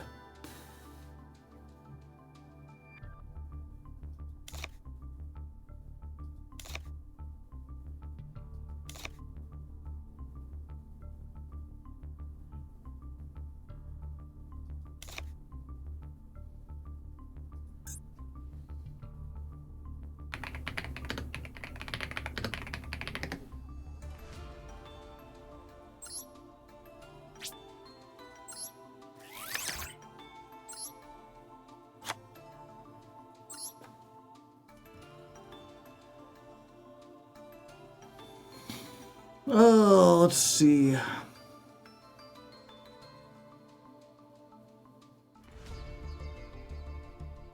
There's a Speedroid plane that's kind of similar. He's got a little guy sticking out at the tail. Yeah, there's a little guy, he's like pointing. He's like, there, go fight!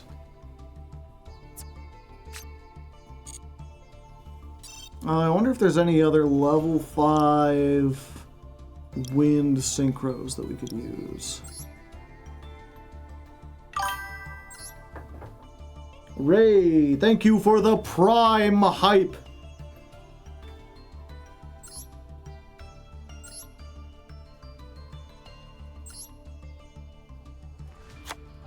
Yeah, just throw in a second plane.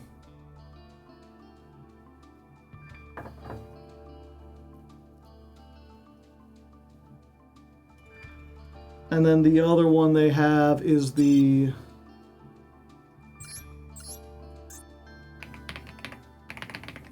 Stardust.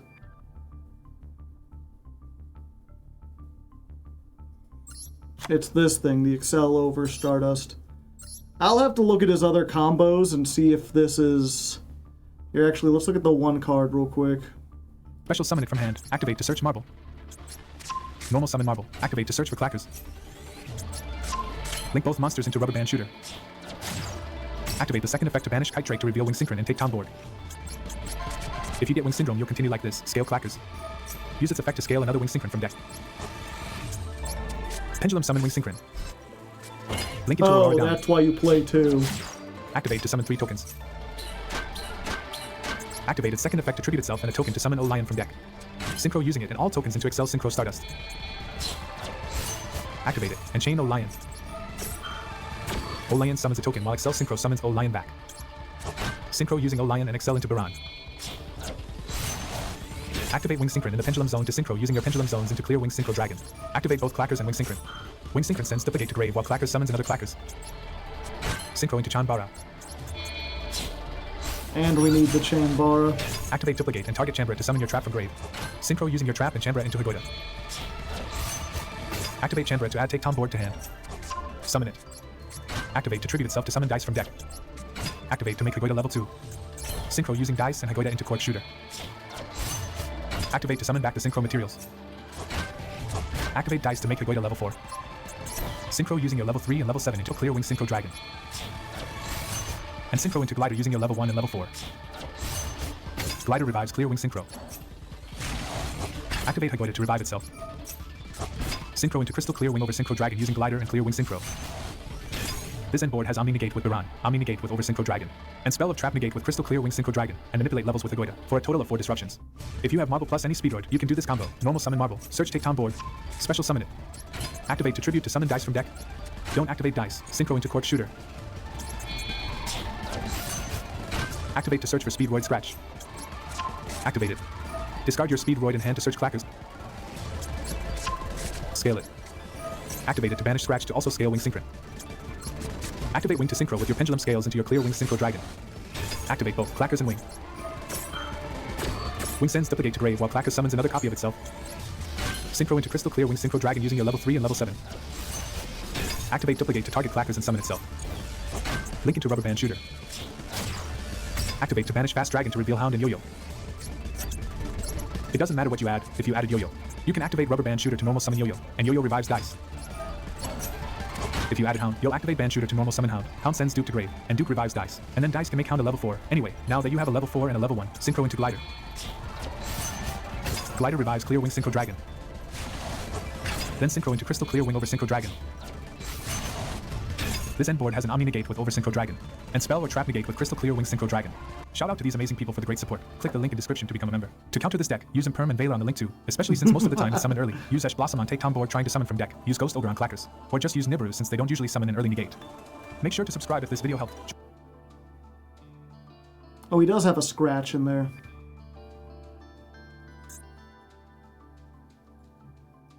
Okay, so we do need...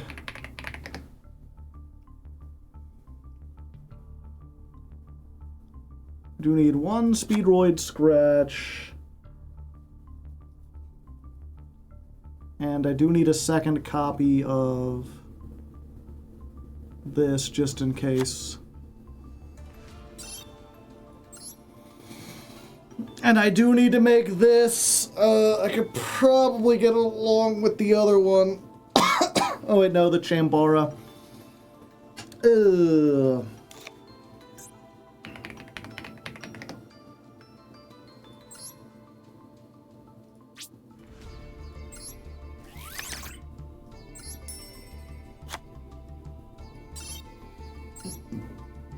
And then we don't have enough for Excel Synchron.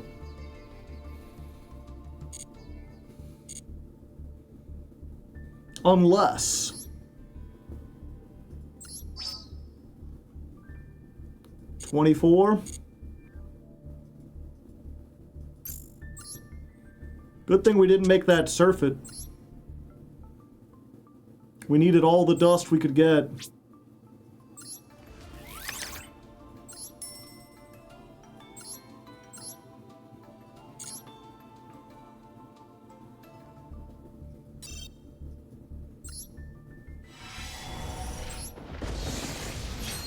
I missed everything. How are the duels going? I mean, we got into Platinum. It's pretty good. But in order to go further, we're going to have to make the deck better.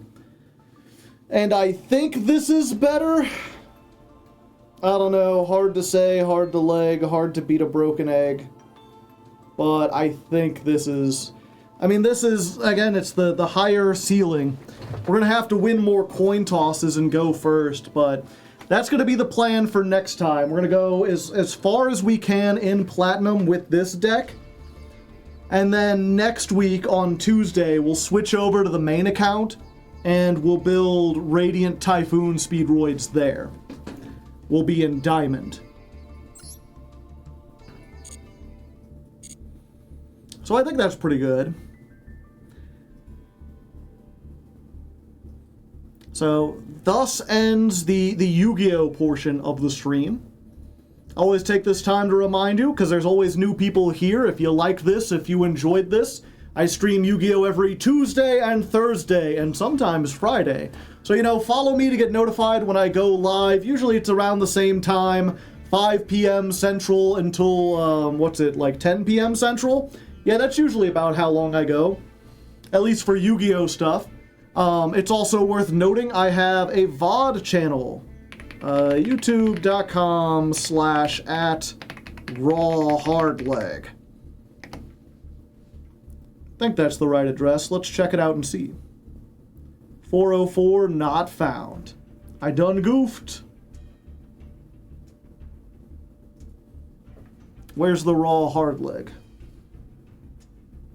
Oh, I put 2 G's on there. There we go.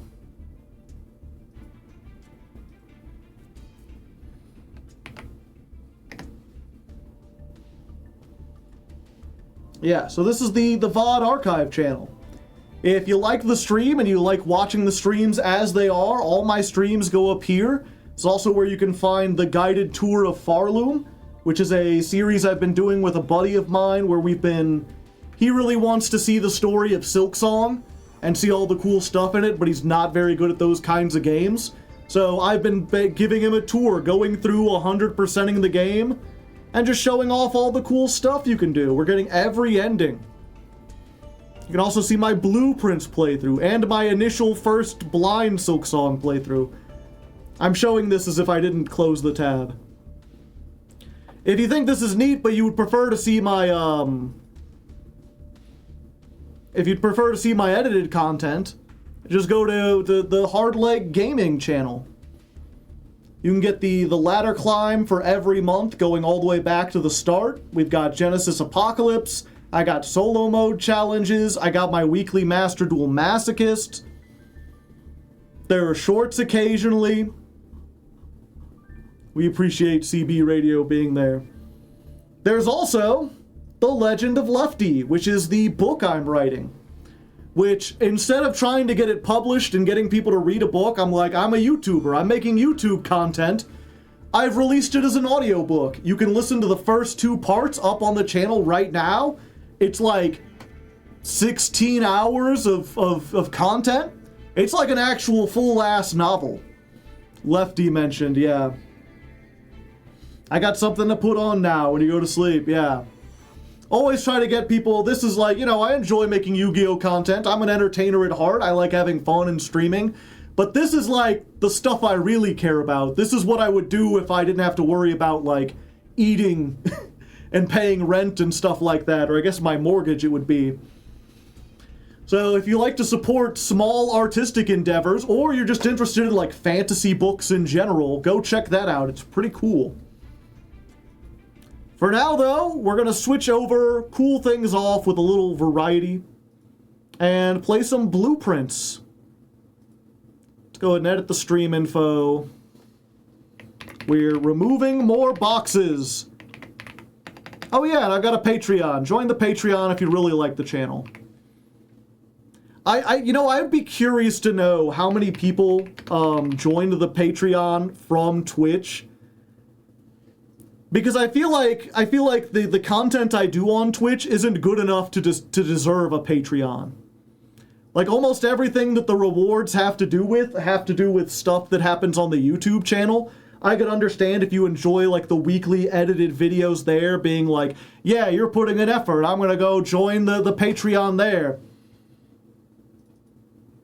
But if you just watching, oops, I need to switch my account over from the Jankmas account.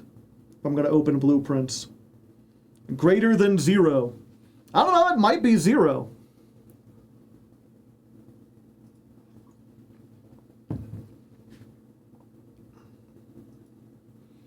But if you're just watching on Twitch, it's like, well, this guy just hangs out and plays games. You don't do anything special. You don't do anything that deserves money. Or if I do deserve money, you just give it as like a sub, right? Like it's, you wouldn't like join the Patreon, you would just sub on Twitch.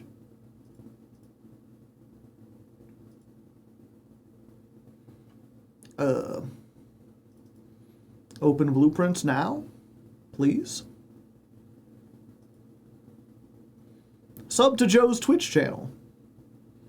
Yeah, you could do that. Sure, why not?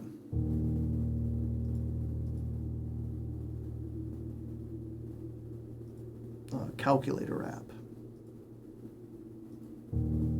There we go. Raw Fury. Time to Prince Bluely.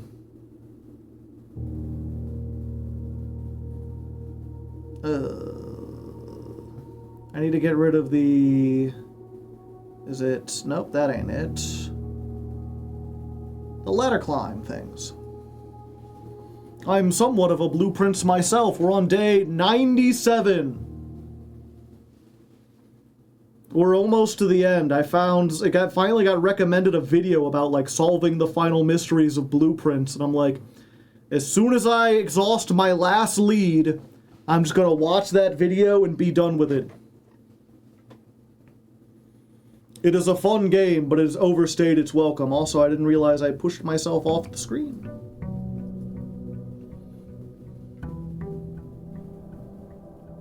Doo-doo. Doo-doo. Doo-doo. Sleeping mask, coupon book, gems. It's not bad. All useful stuff.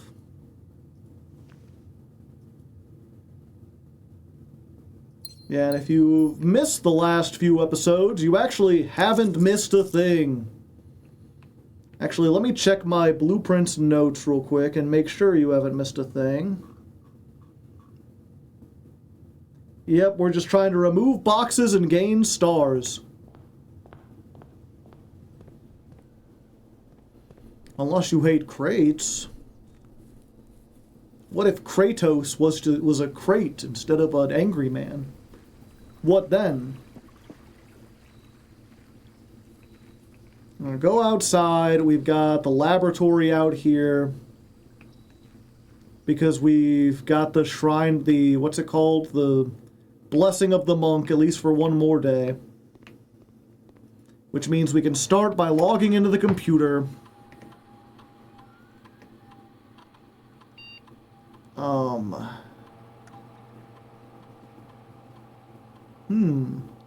A very interesting set of things.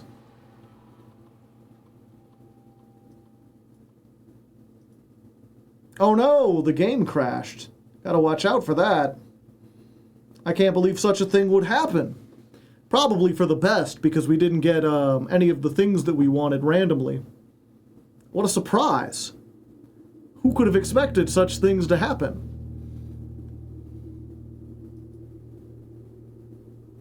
Yeah, it's most of the game's not like that. There's enough stuff usually for you to do, but we've only got one lead, and I don't want to waste time and days just resetting over and over again.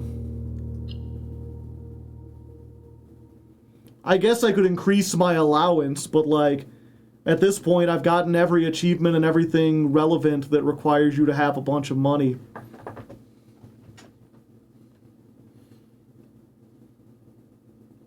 What is there to buy, exactly? You have the will.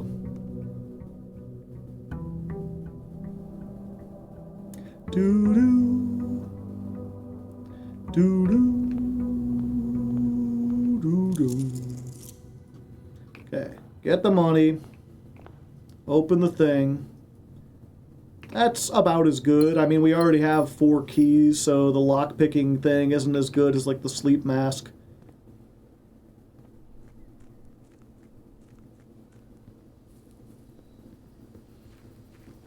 Gotta read the will, like, 10 times for the very cryptic hint it apparently has.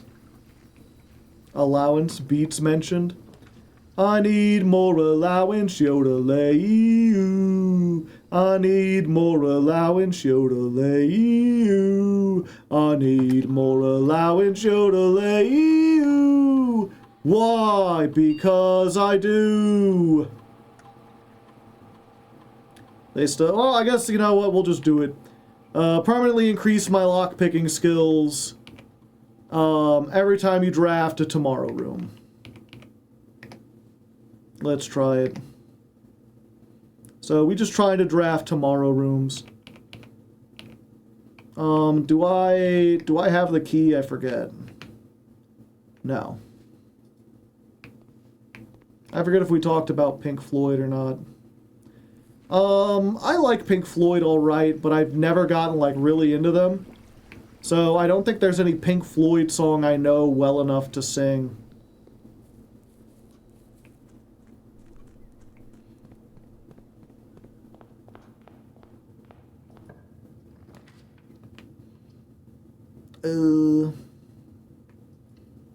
Sag.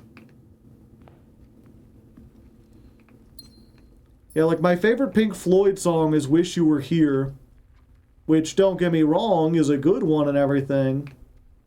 But also, the, like, rhythm of it is really, it's like, not on rhythm, so it's a bit hard to sing.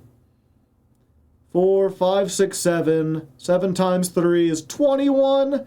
And then the diamond means we reverse it, so 12. 20 plus 1 is 21. Minus 1 is 20. Reversed is 2 times 1 is 2. Oh, 1 second. 20 plus 1. I didn't notice there was a thing over here. So 21 times 2 is 42. Minus 1 is 41. Then we diamond it. So 14 times 1 is 14. Double square, you say? I haven't seen that before. So 3 squared is 9. 9 squared is 81. Minus 1 is 80. Divided by 20 is 4.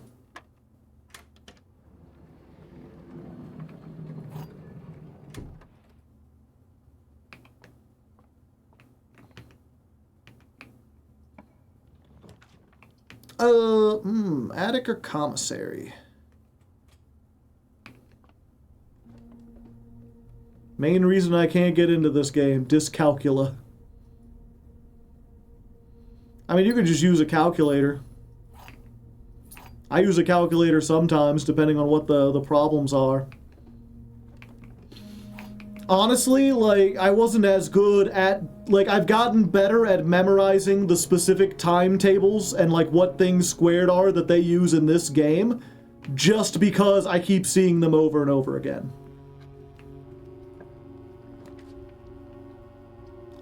Yeah, we'll do this, and then we'll come back. Unless there's a shovel in there, it doesn't look like there is.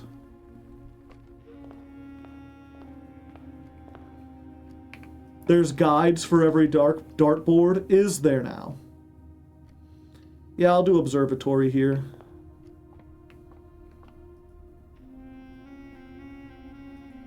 Do that. We get apples are tastier. We get this. We get a key. The twins. Okay, and this is the cross? Do we want the cross? No, we don't. Because we want tomorrow rooms, and tomorrow rooms are all dead ends. Can't open those chests yet. Not easily, anyway.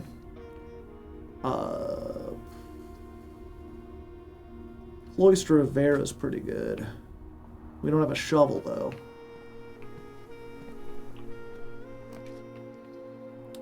Yeah, we'll do this.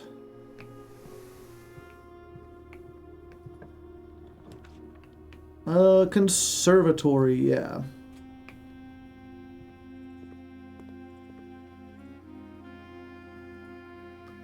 Throne of the Blueprints. It's exceptionally rare. And unfortunately, I think we want to keep it that way. We can always make it common by setting the crown to black. Foyer, yeah, we want to keep that unusual. Yep, okay. Nothing we want to change.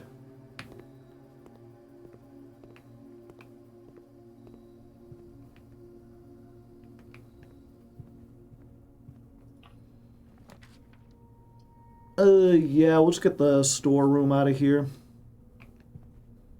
Get it out of the draft pool.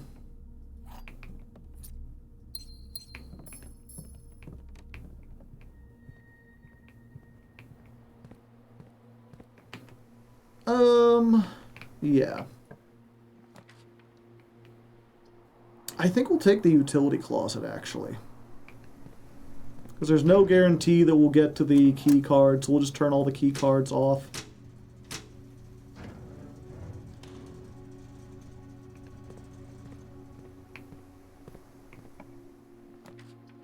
And there's security, just when we need it.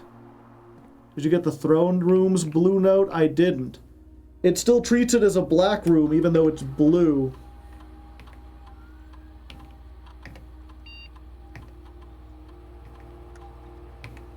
Set security to high. Change the offline mode to unlocked, because they're now all offline.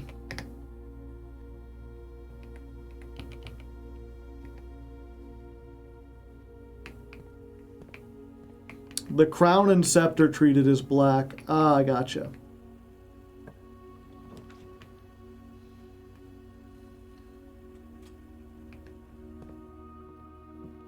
You... I was hoping for a sledgehammer. Weight room. We could do weight room. Half my steps. Yeah, we've already used a bunch. Open the door just in case. Yeah, we want to try to get to a dining room as soon as possible. I increased my skills and it still didn't let me do it. Is the dining room a blue room, chat? Does anyone know offhand? There's the sledgehammer. And some running shoes, and we might as well take some gems.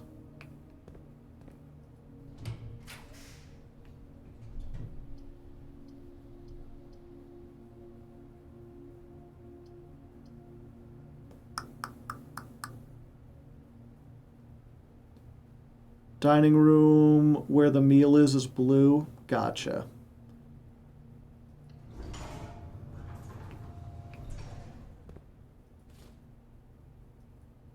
Boodaloo-daloo.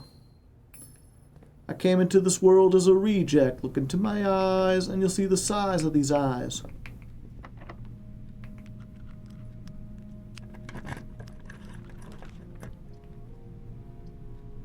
The boudoir. I'll get some more dice.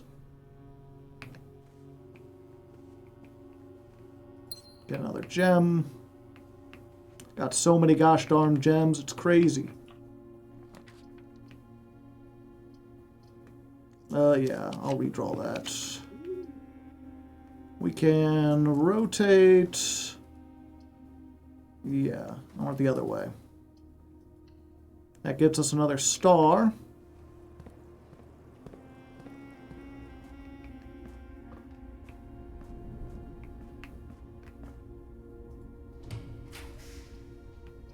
Dining room. There we go. Give me my lunch. I want my steps back. At least some of them.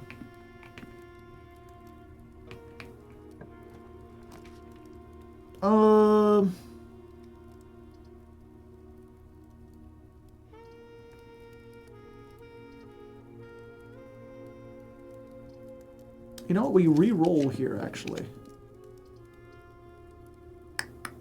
Wish I could rotate this.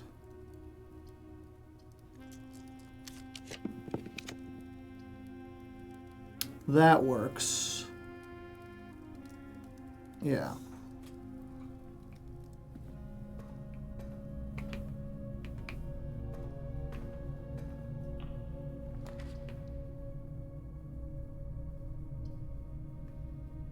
Dark room, do we dare it? I dare it.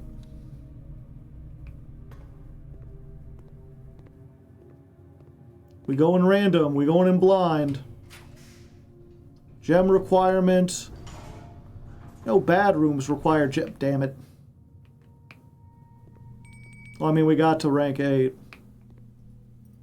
Give me a special key.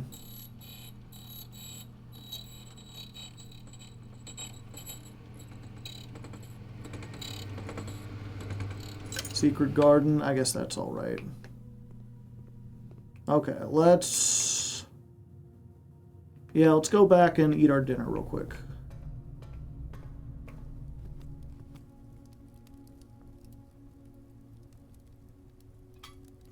$20 more steps.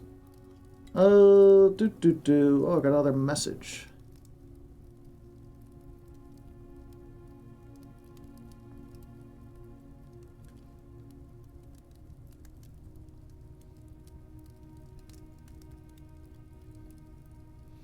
One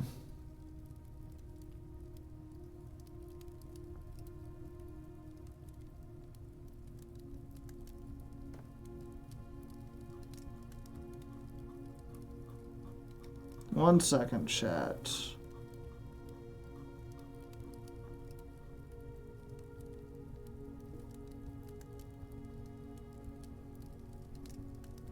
Talking to someone on Discord.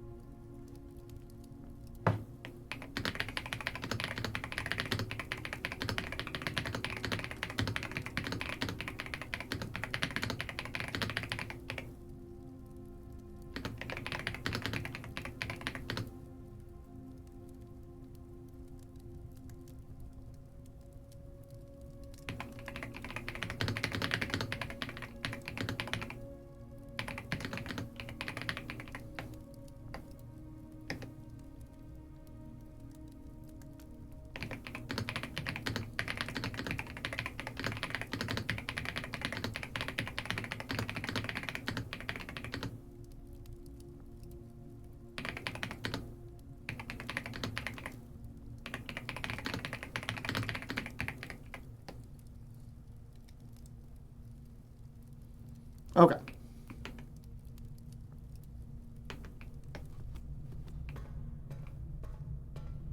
Gems are truly outrageous. We'll take the gem room because those are usually... Fuck.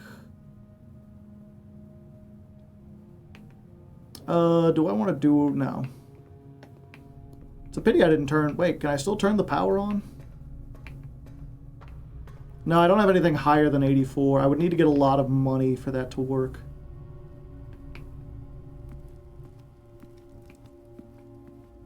I know there's a thing you can do where you, like, trade something out for stars, or exchange your stars for something, but I would need to have, like, a shit ton of money.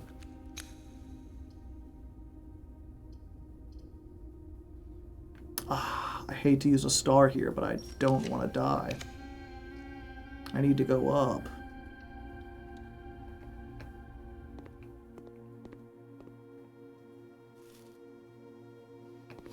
Yeah, trade stars for allowance was an option.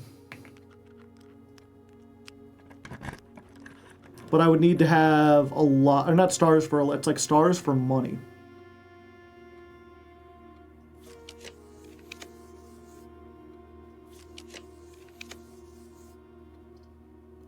Yeah, we'll do chapel here. And then this can be like a dead end room. We can get it out of the pool. Code check. Do we put something away in the code check?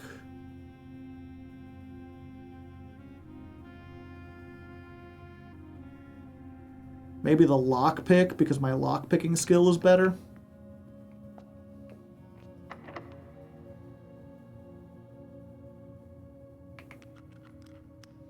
Okay, we need a blue room. Wait, I didn't click on one. The fuck? I alt-tabbed and it just picked one for me. Damn it. I think we had all those anyway, but I would have preferred to have more options.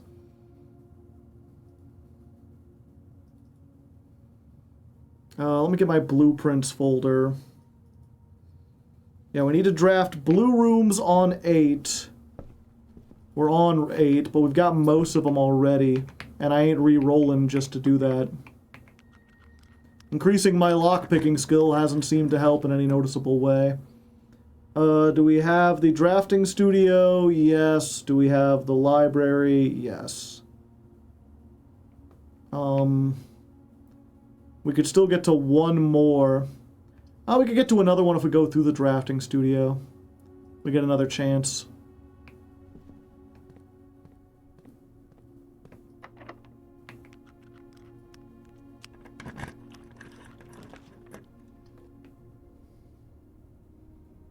Yeah, I think we just...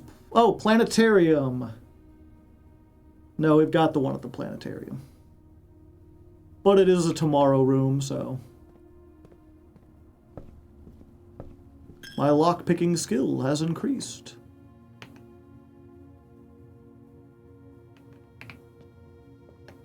Sure.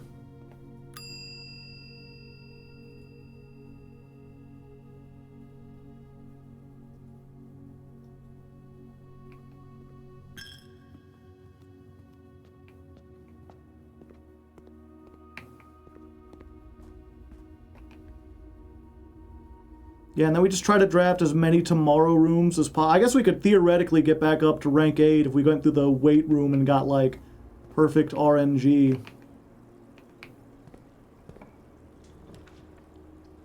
Master bedroom. It's been forever since we've been in there. That'll give us a bunch of footsteps. Yeah, this is our bedroom. Now, we're the master.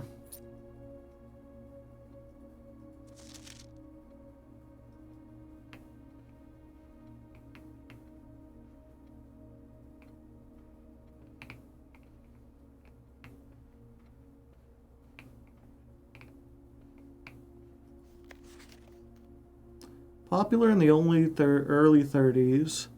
Originated on the island of Morajai. Yeah, this is what I was looking for. I never took a picture of this.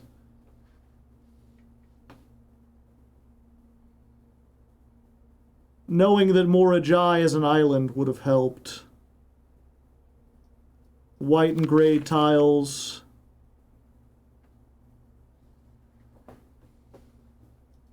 That would have helped us know that, like, the flag was white or supposed to be white. A choo-choo.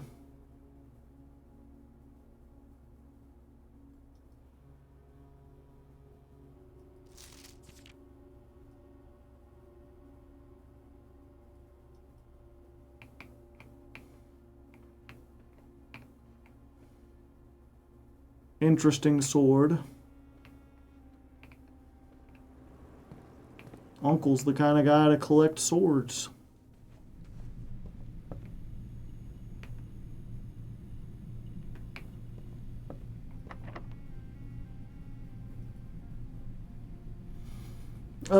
Silver key.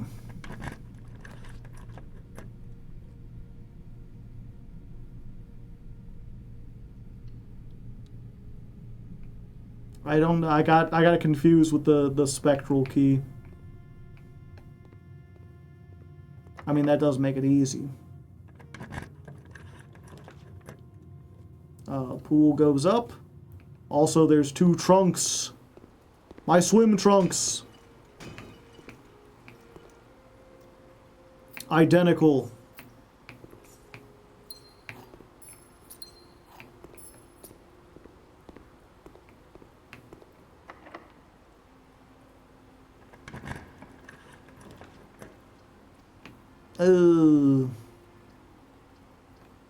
Corridor is always unlocked. Yeah, we'll just get that while we can.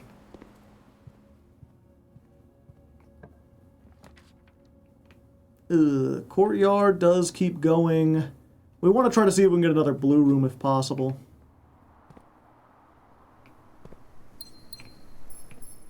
Bam.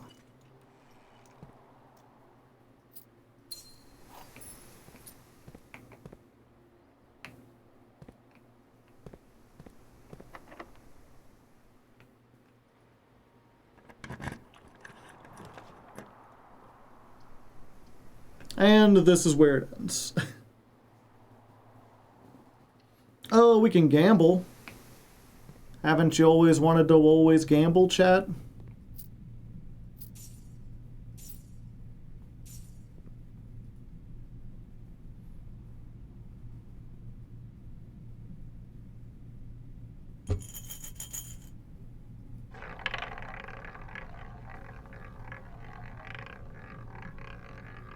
Oh, for a second I thought we got 2 allowance.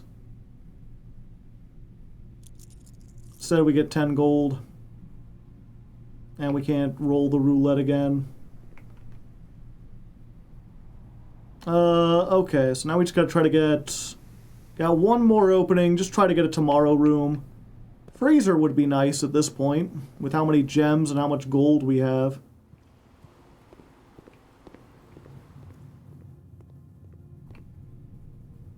I guess it doesn't do keys, so we might as well.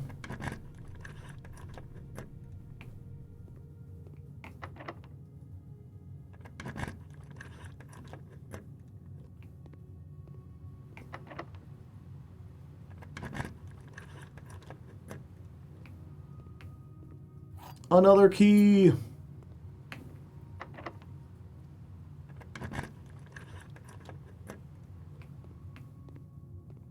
Okay, that was the door.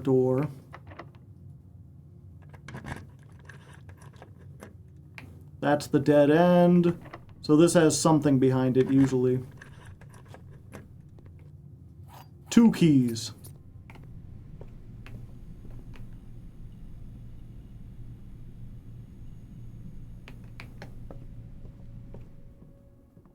Still never got our shovel. I wonder if maybe, considering how much I've come to hate the whatchamacallit, the metal detector, maybe I should just, like, if you put something in the coat check, then it won't spawn, because they don't want you to get 2 copies of it. So I wonder if it might be worth it to get a metal detector and then just put it in the coat check, so I don't have to worry about it.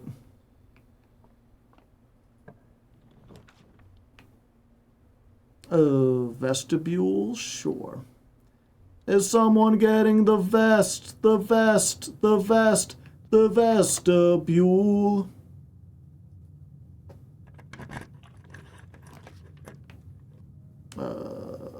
Yep.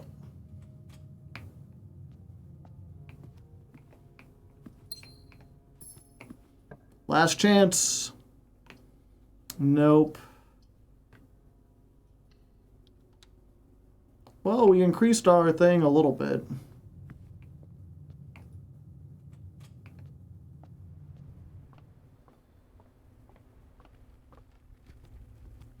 It is needed for a couple item combos. Yeah, but I don't like any of those combos.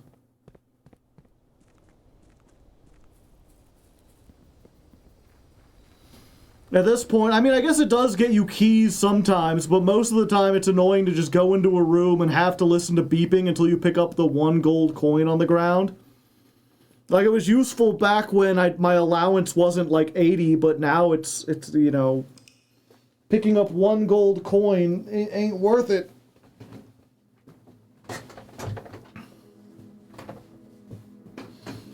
Alright, so we increased our lockpicking skill. It didn't seem to have a huge noticeable effect, but it did do it. Not the most productive day. We're too good for a single gold coin. I mean, we're a prince. We literally have, like, a mine that, like, generates artificial diamonds.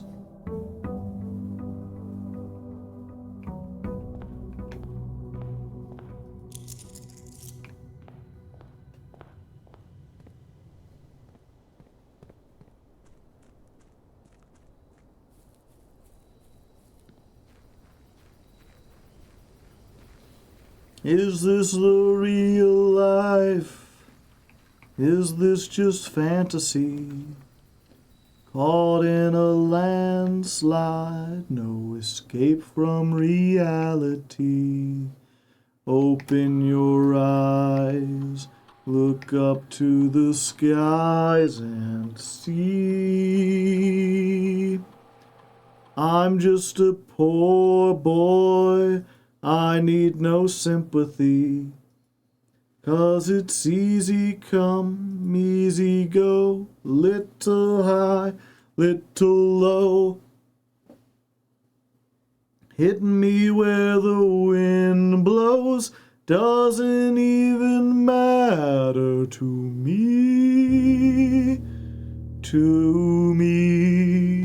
Dun, dun, boom, boom, boom.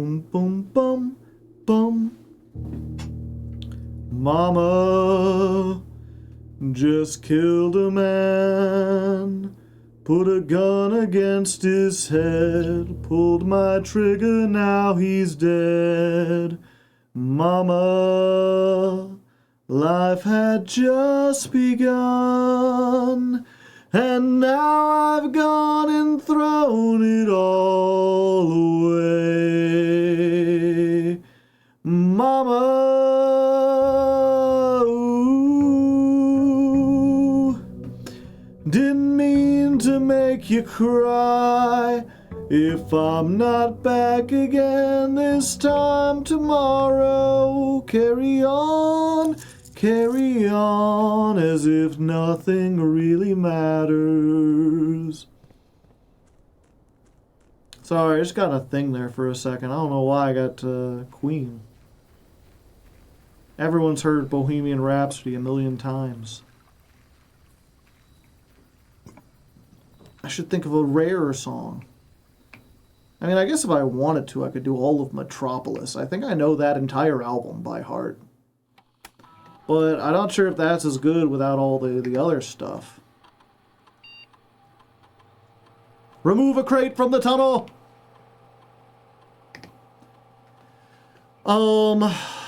The next 10 times you view your map, lose 10 steps. So let me think about this.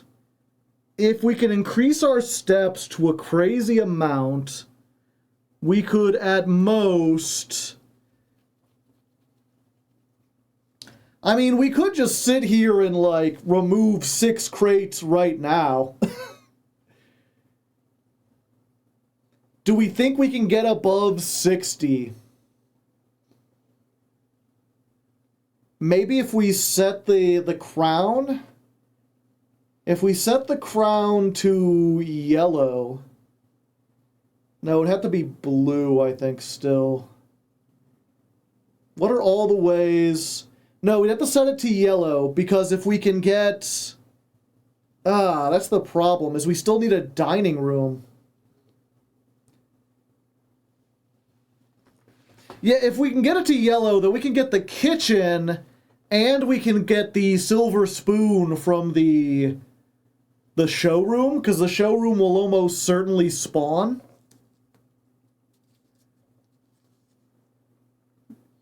And then once we have both of those, we could get, like, crazy amounts of steps.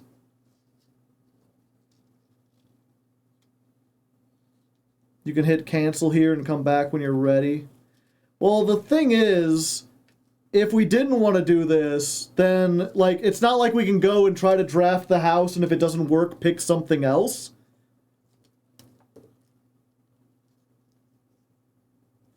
Ten crates is 10 crates. 6 isn't guaranteed, though. Yeah, let's try this.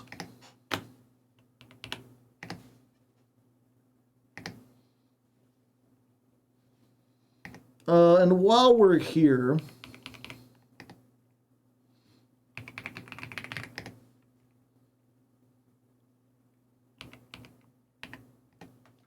Ugh. Yeah. Let's go to security.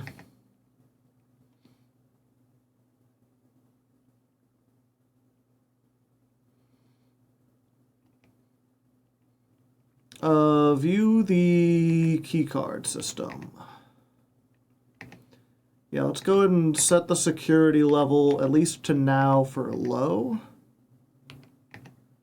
And unlock. That way, all we have to do is find the room, what's it called? The power room.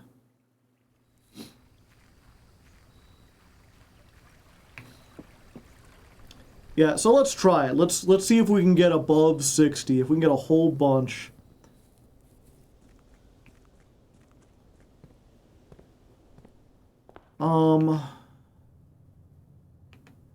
A crate has been removed from the tunnel. I thought it was every 10 times I looked at it. I only looked at it once. Am I misremembering?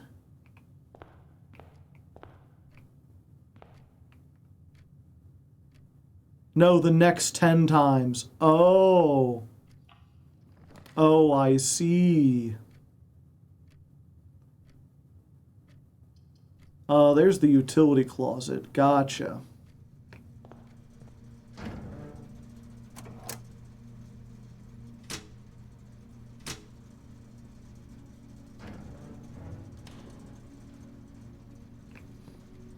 Okay. Damn, I really should have used that to change... I can't change the thing without losing 10 steps, can I?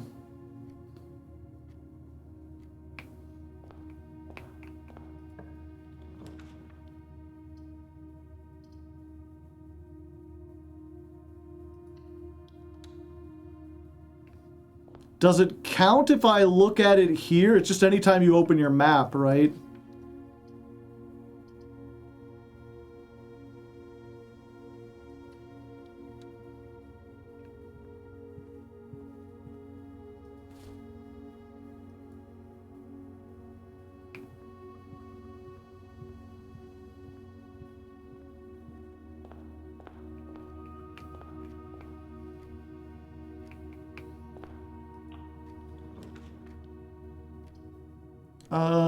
Yeah.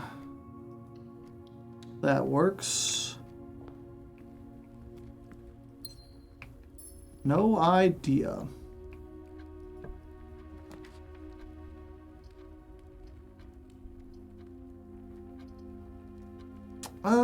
Yeah, we do this.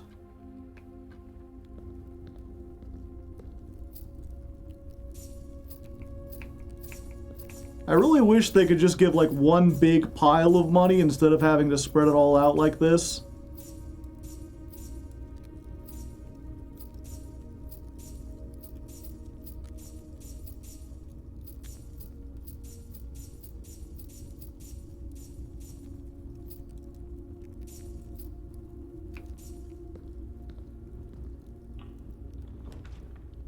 Okay, we've got the dining room.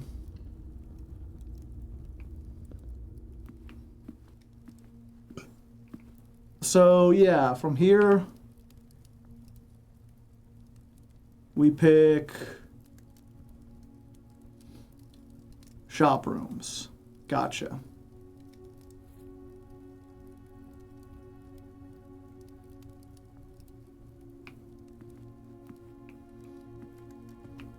Let me remember where we're at. It was too busted. Yeah, we get the commissary, even though that puts us at a dead end. It doesn't.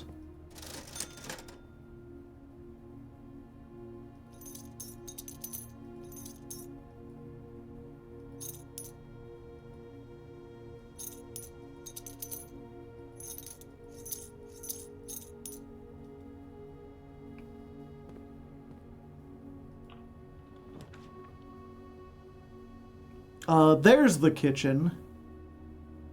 We want to get the whatchamacallit room first, though. I think we actually store room here. Because we're more likely to draw those types of rooms anyway.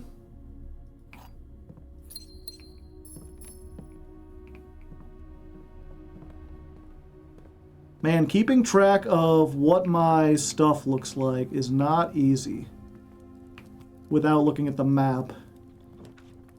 Okay, yeah, we get the kitchen. We don't want to take it yet, though, until we get to the storeroom or unless we have to.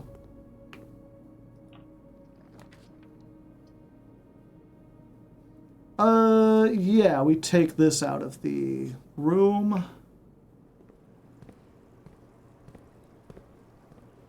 Lever? Sure.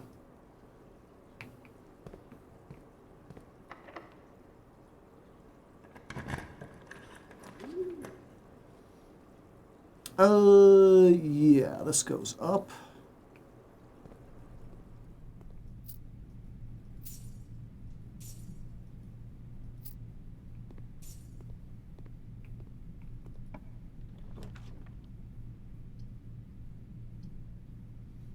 Yeah, we'll get the spare terrace. Or the Sparris, as some people call it. Okay, we've made it to that. Oh, hey, a gem. I was about to check, but like, do we have a shovel? I cannot check. Okay, yeah, we'll come back. I know where this is, so this will be up against the edge.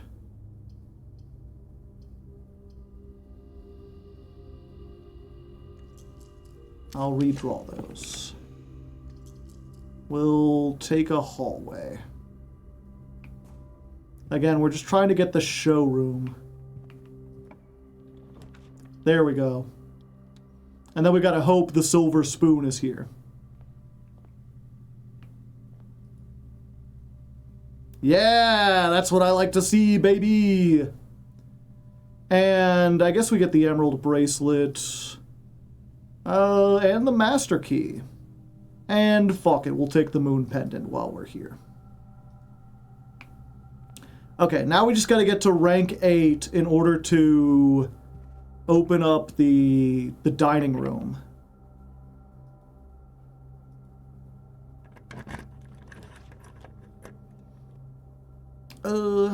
Yeah, this will get us to rank 8. Nothing of interest. I don't have a sledgehammer. I do have a master key, though, so there's no reason not to use my regular keys on this.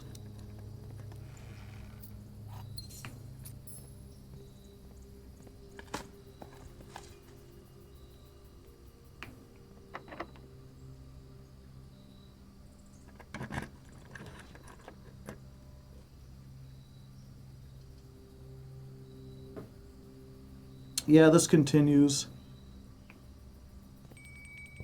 Okay, dinner is served.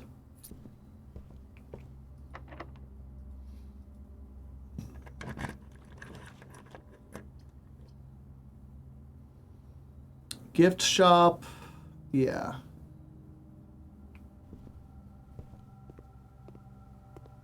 Can I get another lunchbox? No. Didgeridoo blocks will come out eventually, chat.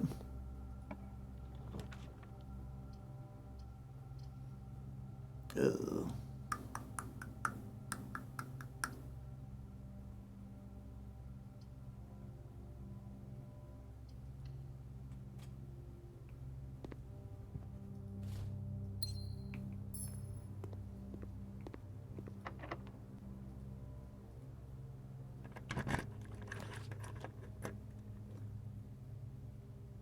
We don't have one for the Chamber of Mirrors.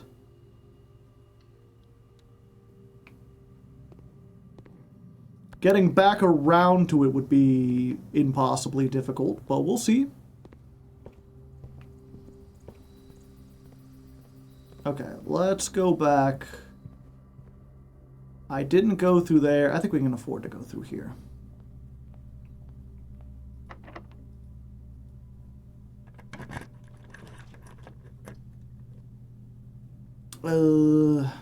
Conference room? Sure. Okay, so we know that's blocked off.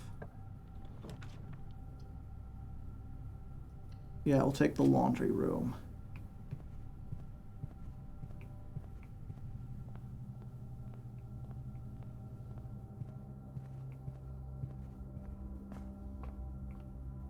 Yeah, we want to go back.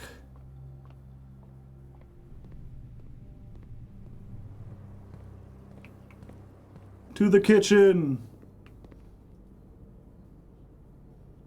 For every red room. Okay, so we gotta try to get some red rooms. But the silver spoon doubles the steps for everything.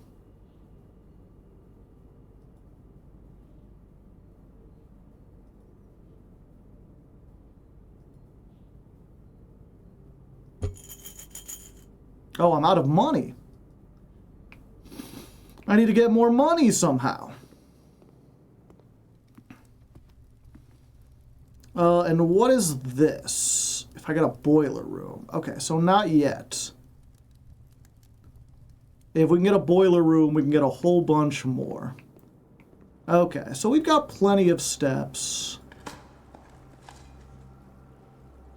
Let's look at our room.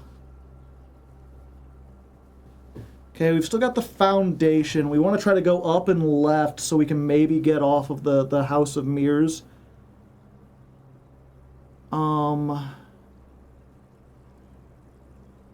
5 already. Yeah, so we could just do 5 more almost. The next 10 times, lose 10 steps. Yeah. Okay.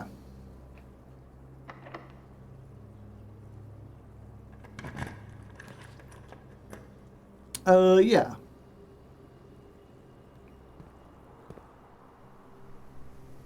If we could dig up a beet, that would be really useful too. Or sorry, a turnip. If we could get one of them to turn up.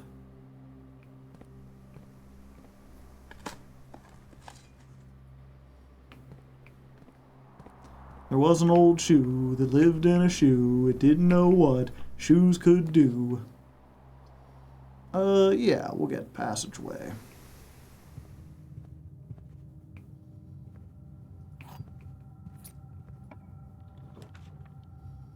Drawing room? Yeah, I think that works. The bottom one's blocked off, but...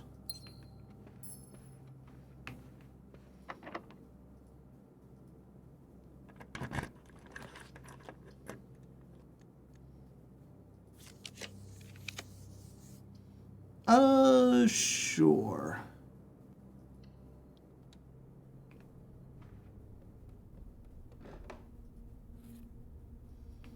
A compass.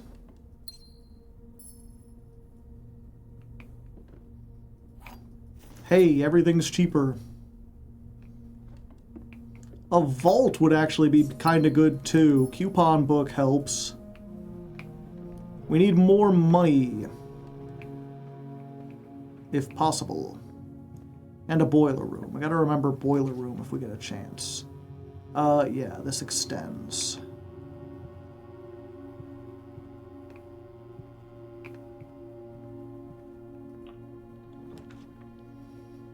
What's this den?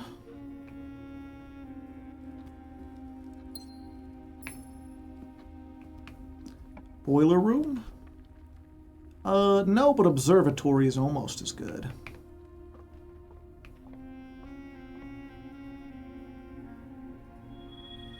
Ooh, everything 50% off.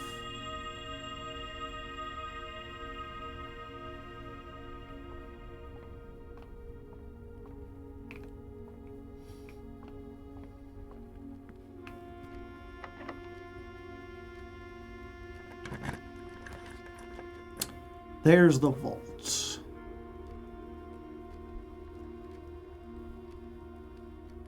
Yeah, we got 40. Another crate. Okay, we're 2 away from 8. I do still want to try to make it to the Hall of Mirrors. So we gotta go up 2 from the observatory.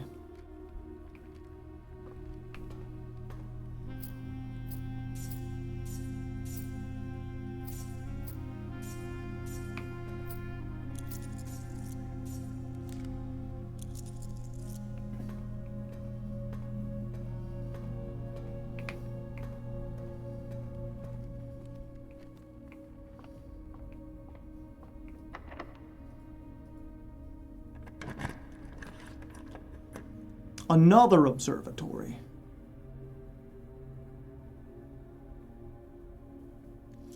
Fortunately, I do need to do this. That works. We want to have 2 ways into the Hall of Mirrors if possible. This gets us there.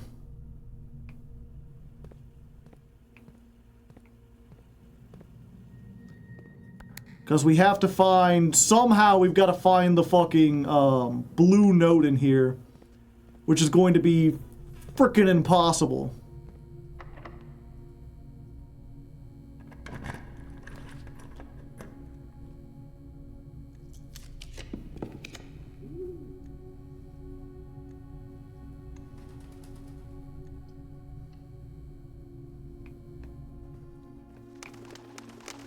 Okay, we didn't get a boiler room.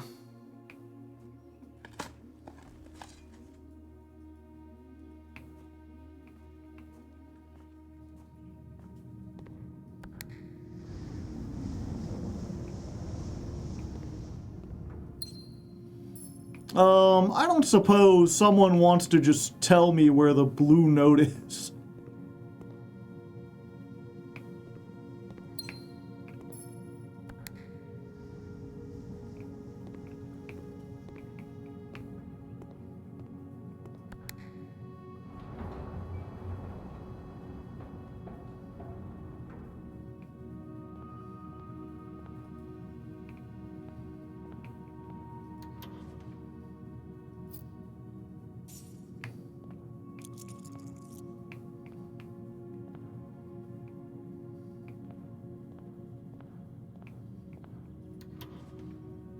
Hat stand.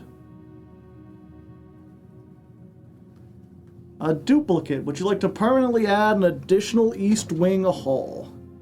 No, I think I'm fine.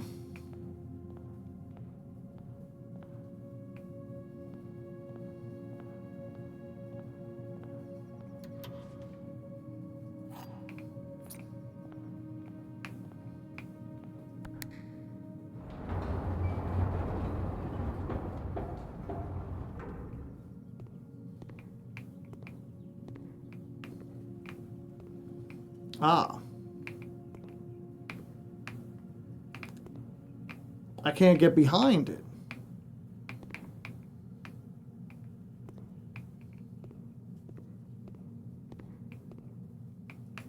Okay. If an item would be spread into the Chamber of Mirrors, 4 of those items are spread instead. How would you spread something into the Chamber of Mirrors?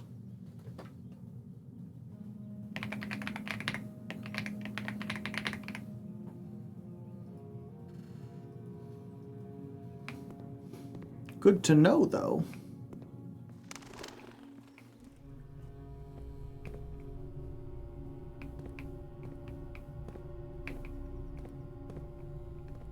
Well, money. Oh yeah, good point.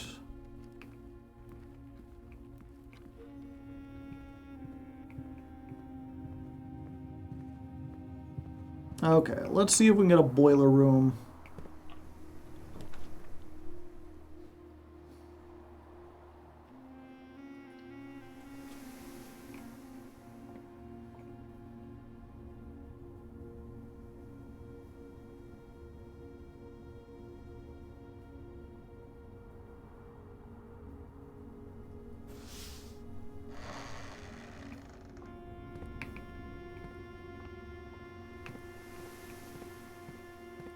We cannot. Well, we got enough money to buy more shit here. I am a banana.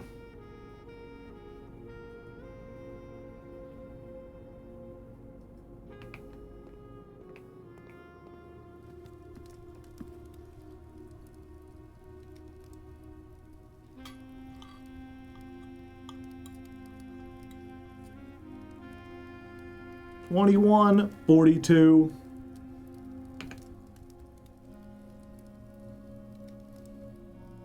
Is that everywhere we could go? Yeah, we've exhausted everything, except for this den over here.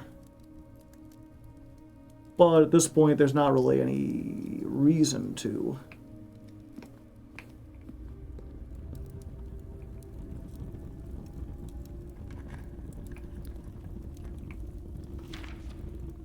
The true treasure of the trove is in the house. I had a note before that said the true treasure was outside the house. How many of these are there?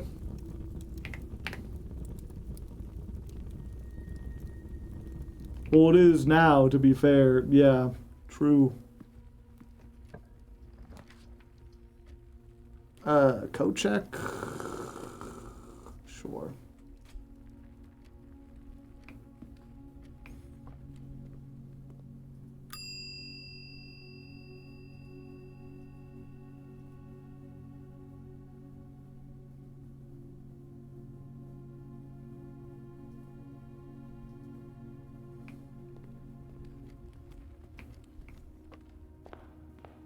Writing which notes and which treasure and so on. It could easily be a lie, yeah.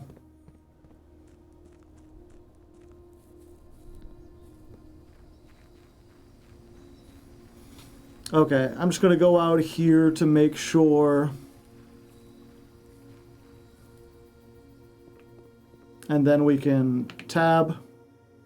Treasure chest has removed. That's 6, 7, 8, 9, 10. Bada bingo, bada bango. So many crates removed. I think we have enough to go check even, too.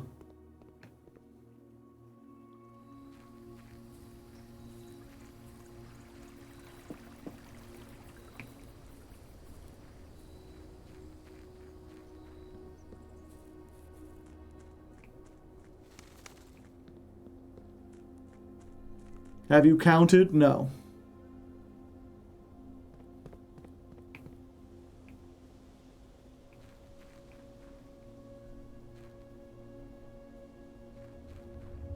I mean, even if they nerfed it, I'd only get one more.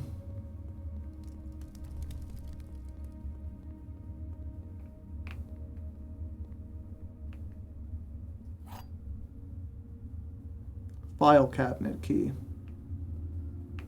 So I guess there's a way to open that if I want it.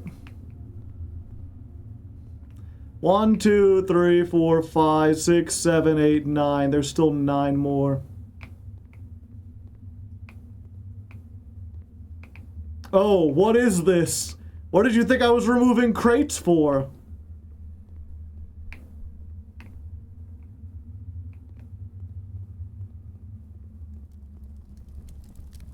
What could that be for, I wonder? That's for the archives, right?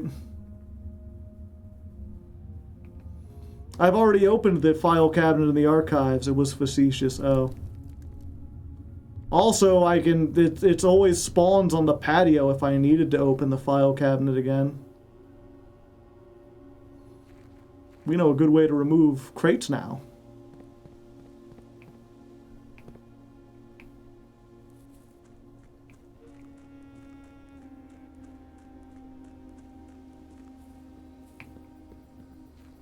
Every file cabinet is another drawer, is it?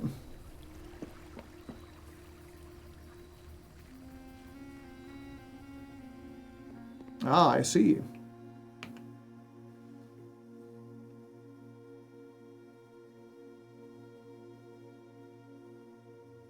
More lore? I guess we'll find out. We're gonna go ahead and call it a day. Do I still have the monk? I don't.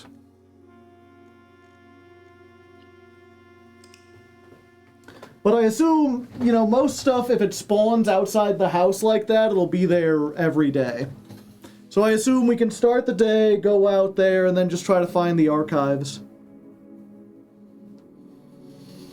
If there's another Shrine of the Monk outside, we'll do that. If there's not, hopefully there'll be the bunker, and then we can open the archives without, you know, completely shutting down our ability to play the game.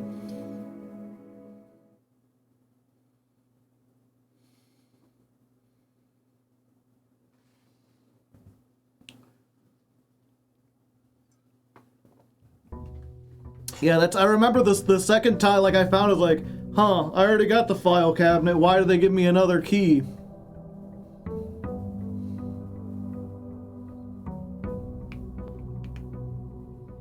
No, I kept the shovel and the coupon book.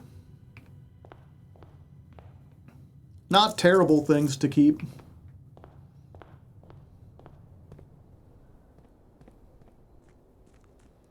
Okay, let's go see what we get outside first.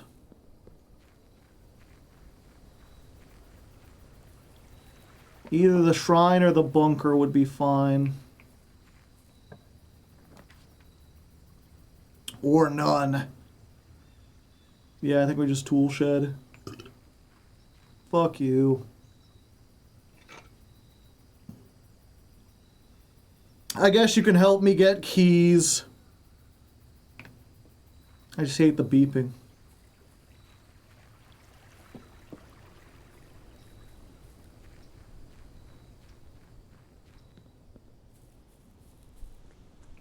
Will it beep around these, I wonder? Nope.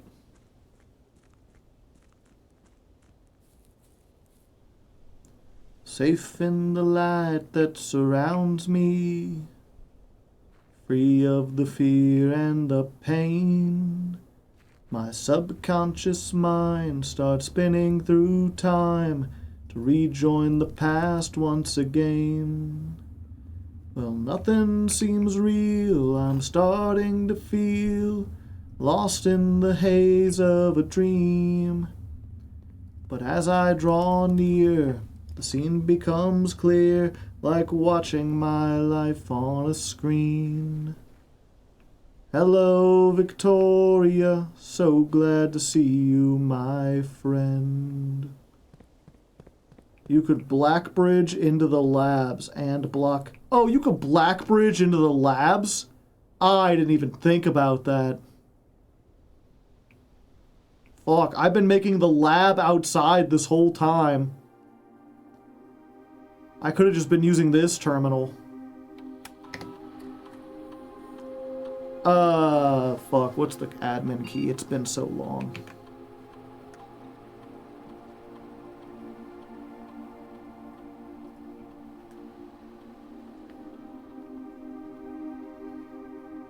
Oh, it's,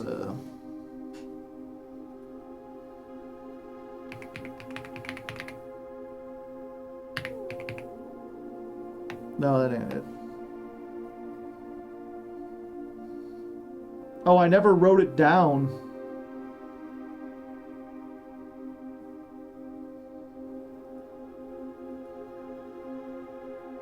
There's like 2 or 3 of them.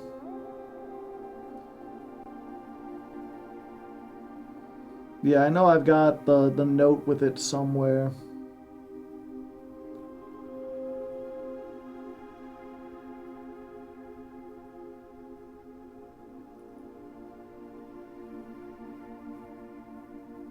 Randolph M. I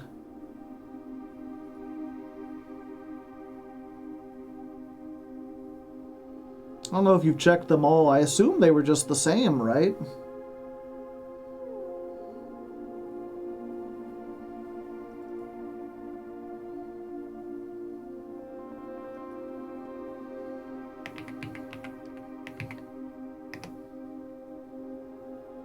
Oh.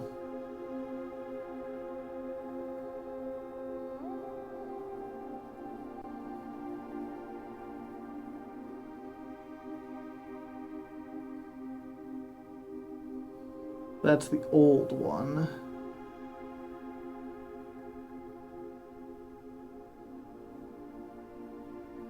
Fuck, do I not have the one from the lab?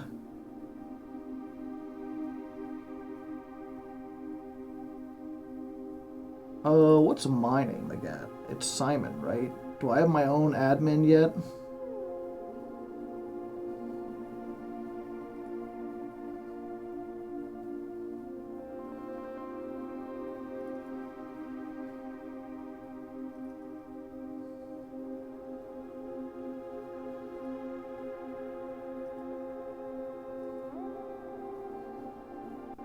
Simon hasn't been made one yet.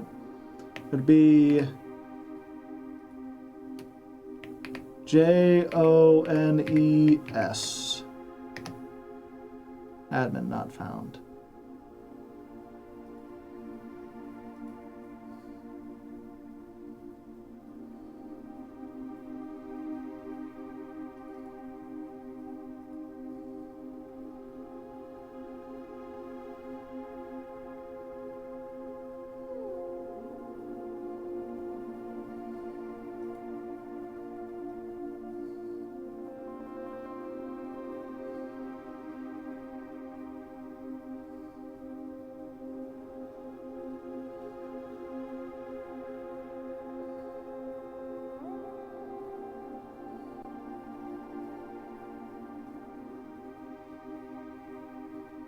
I think we used Babbage's. No, it was the... Fuck, I don't have it.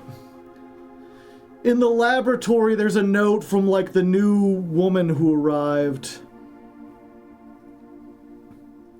Let me just look. Blueprints Laboratory. I forget her name.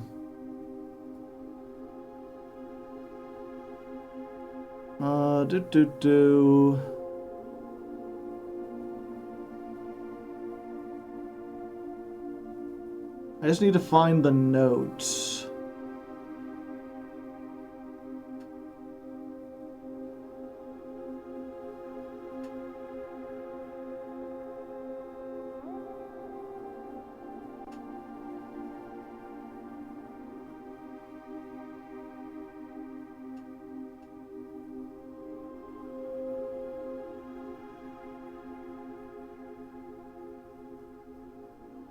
Do they not have it on here? Trying to find them on the wiki.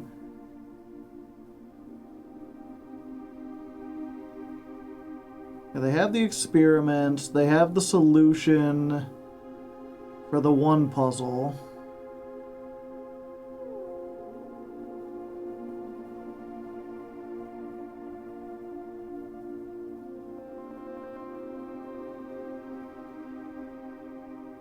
Blueprints Laboratory note.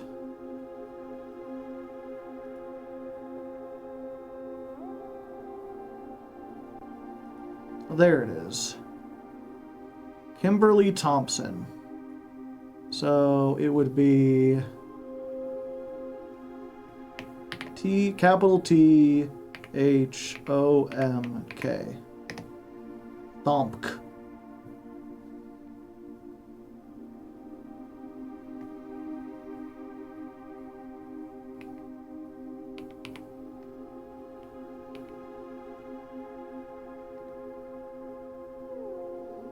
Yeah, there's got all of them.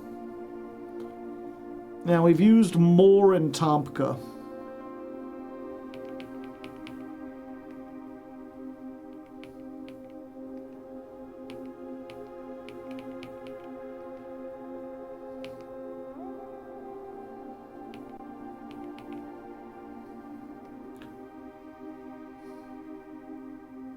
Terminal timeout. Also, whoever said it earlier, they're like, oh, you could just do the laboratory. You can't, actually.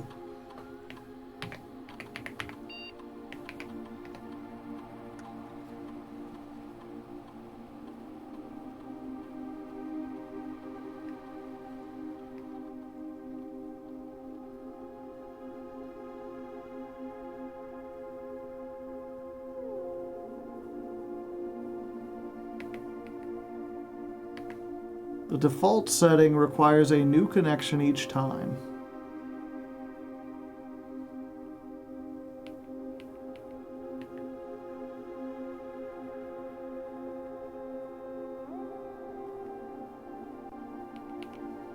The remote logout protocol.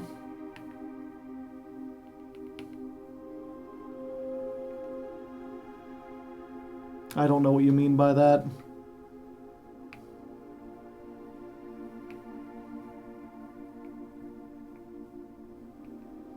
Mentioned 3 unlisted admin keys. Oh, it was delisted. That means they're no longer in use. I assume it's just Uncle's key and the other 2 people that died.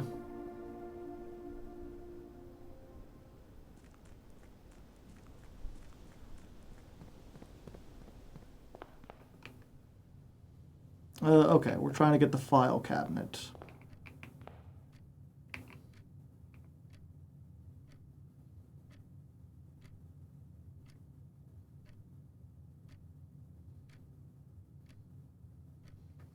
Oh.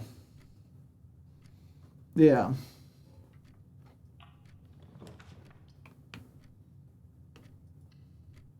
Do we pick blue on the crown to make sure we get... Oh.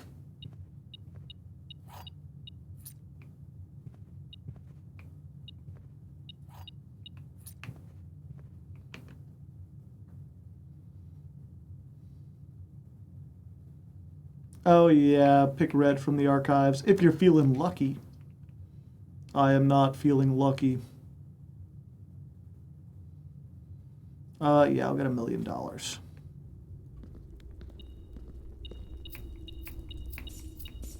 Yeah, I know. Please stop beeping. Why can't I turn this stupid thing off?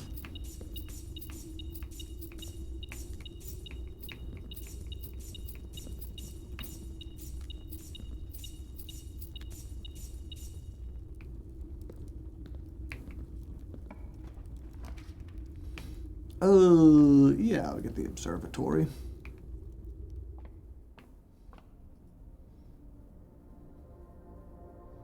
Ooh, so many stars.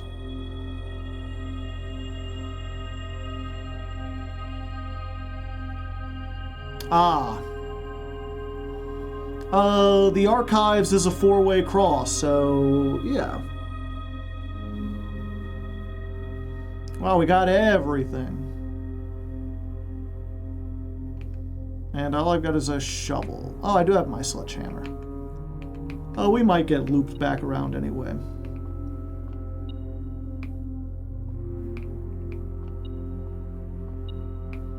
Wow, they're giving me a lot of keys.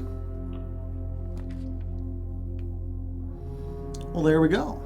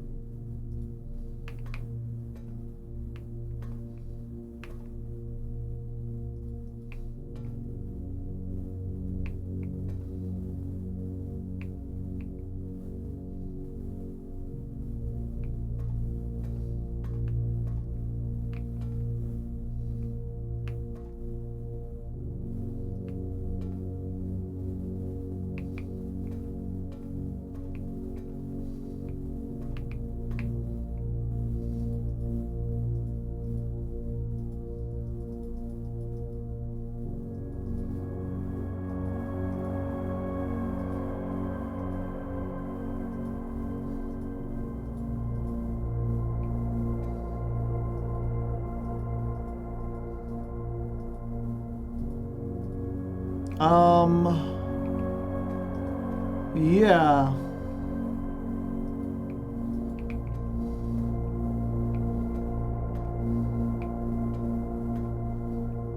Okay, so maybe this is just a spare key and I'm wasting my time.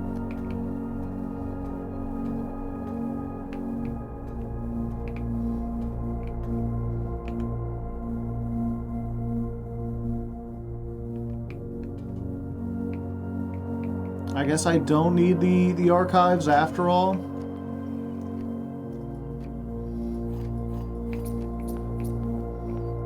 Unless there's something I'm missing. Feel free to let me know if there's something I'm missing.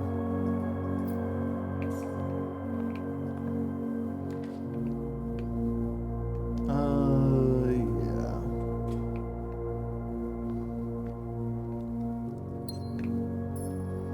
It's not used in the archives. There's the laboratory.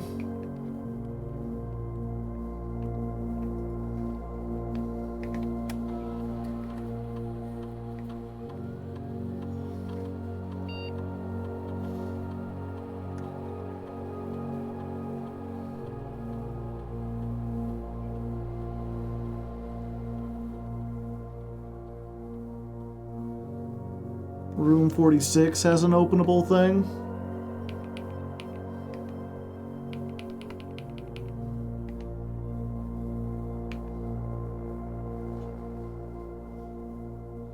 I do have a shovel. Let's try something a little unusual, chat. Each time you find trash while digging, remove a crate.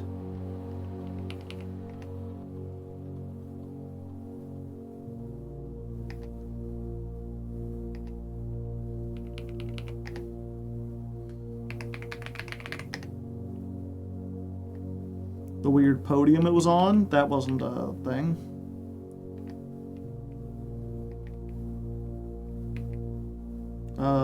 Security.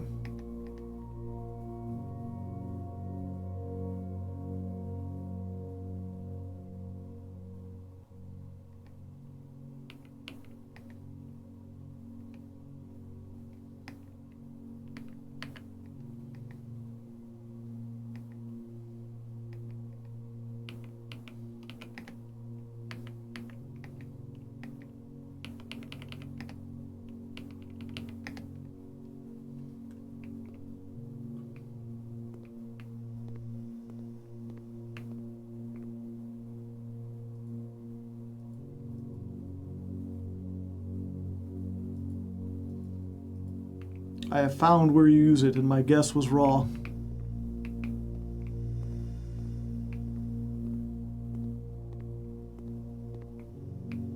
Yeah, I was like, oh, there's one here. But yeah, what we're going to do is we're going to set the banner to green, so that we're more likely to find rooms where we can dig, and then see if we can get more than 10.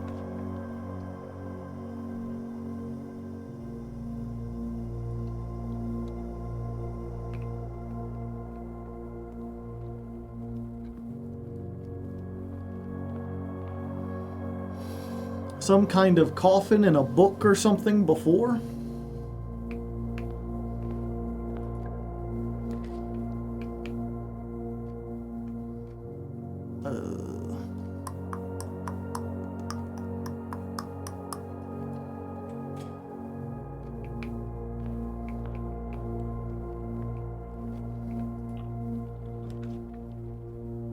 Yeah, we'll do this.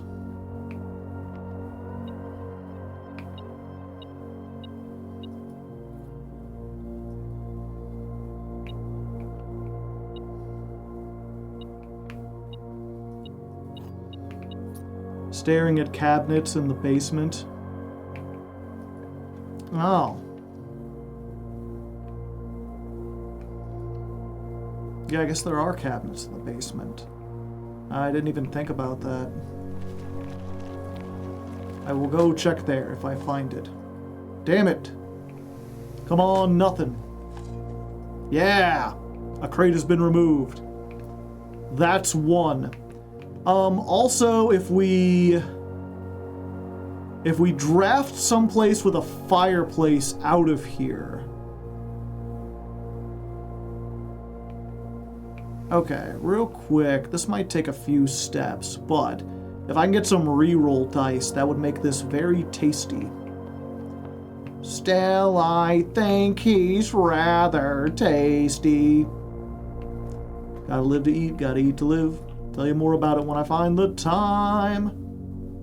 One jump ahead of the big jump.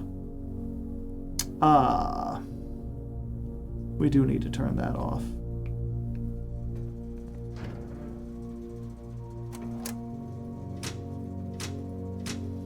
Okay.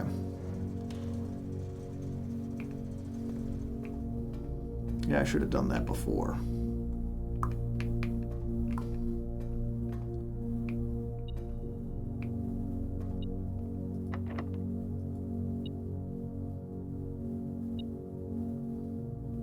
I've got 8.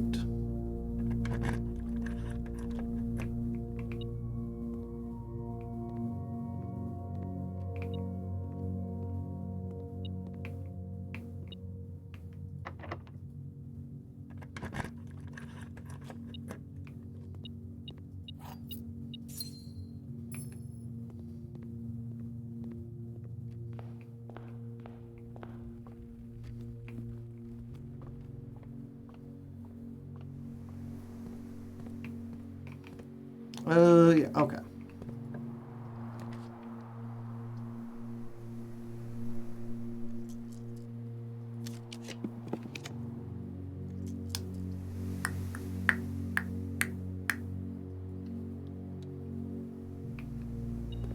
Not the best option, but it does have some diggable dirt. My favorite kind of dirt.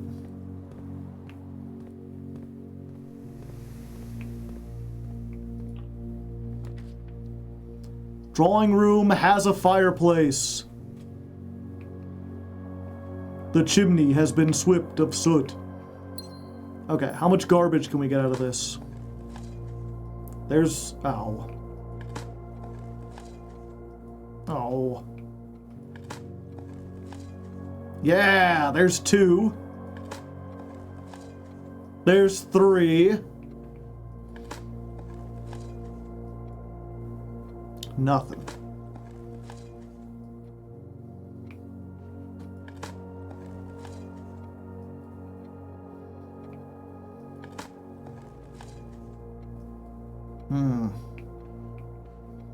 What could be beyond the crates, I wonder? Wander with me into a world of tomorrow. Yeah, we get the courtyard.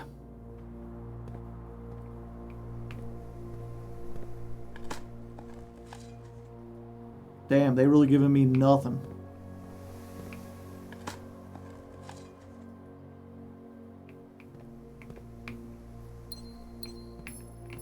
Smash. Becky, let me smash.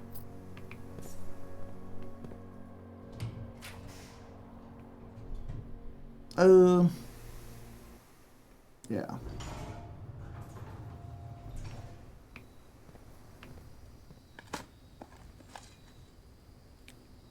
Four.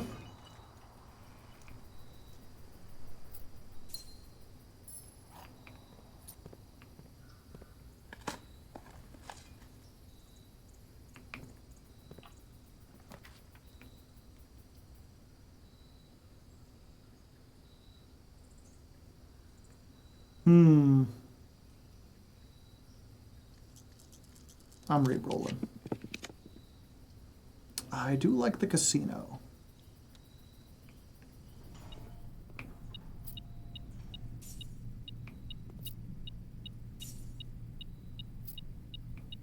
We have so much money. I can easily spend 100 on this. Let's go, let's go, let's go, let's go. 2 free spins.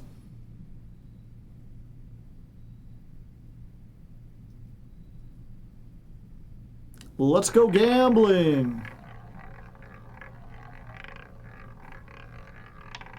Oh, no. Damn, we almost got 300. 10 of everything is great.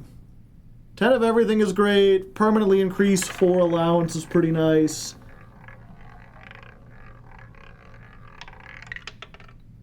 Nope, it might as well have landed on nothing the first time. 2 free spins is just nothing with extra steps.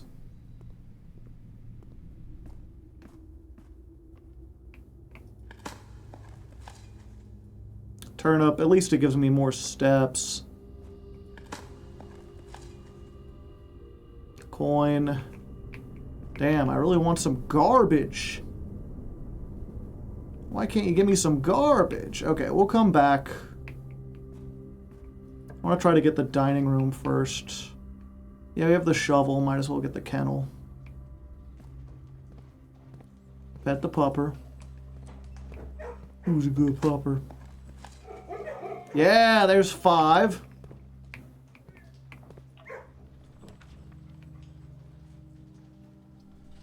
Yeah, might as well get this out of the way.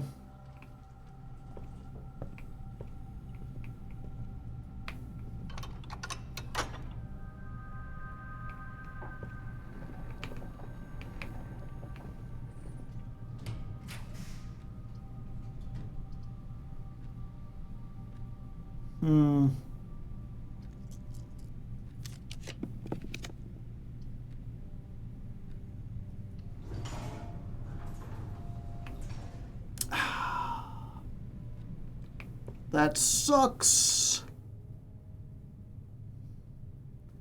That sucks when I'm this deep.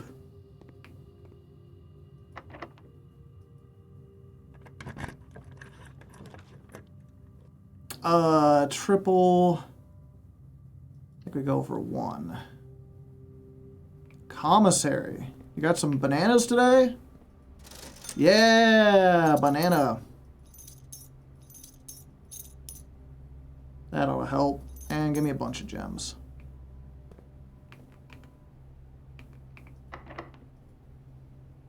Dining room, maybe? This could be anything. It could even be the dining room.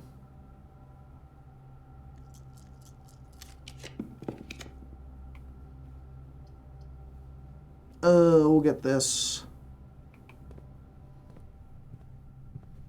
Gives us access to room 47.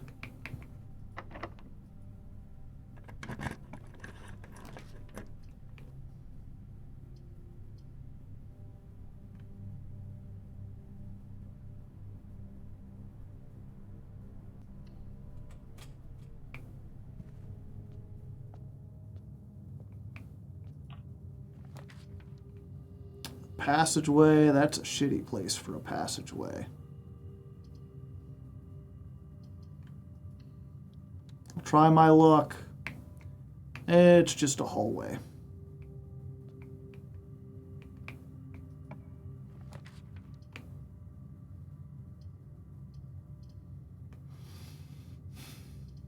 I'll try my luck. Is there dirt up there? I feel like there might be dirt up there. No, but there is an orange.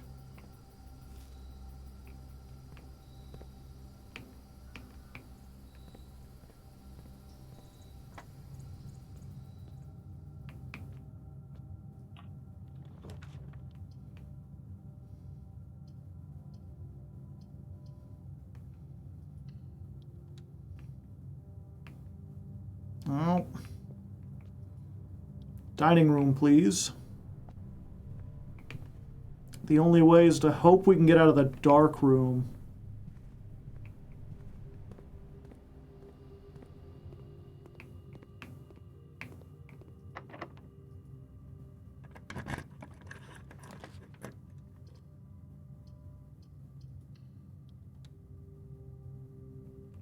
That sucks. Not even any special flowers, and I can't dig in here.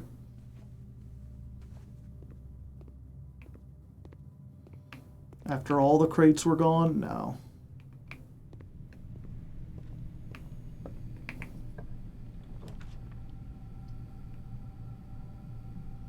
I mean, this isn't even like a bad thing.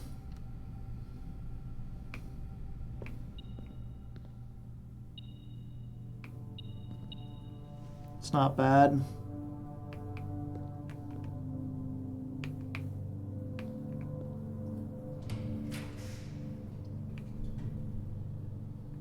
Yeah, this lets us continue up. It's not going to mean anything if we can't get a dining room here.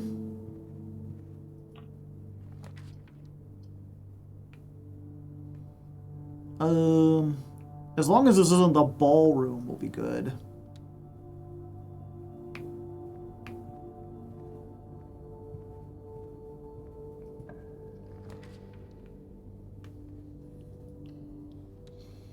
Got an apple in here. Not the ballroom, just the hall room.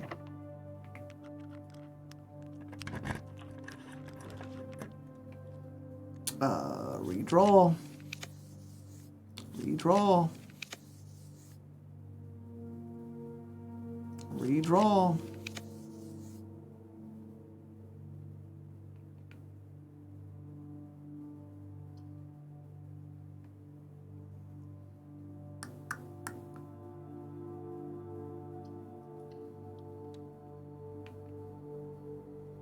Yeah, I don't want to risk losing the key.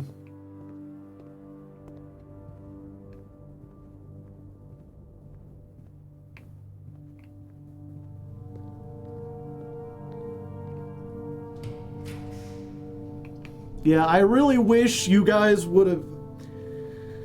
Is sitting there smirking like he's gonna get the archives and it's not going to do anything. I really wish you would have just told me. It would have saved me so much time.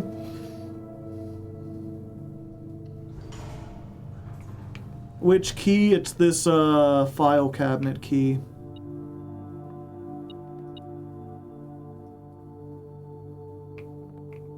Like, the general thing is like, yeah, avoid spoilers, but if I'm going to do something that just wastes time, I would rather know. Yeah, break room. Figuring it out is part of the fun. When the figuring it out is just trial and error, it's not very fun. I didn't think checking the archive was that much of a time. Checking the archive didn't take too much time. It's the fact that, well, now this run might be ruined because I can't get a dining room because the archive floor plans half the time are unknowns.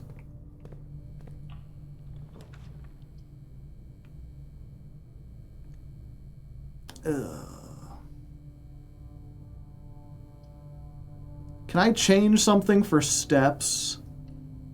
I forget. What are the ones without the... No, it's only on the special ones.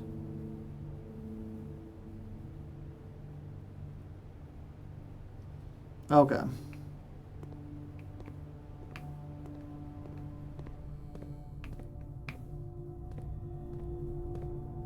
You still have to manage to clear out some crates. Yeah. It's one of those things, like, I always avoid the archive room because of all the red rooms. That one is the one that just, like, I have so many runs where it's like, it's not a fun restriction, and it's not a restriction that, like, makes it more interesting.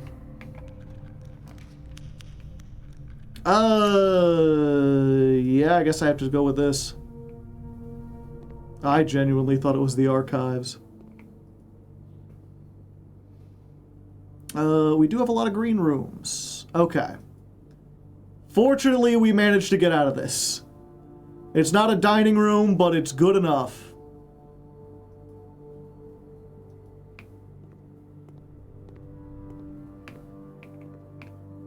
The benefit is that the archive is a 4-room exit.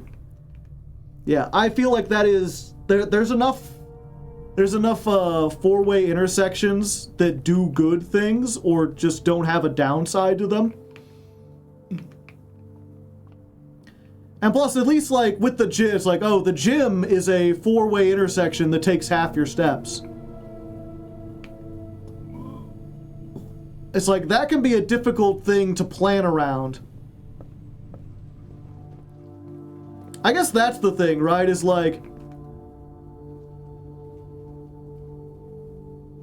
maybe I shouldn't have taken the weight room. I took it with the assumption that I would be able to... then, from there, be able to get a dining room using rerolls. But when 1/3 of my choices are... blanked out, it's like, well, now I have to get extremely lucky to find the one I want, and who knows, I could be rolling the one I want and not even know because it's invisible.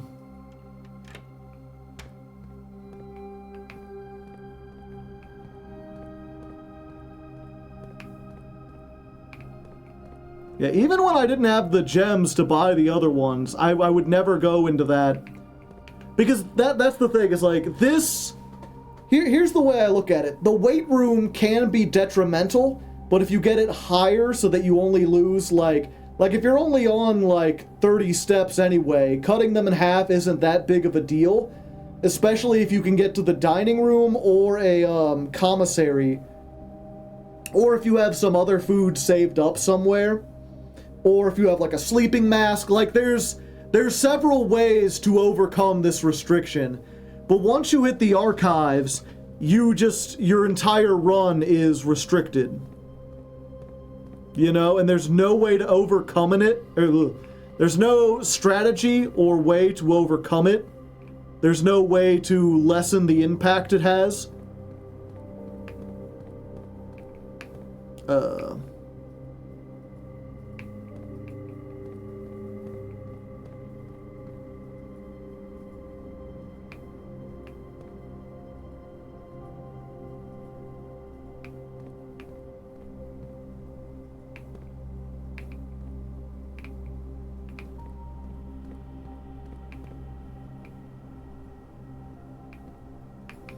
Well, let's go.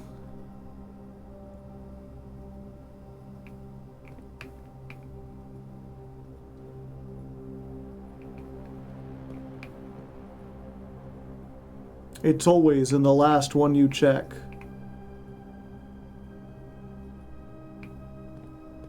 Or it's not in here at all.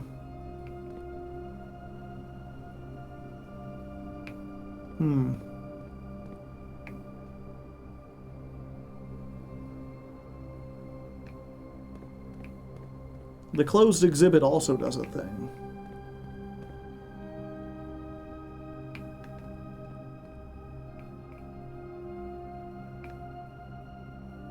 Just gotta keep searching.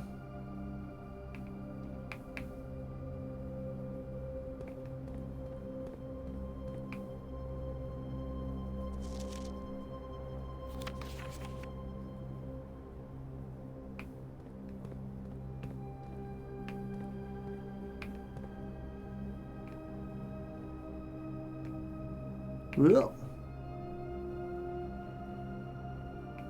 the answer is not here. Oh, okay.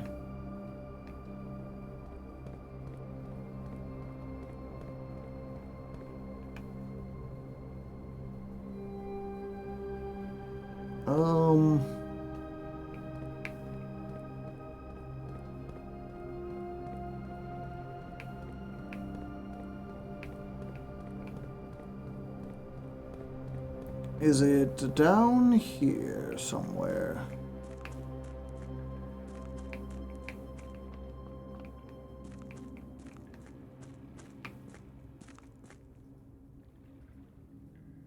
Aha! To the Baroness of Mount Hawley for her own hand. Oh boy.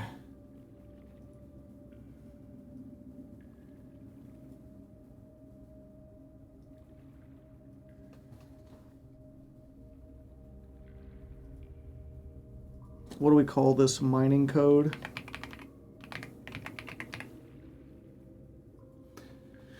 By the Third Era, numeric codes had fallen completely out of favor and were no longer being included in proofs by serious arithmetics. This concept, once considered sacred, was now regarded as over-engineered concept that only served to slow further advancement as the field. As Philip Wilkins once famously put it, steps to find a numeric core. Take any number with 4 or more digits without changing the sequence. Split that number into 4 smaller numbers.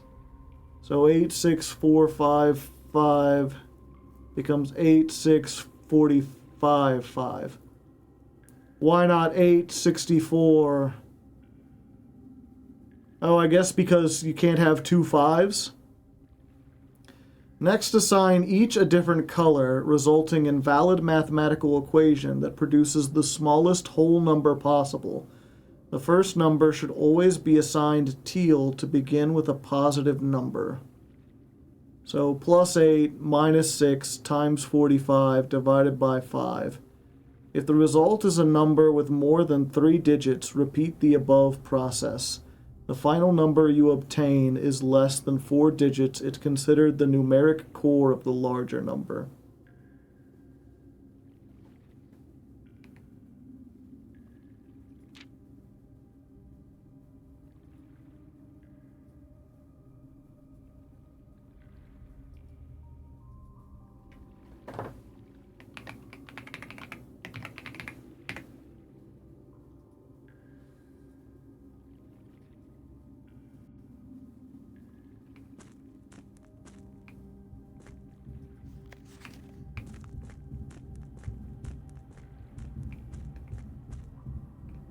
Do we have a debt or something number like that? A department number? There's been a lot of notes we've been seeing that have to do with coat of arms and the numbers on those. Maybe that has something to do with something. There's also all 4 of the codes are like, there's the 8 gate codes that we had earlier that I'm not sure if I wrote down.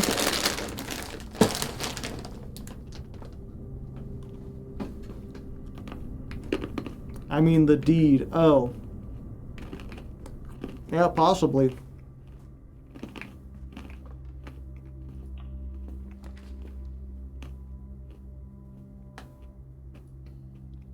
Bathroom? No. Okay. One more thing to do. How do I get there? Gotta go down to the casino.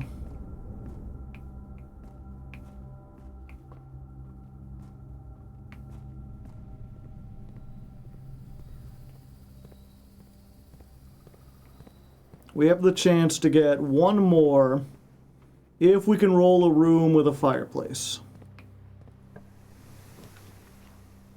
Does the reading nook have a fireplace?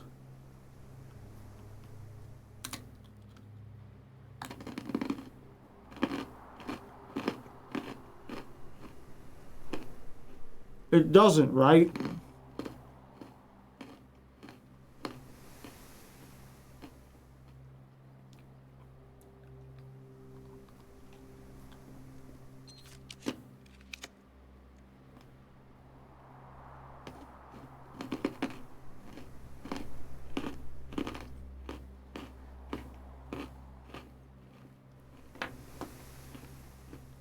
The guest bedroom doesn't have one, I know.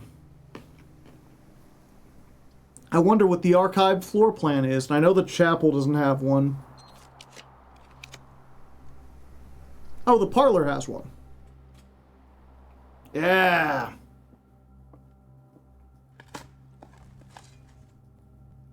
I forget how many we at. 6? Come on, trash. Give me the trash.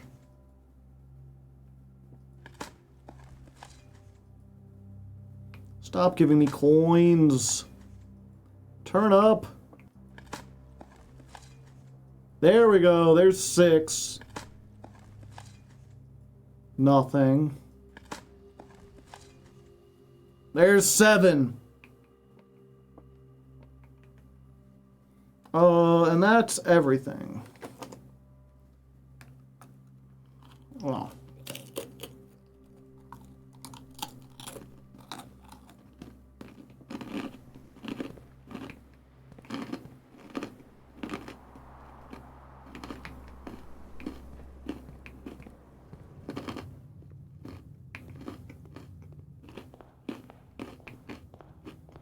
Let's go check the progress.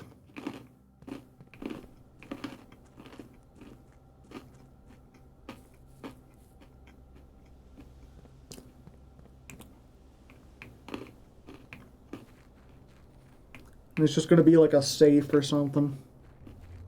And I'm not going to feel very safe at all.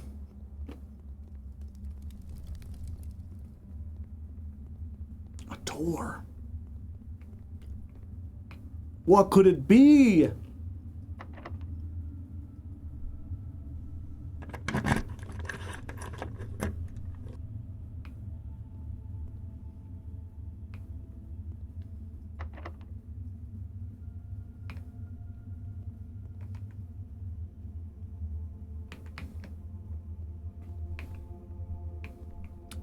One second.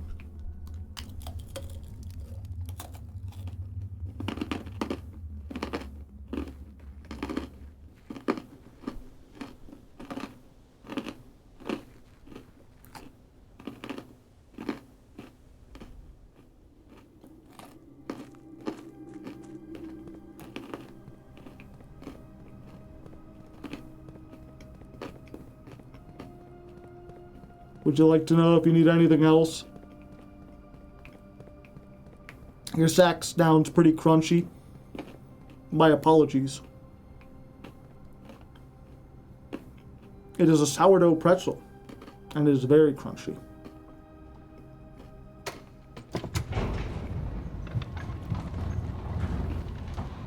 I bet he doesn't need a hint. We'll see. I think we'll just see it's the surprise. In this case, if I find something else, you know, it'll be authentic.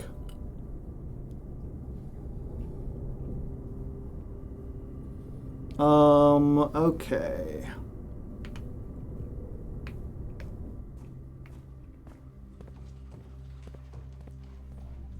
It's not like before, like, I feel like, I'm trying to get these rules, but it's like, I feel as though if I'm like, okay, I know where the archives are, let's go draft the archive room. And then I go to draft the archive room, it's easy to be like, that was a good assumption, but it's not the archive room. And it's like, okay. But in this case, I don't have any assumption as to what I could do. So, like, if I happen to need, like, 10 gems, it's like, well, I'm not gonna get 10 gems anyway.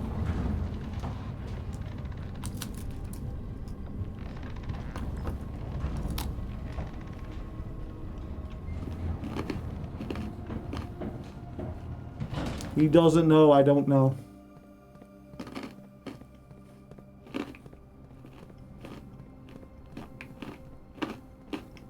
I'm not good at puzzle games.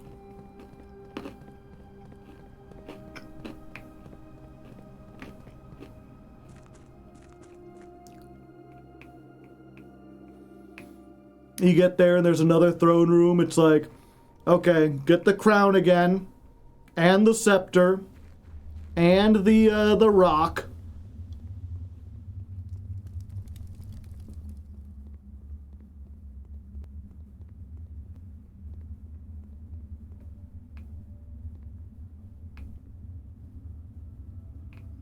Second basement key.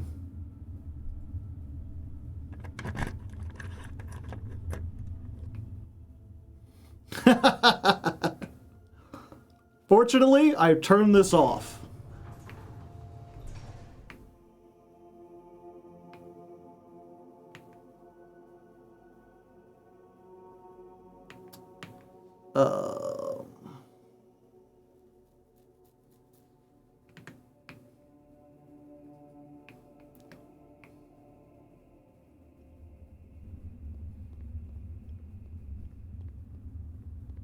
Back we go.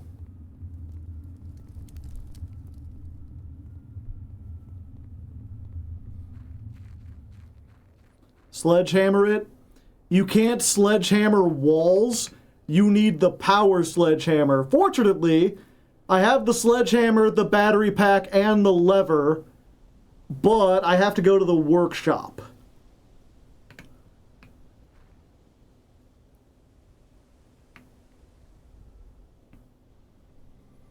So we're using another, like, 10 steps.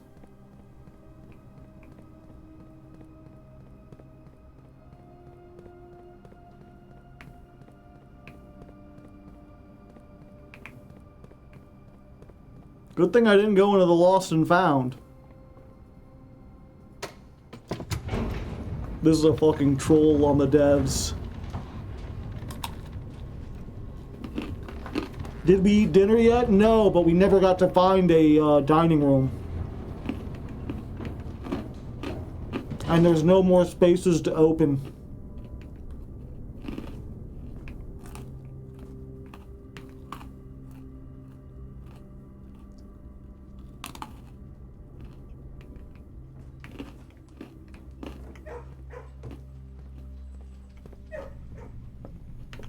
When I got to this point, I needed to do like another 3 runs. Understandable. Fortunately, I am built different.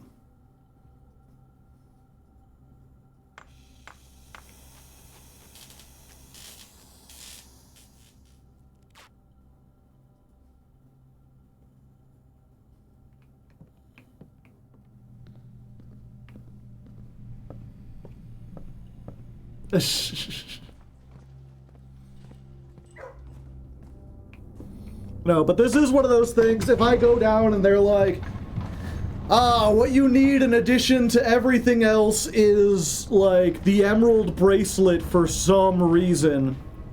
At that point, I'll be like, okay, just tell me everything I need.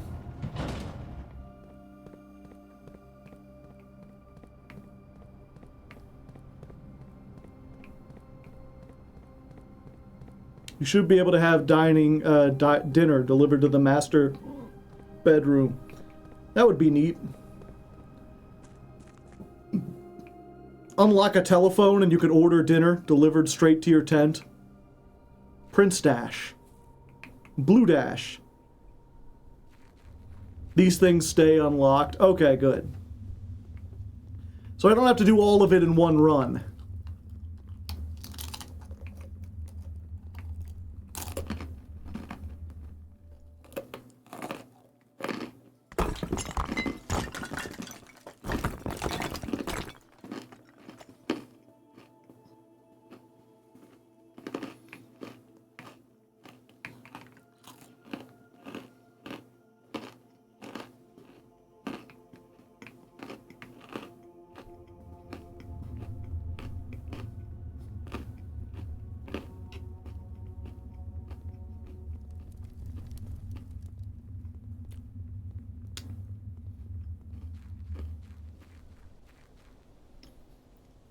Yeah, this is the developers telling you to go fuck yourself. I'm like, reasonably, what else could I be expected to have?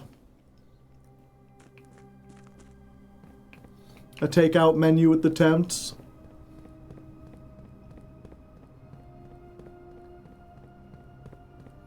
There's more than one power box. Yeah, I forget where the other one's downstairs, right? There's like the one down there, and there's the one in the power room. Or is it just I hit the one in the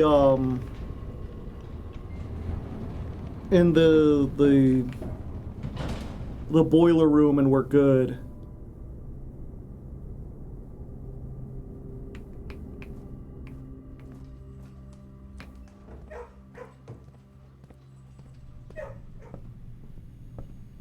The boiler room should open both.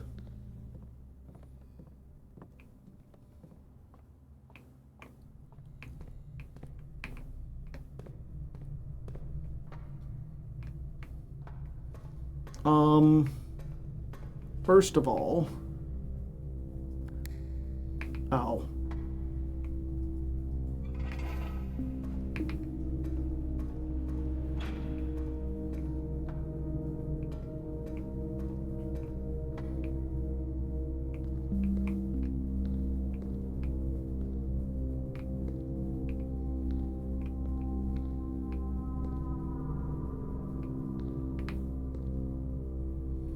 I want to turn on the power here, but I forget how to do that because it's been so long.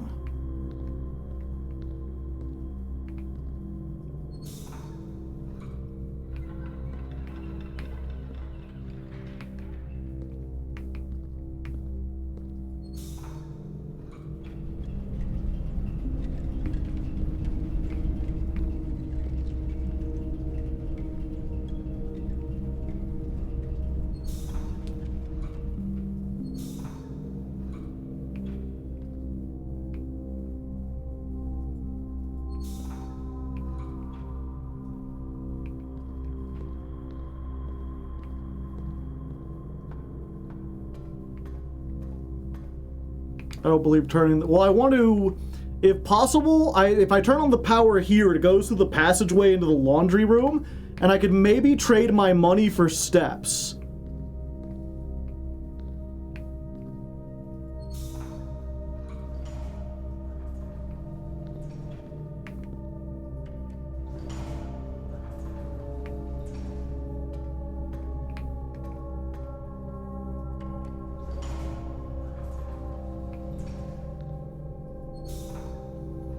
I just have to remember. So this is good. We've got to get that going again.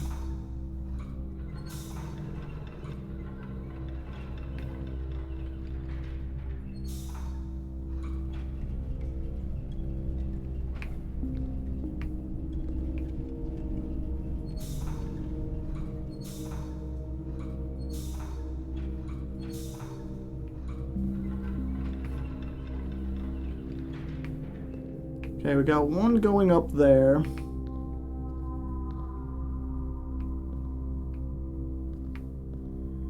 Man, it's been so long since I've done this puzzle.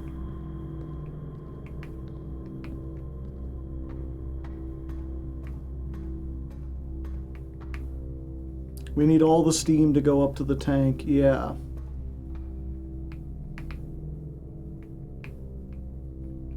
One, two. So that one's going to it. Yeah.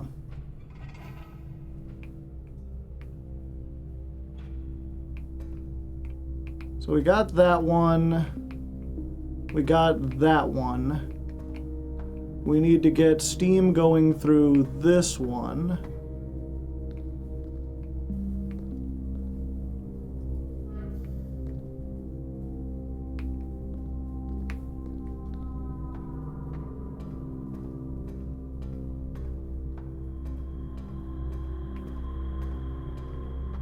There we go.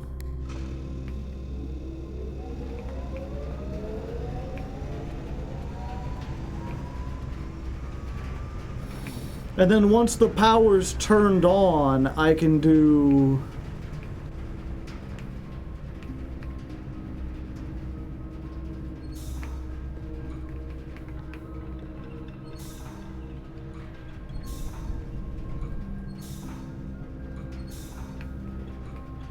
Okay, and that gives power to the red box.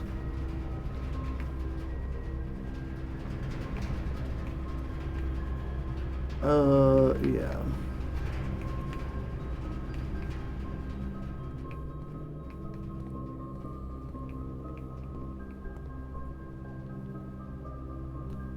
Swap shoes for gems.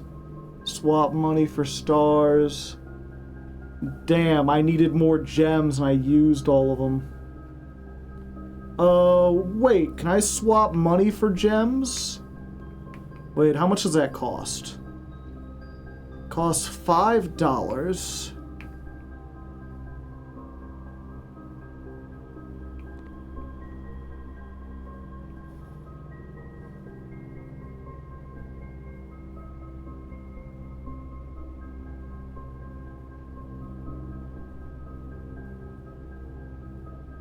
Yeah. I'll have 5 left, right? No, I'll have none left. So we swap money, yeah, we swap keys and gems first.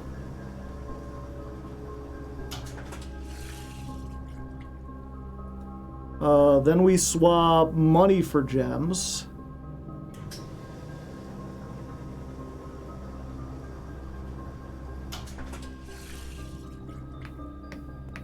Then we swap gems for steps.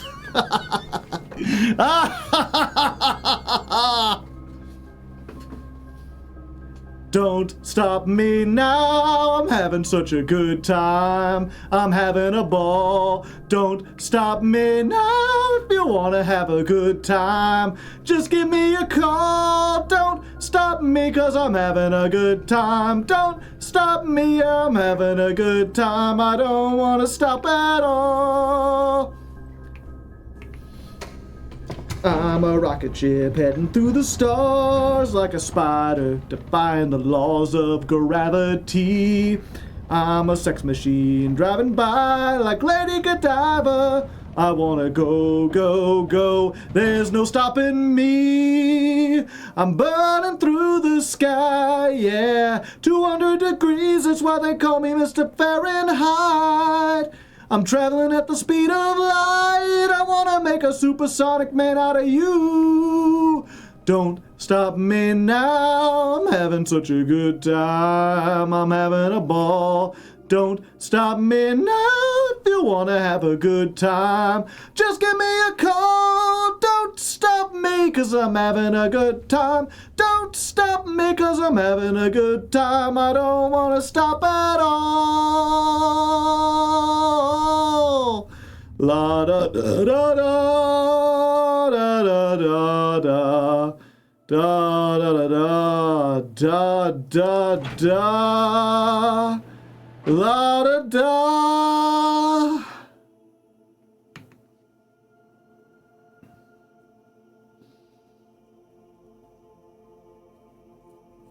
Someone asked before to explain what you need on each door at each point.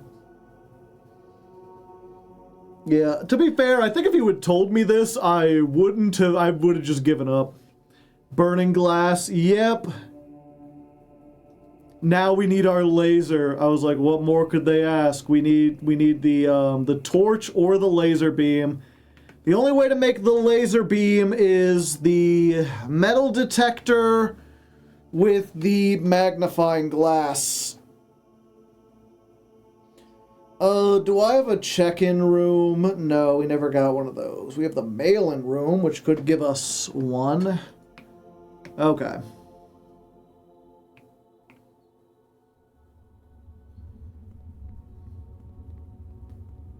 I'm trying to think, what are they going to make us have the, like, turbo shovel, too? YOLO, lost and found.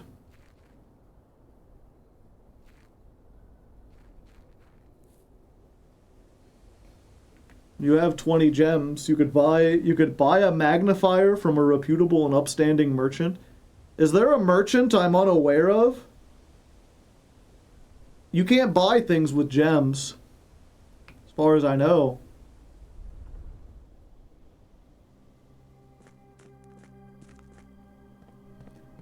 Unless you're talking about Resident Evil 4. What you buying? What you selling? Oh, I'll buy it for a high price.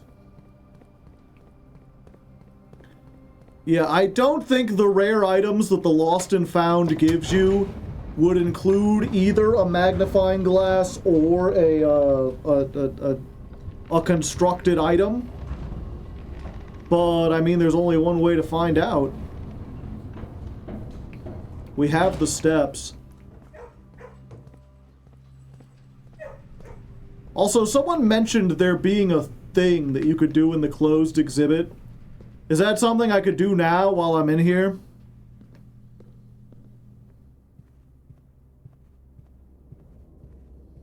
Can we rip one off the wall?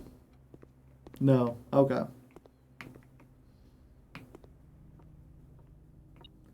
You've lost your compass.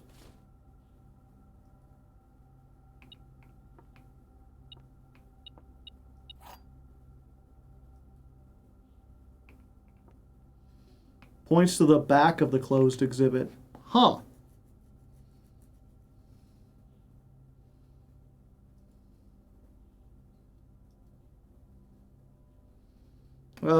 We didn't get an observatory. Or we did, but we didn't get the other one. Okay. The telescope is basically the magnifying glass.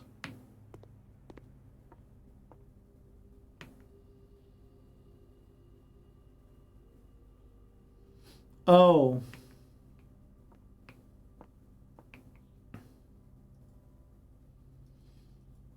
I see.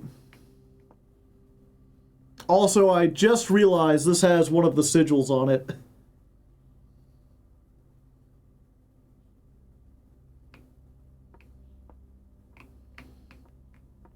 I didn't recognize this as a sigil before, but that's absolutely a sigil.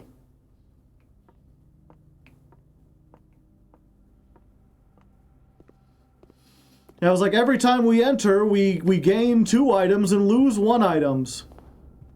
Nope, it ain't working like that. Yeah.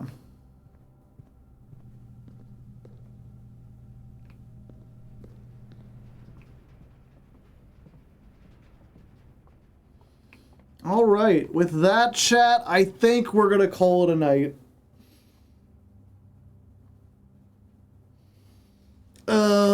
What do we do next time?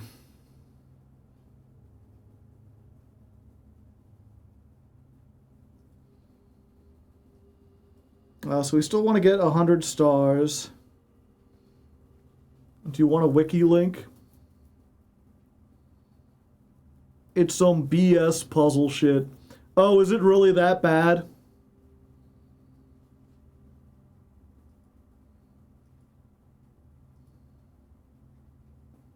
A lot of math and ciphers. Do the doors you open stay open? They said they did. I can't imagine being able to get all of this in one run.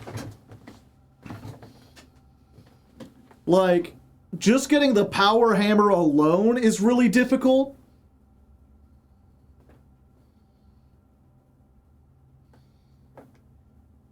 What is it? The family core? Yeah, I assume so. I ain't doing a whole bunch of math. I'll just look up the answer to that. I believe if you change the Steam, it closes the door, but otherwise. Yeah, go ahead and send me the link.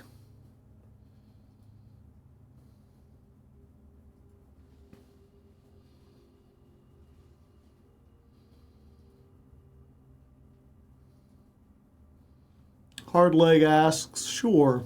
Or you could just you just private message me.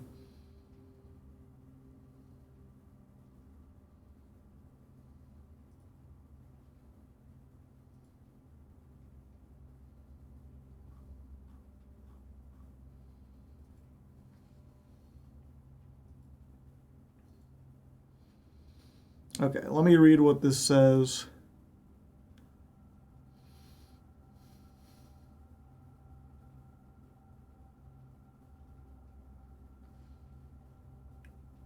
The cipher.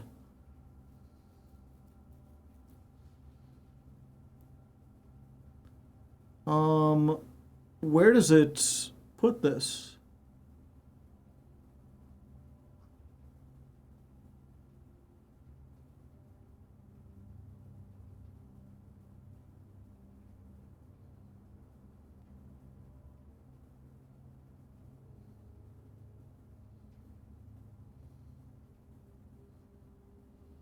See the still water puzzle for more details.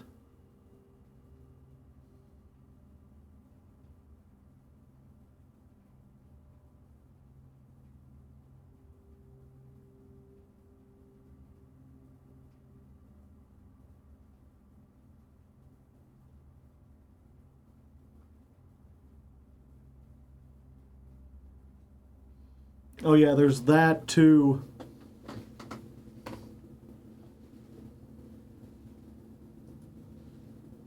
The in-game music moves so well.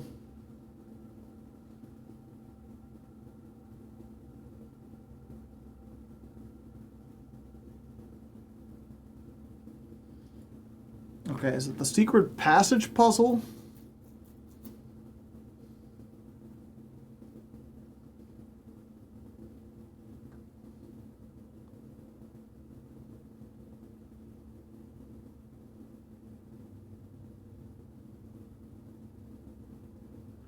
After drafting the secret passage in the outer room, a new white book appears on its bookshelf between the orange and green books. The white book cannot be pulled just yet. You're getting into heavy spoilers. The secret passage is after the still water. Yeah, I'm trying to like find the thing of like he sent me this like the family core cipher, but what do I need to get to where I use the cipher?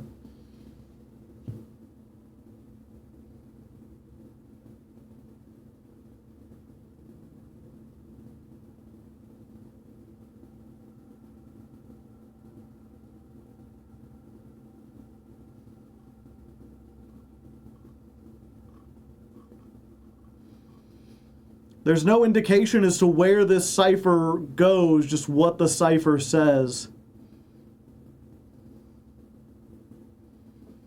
That's the 8 key from the gallery.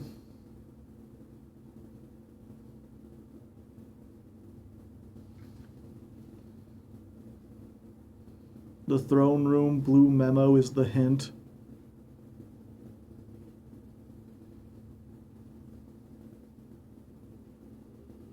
The family core is the last thing.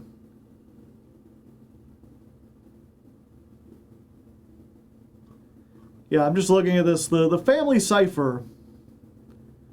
The Roman numerals represent different numbers. One can be seen in the wine cellar.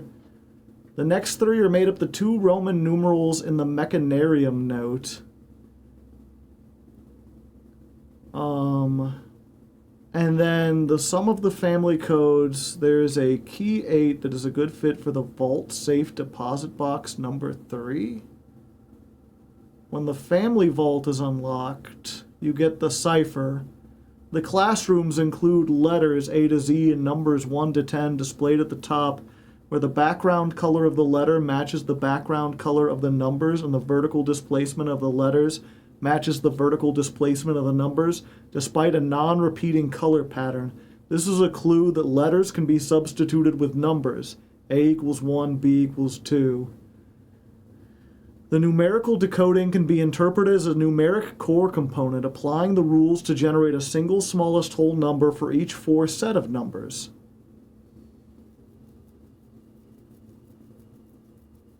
You need to do numeric core stuff.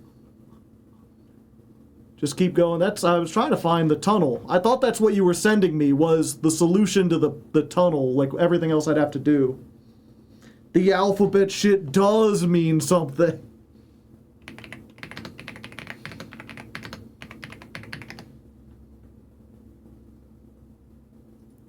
Tunnel area. A normal locked door remains over. A basement door requires the basement key remains open. Security. If you've shut off the security system, you should not need a key card. Remains open. A weak wall that requires the power hammer.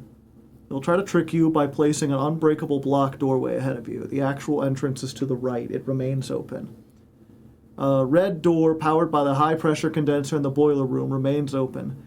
A door flanked by a pair of ruby candles requires the burning glass or the torch. Remains open even though the candles extinguish when you call it a day.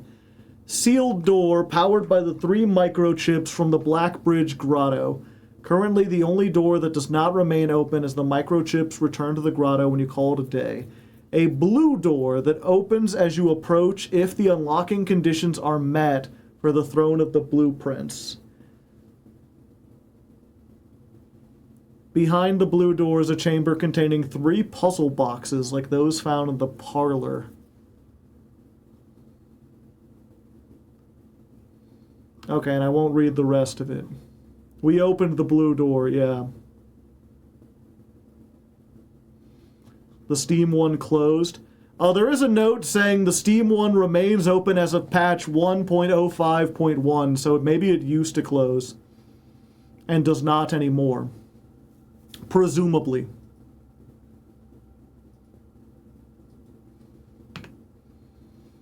But yeah, we'll at least get in there. It seems like the only thing we have to do is find the, Okay, so we need to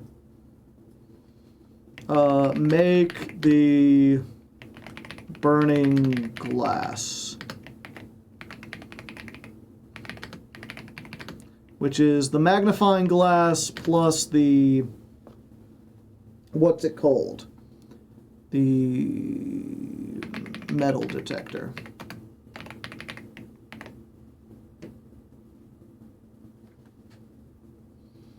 There's more in Blackbridge if we find them. I see.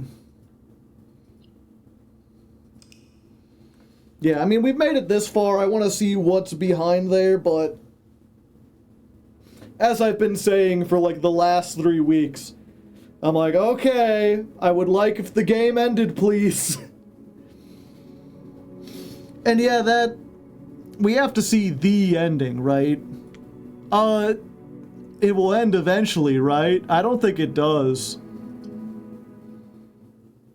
If the video I've seen, or not, what was it? I haven't seen it yet, but I've got a video queued up that's been recommended to me.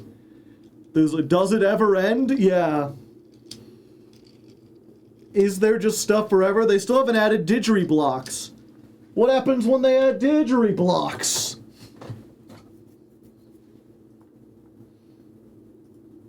Again, you know, they're to be commended. I'm sure there are people who love this kind of stuff. Explaining every puzzle in the game. It was 7 hours long.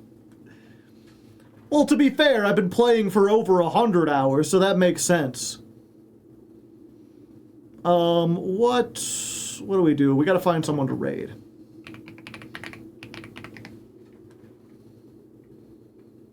It contains some bullshit. In the novel, if you look at the right side of the chimney, you can see an E. Does that mean anything? Who knows? Hard to say, hard to leg, hard to beat a broken egg.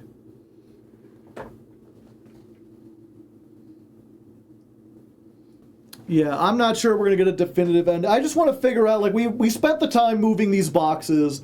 I might as well go in and see what's inside with these puzzle boxes or whatever. If you look up in the mechanarium, there's an N for seemingly no reason. Well, they've already set forth that, like, they're willing to put red herrings wherever. So yeah, we're nearing the end. Next time we're going to get what was it? We've got to do Outer Wilds because I've got a Patreon request for it. Then we can finally do Laika and then Resident Evil 9.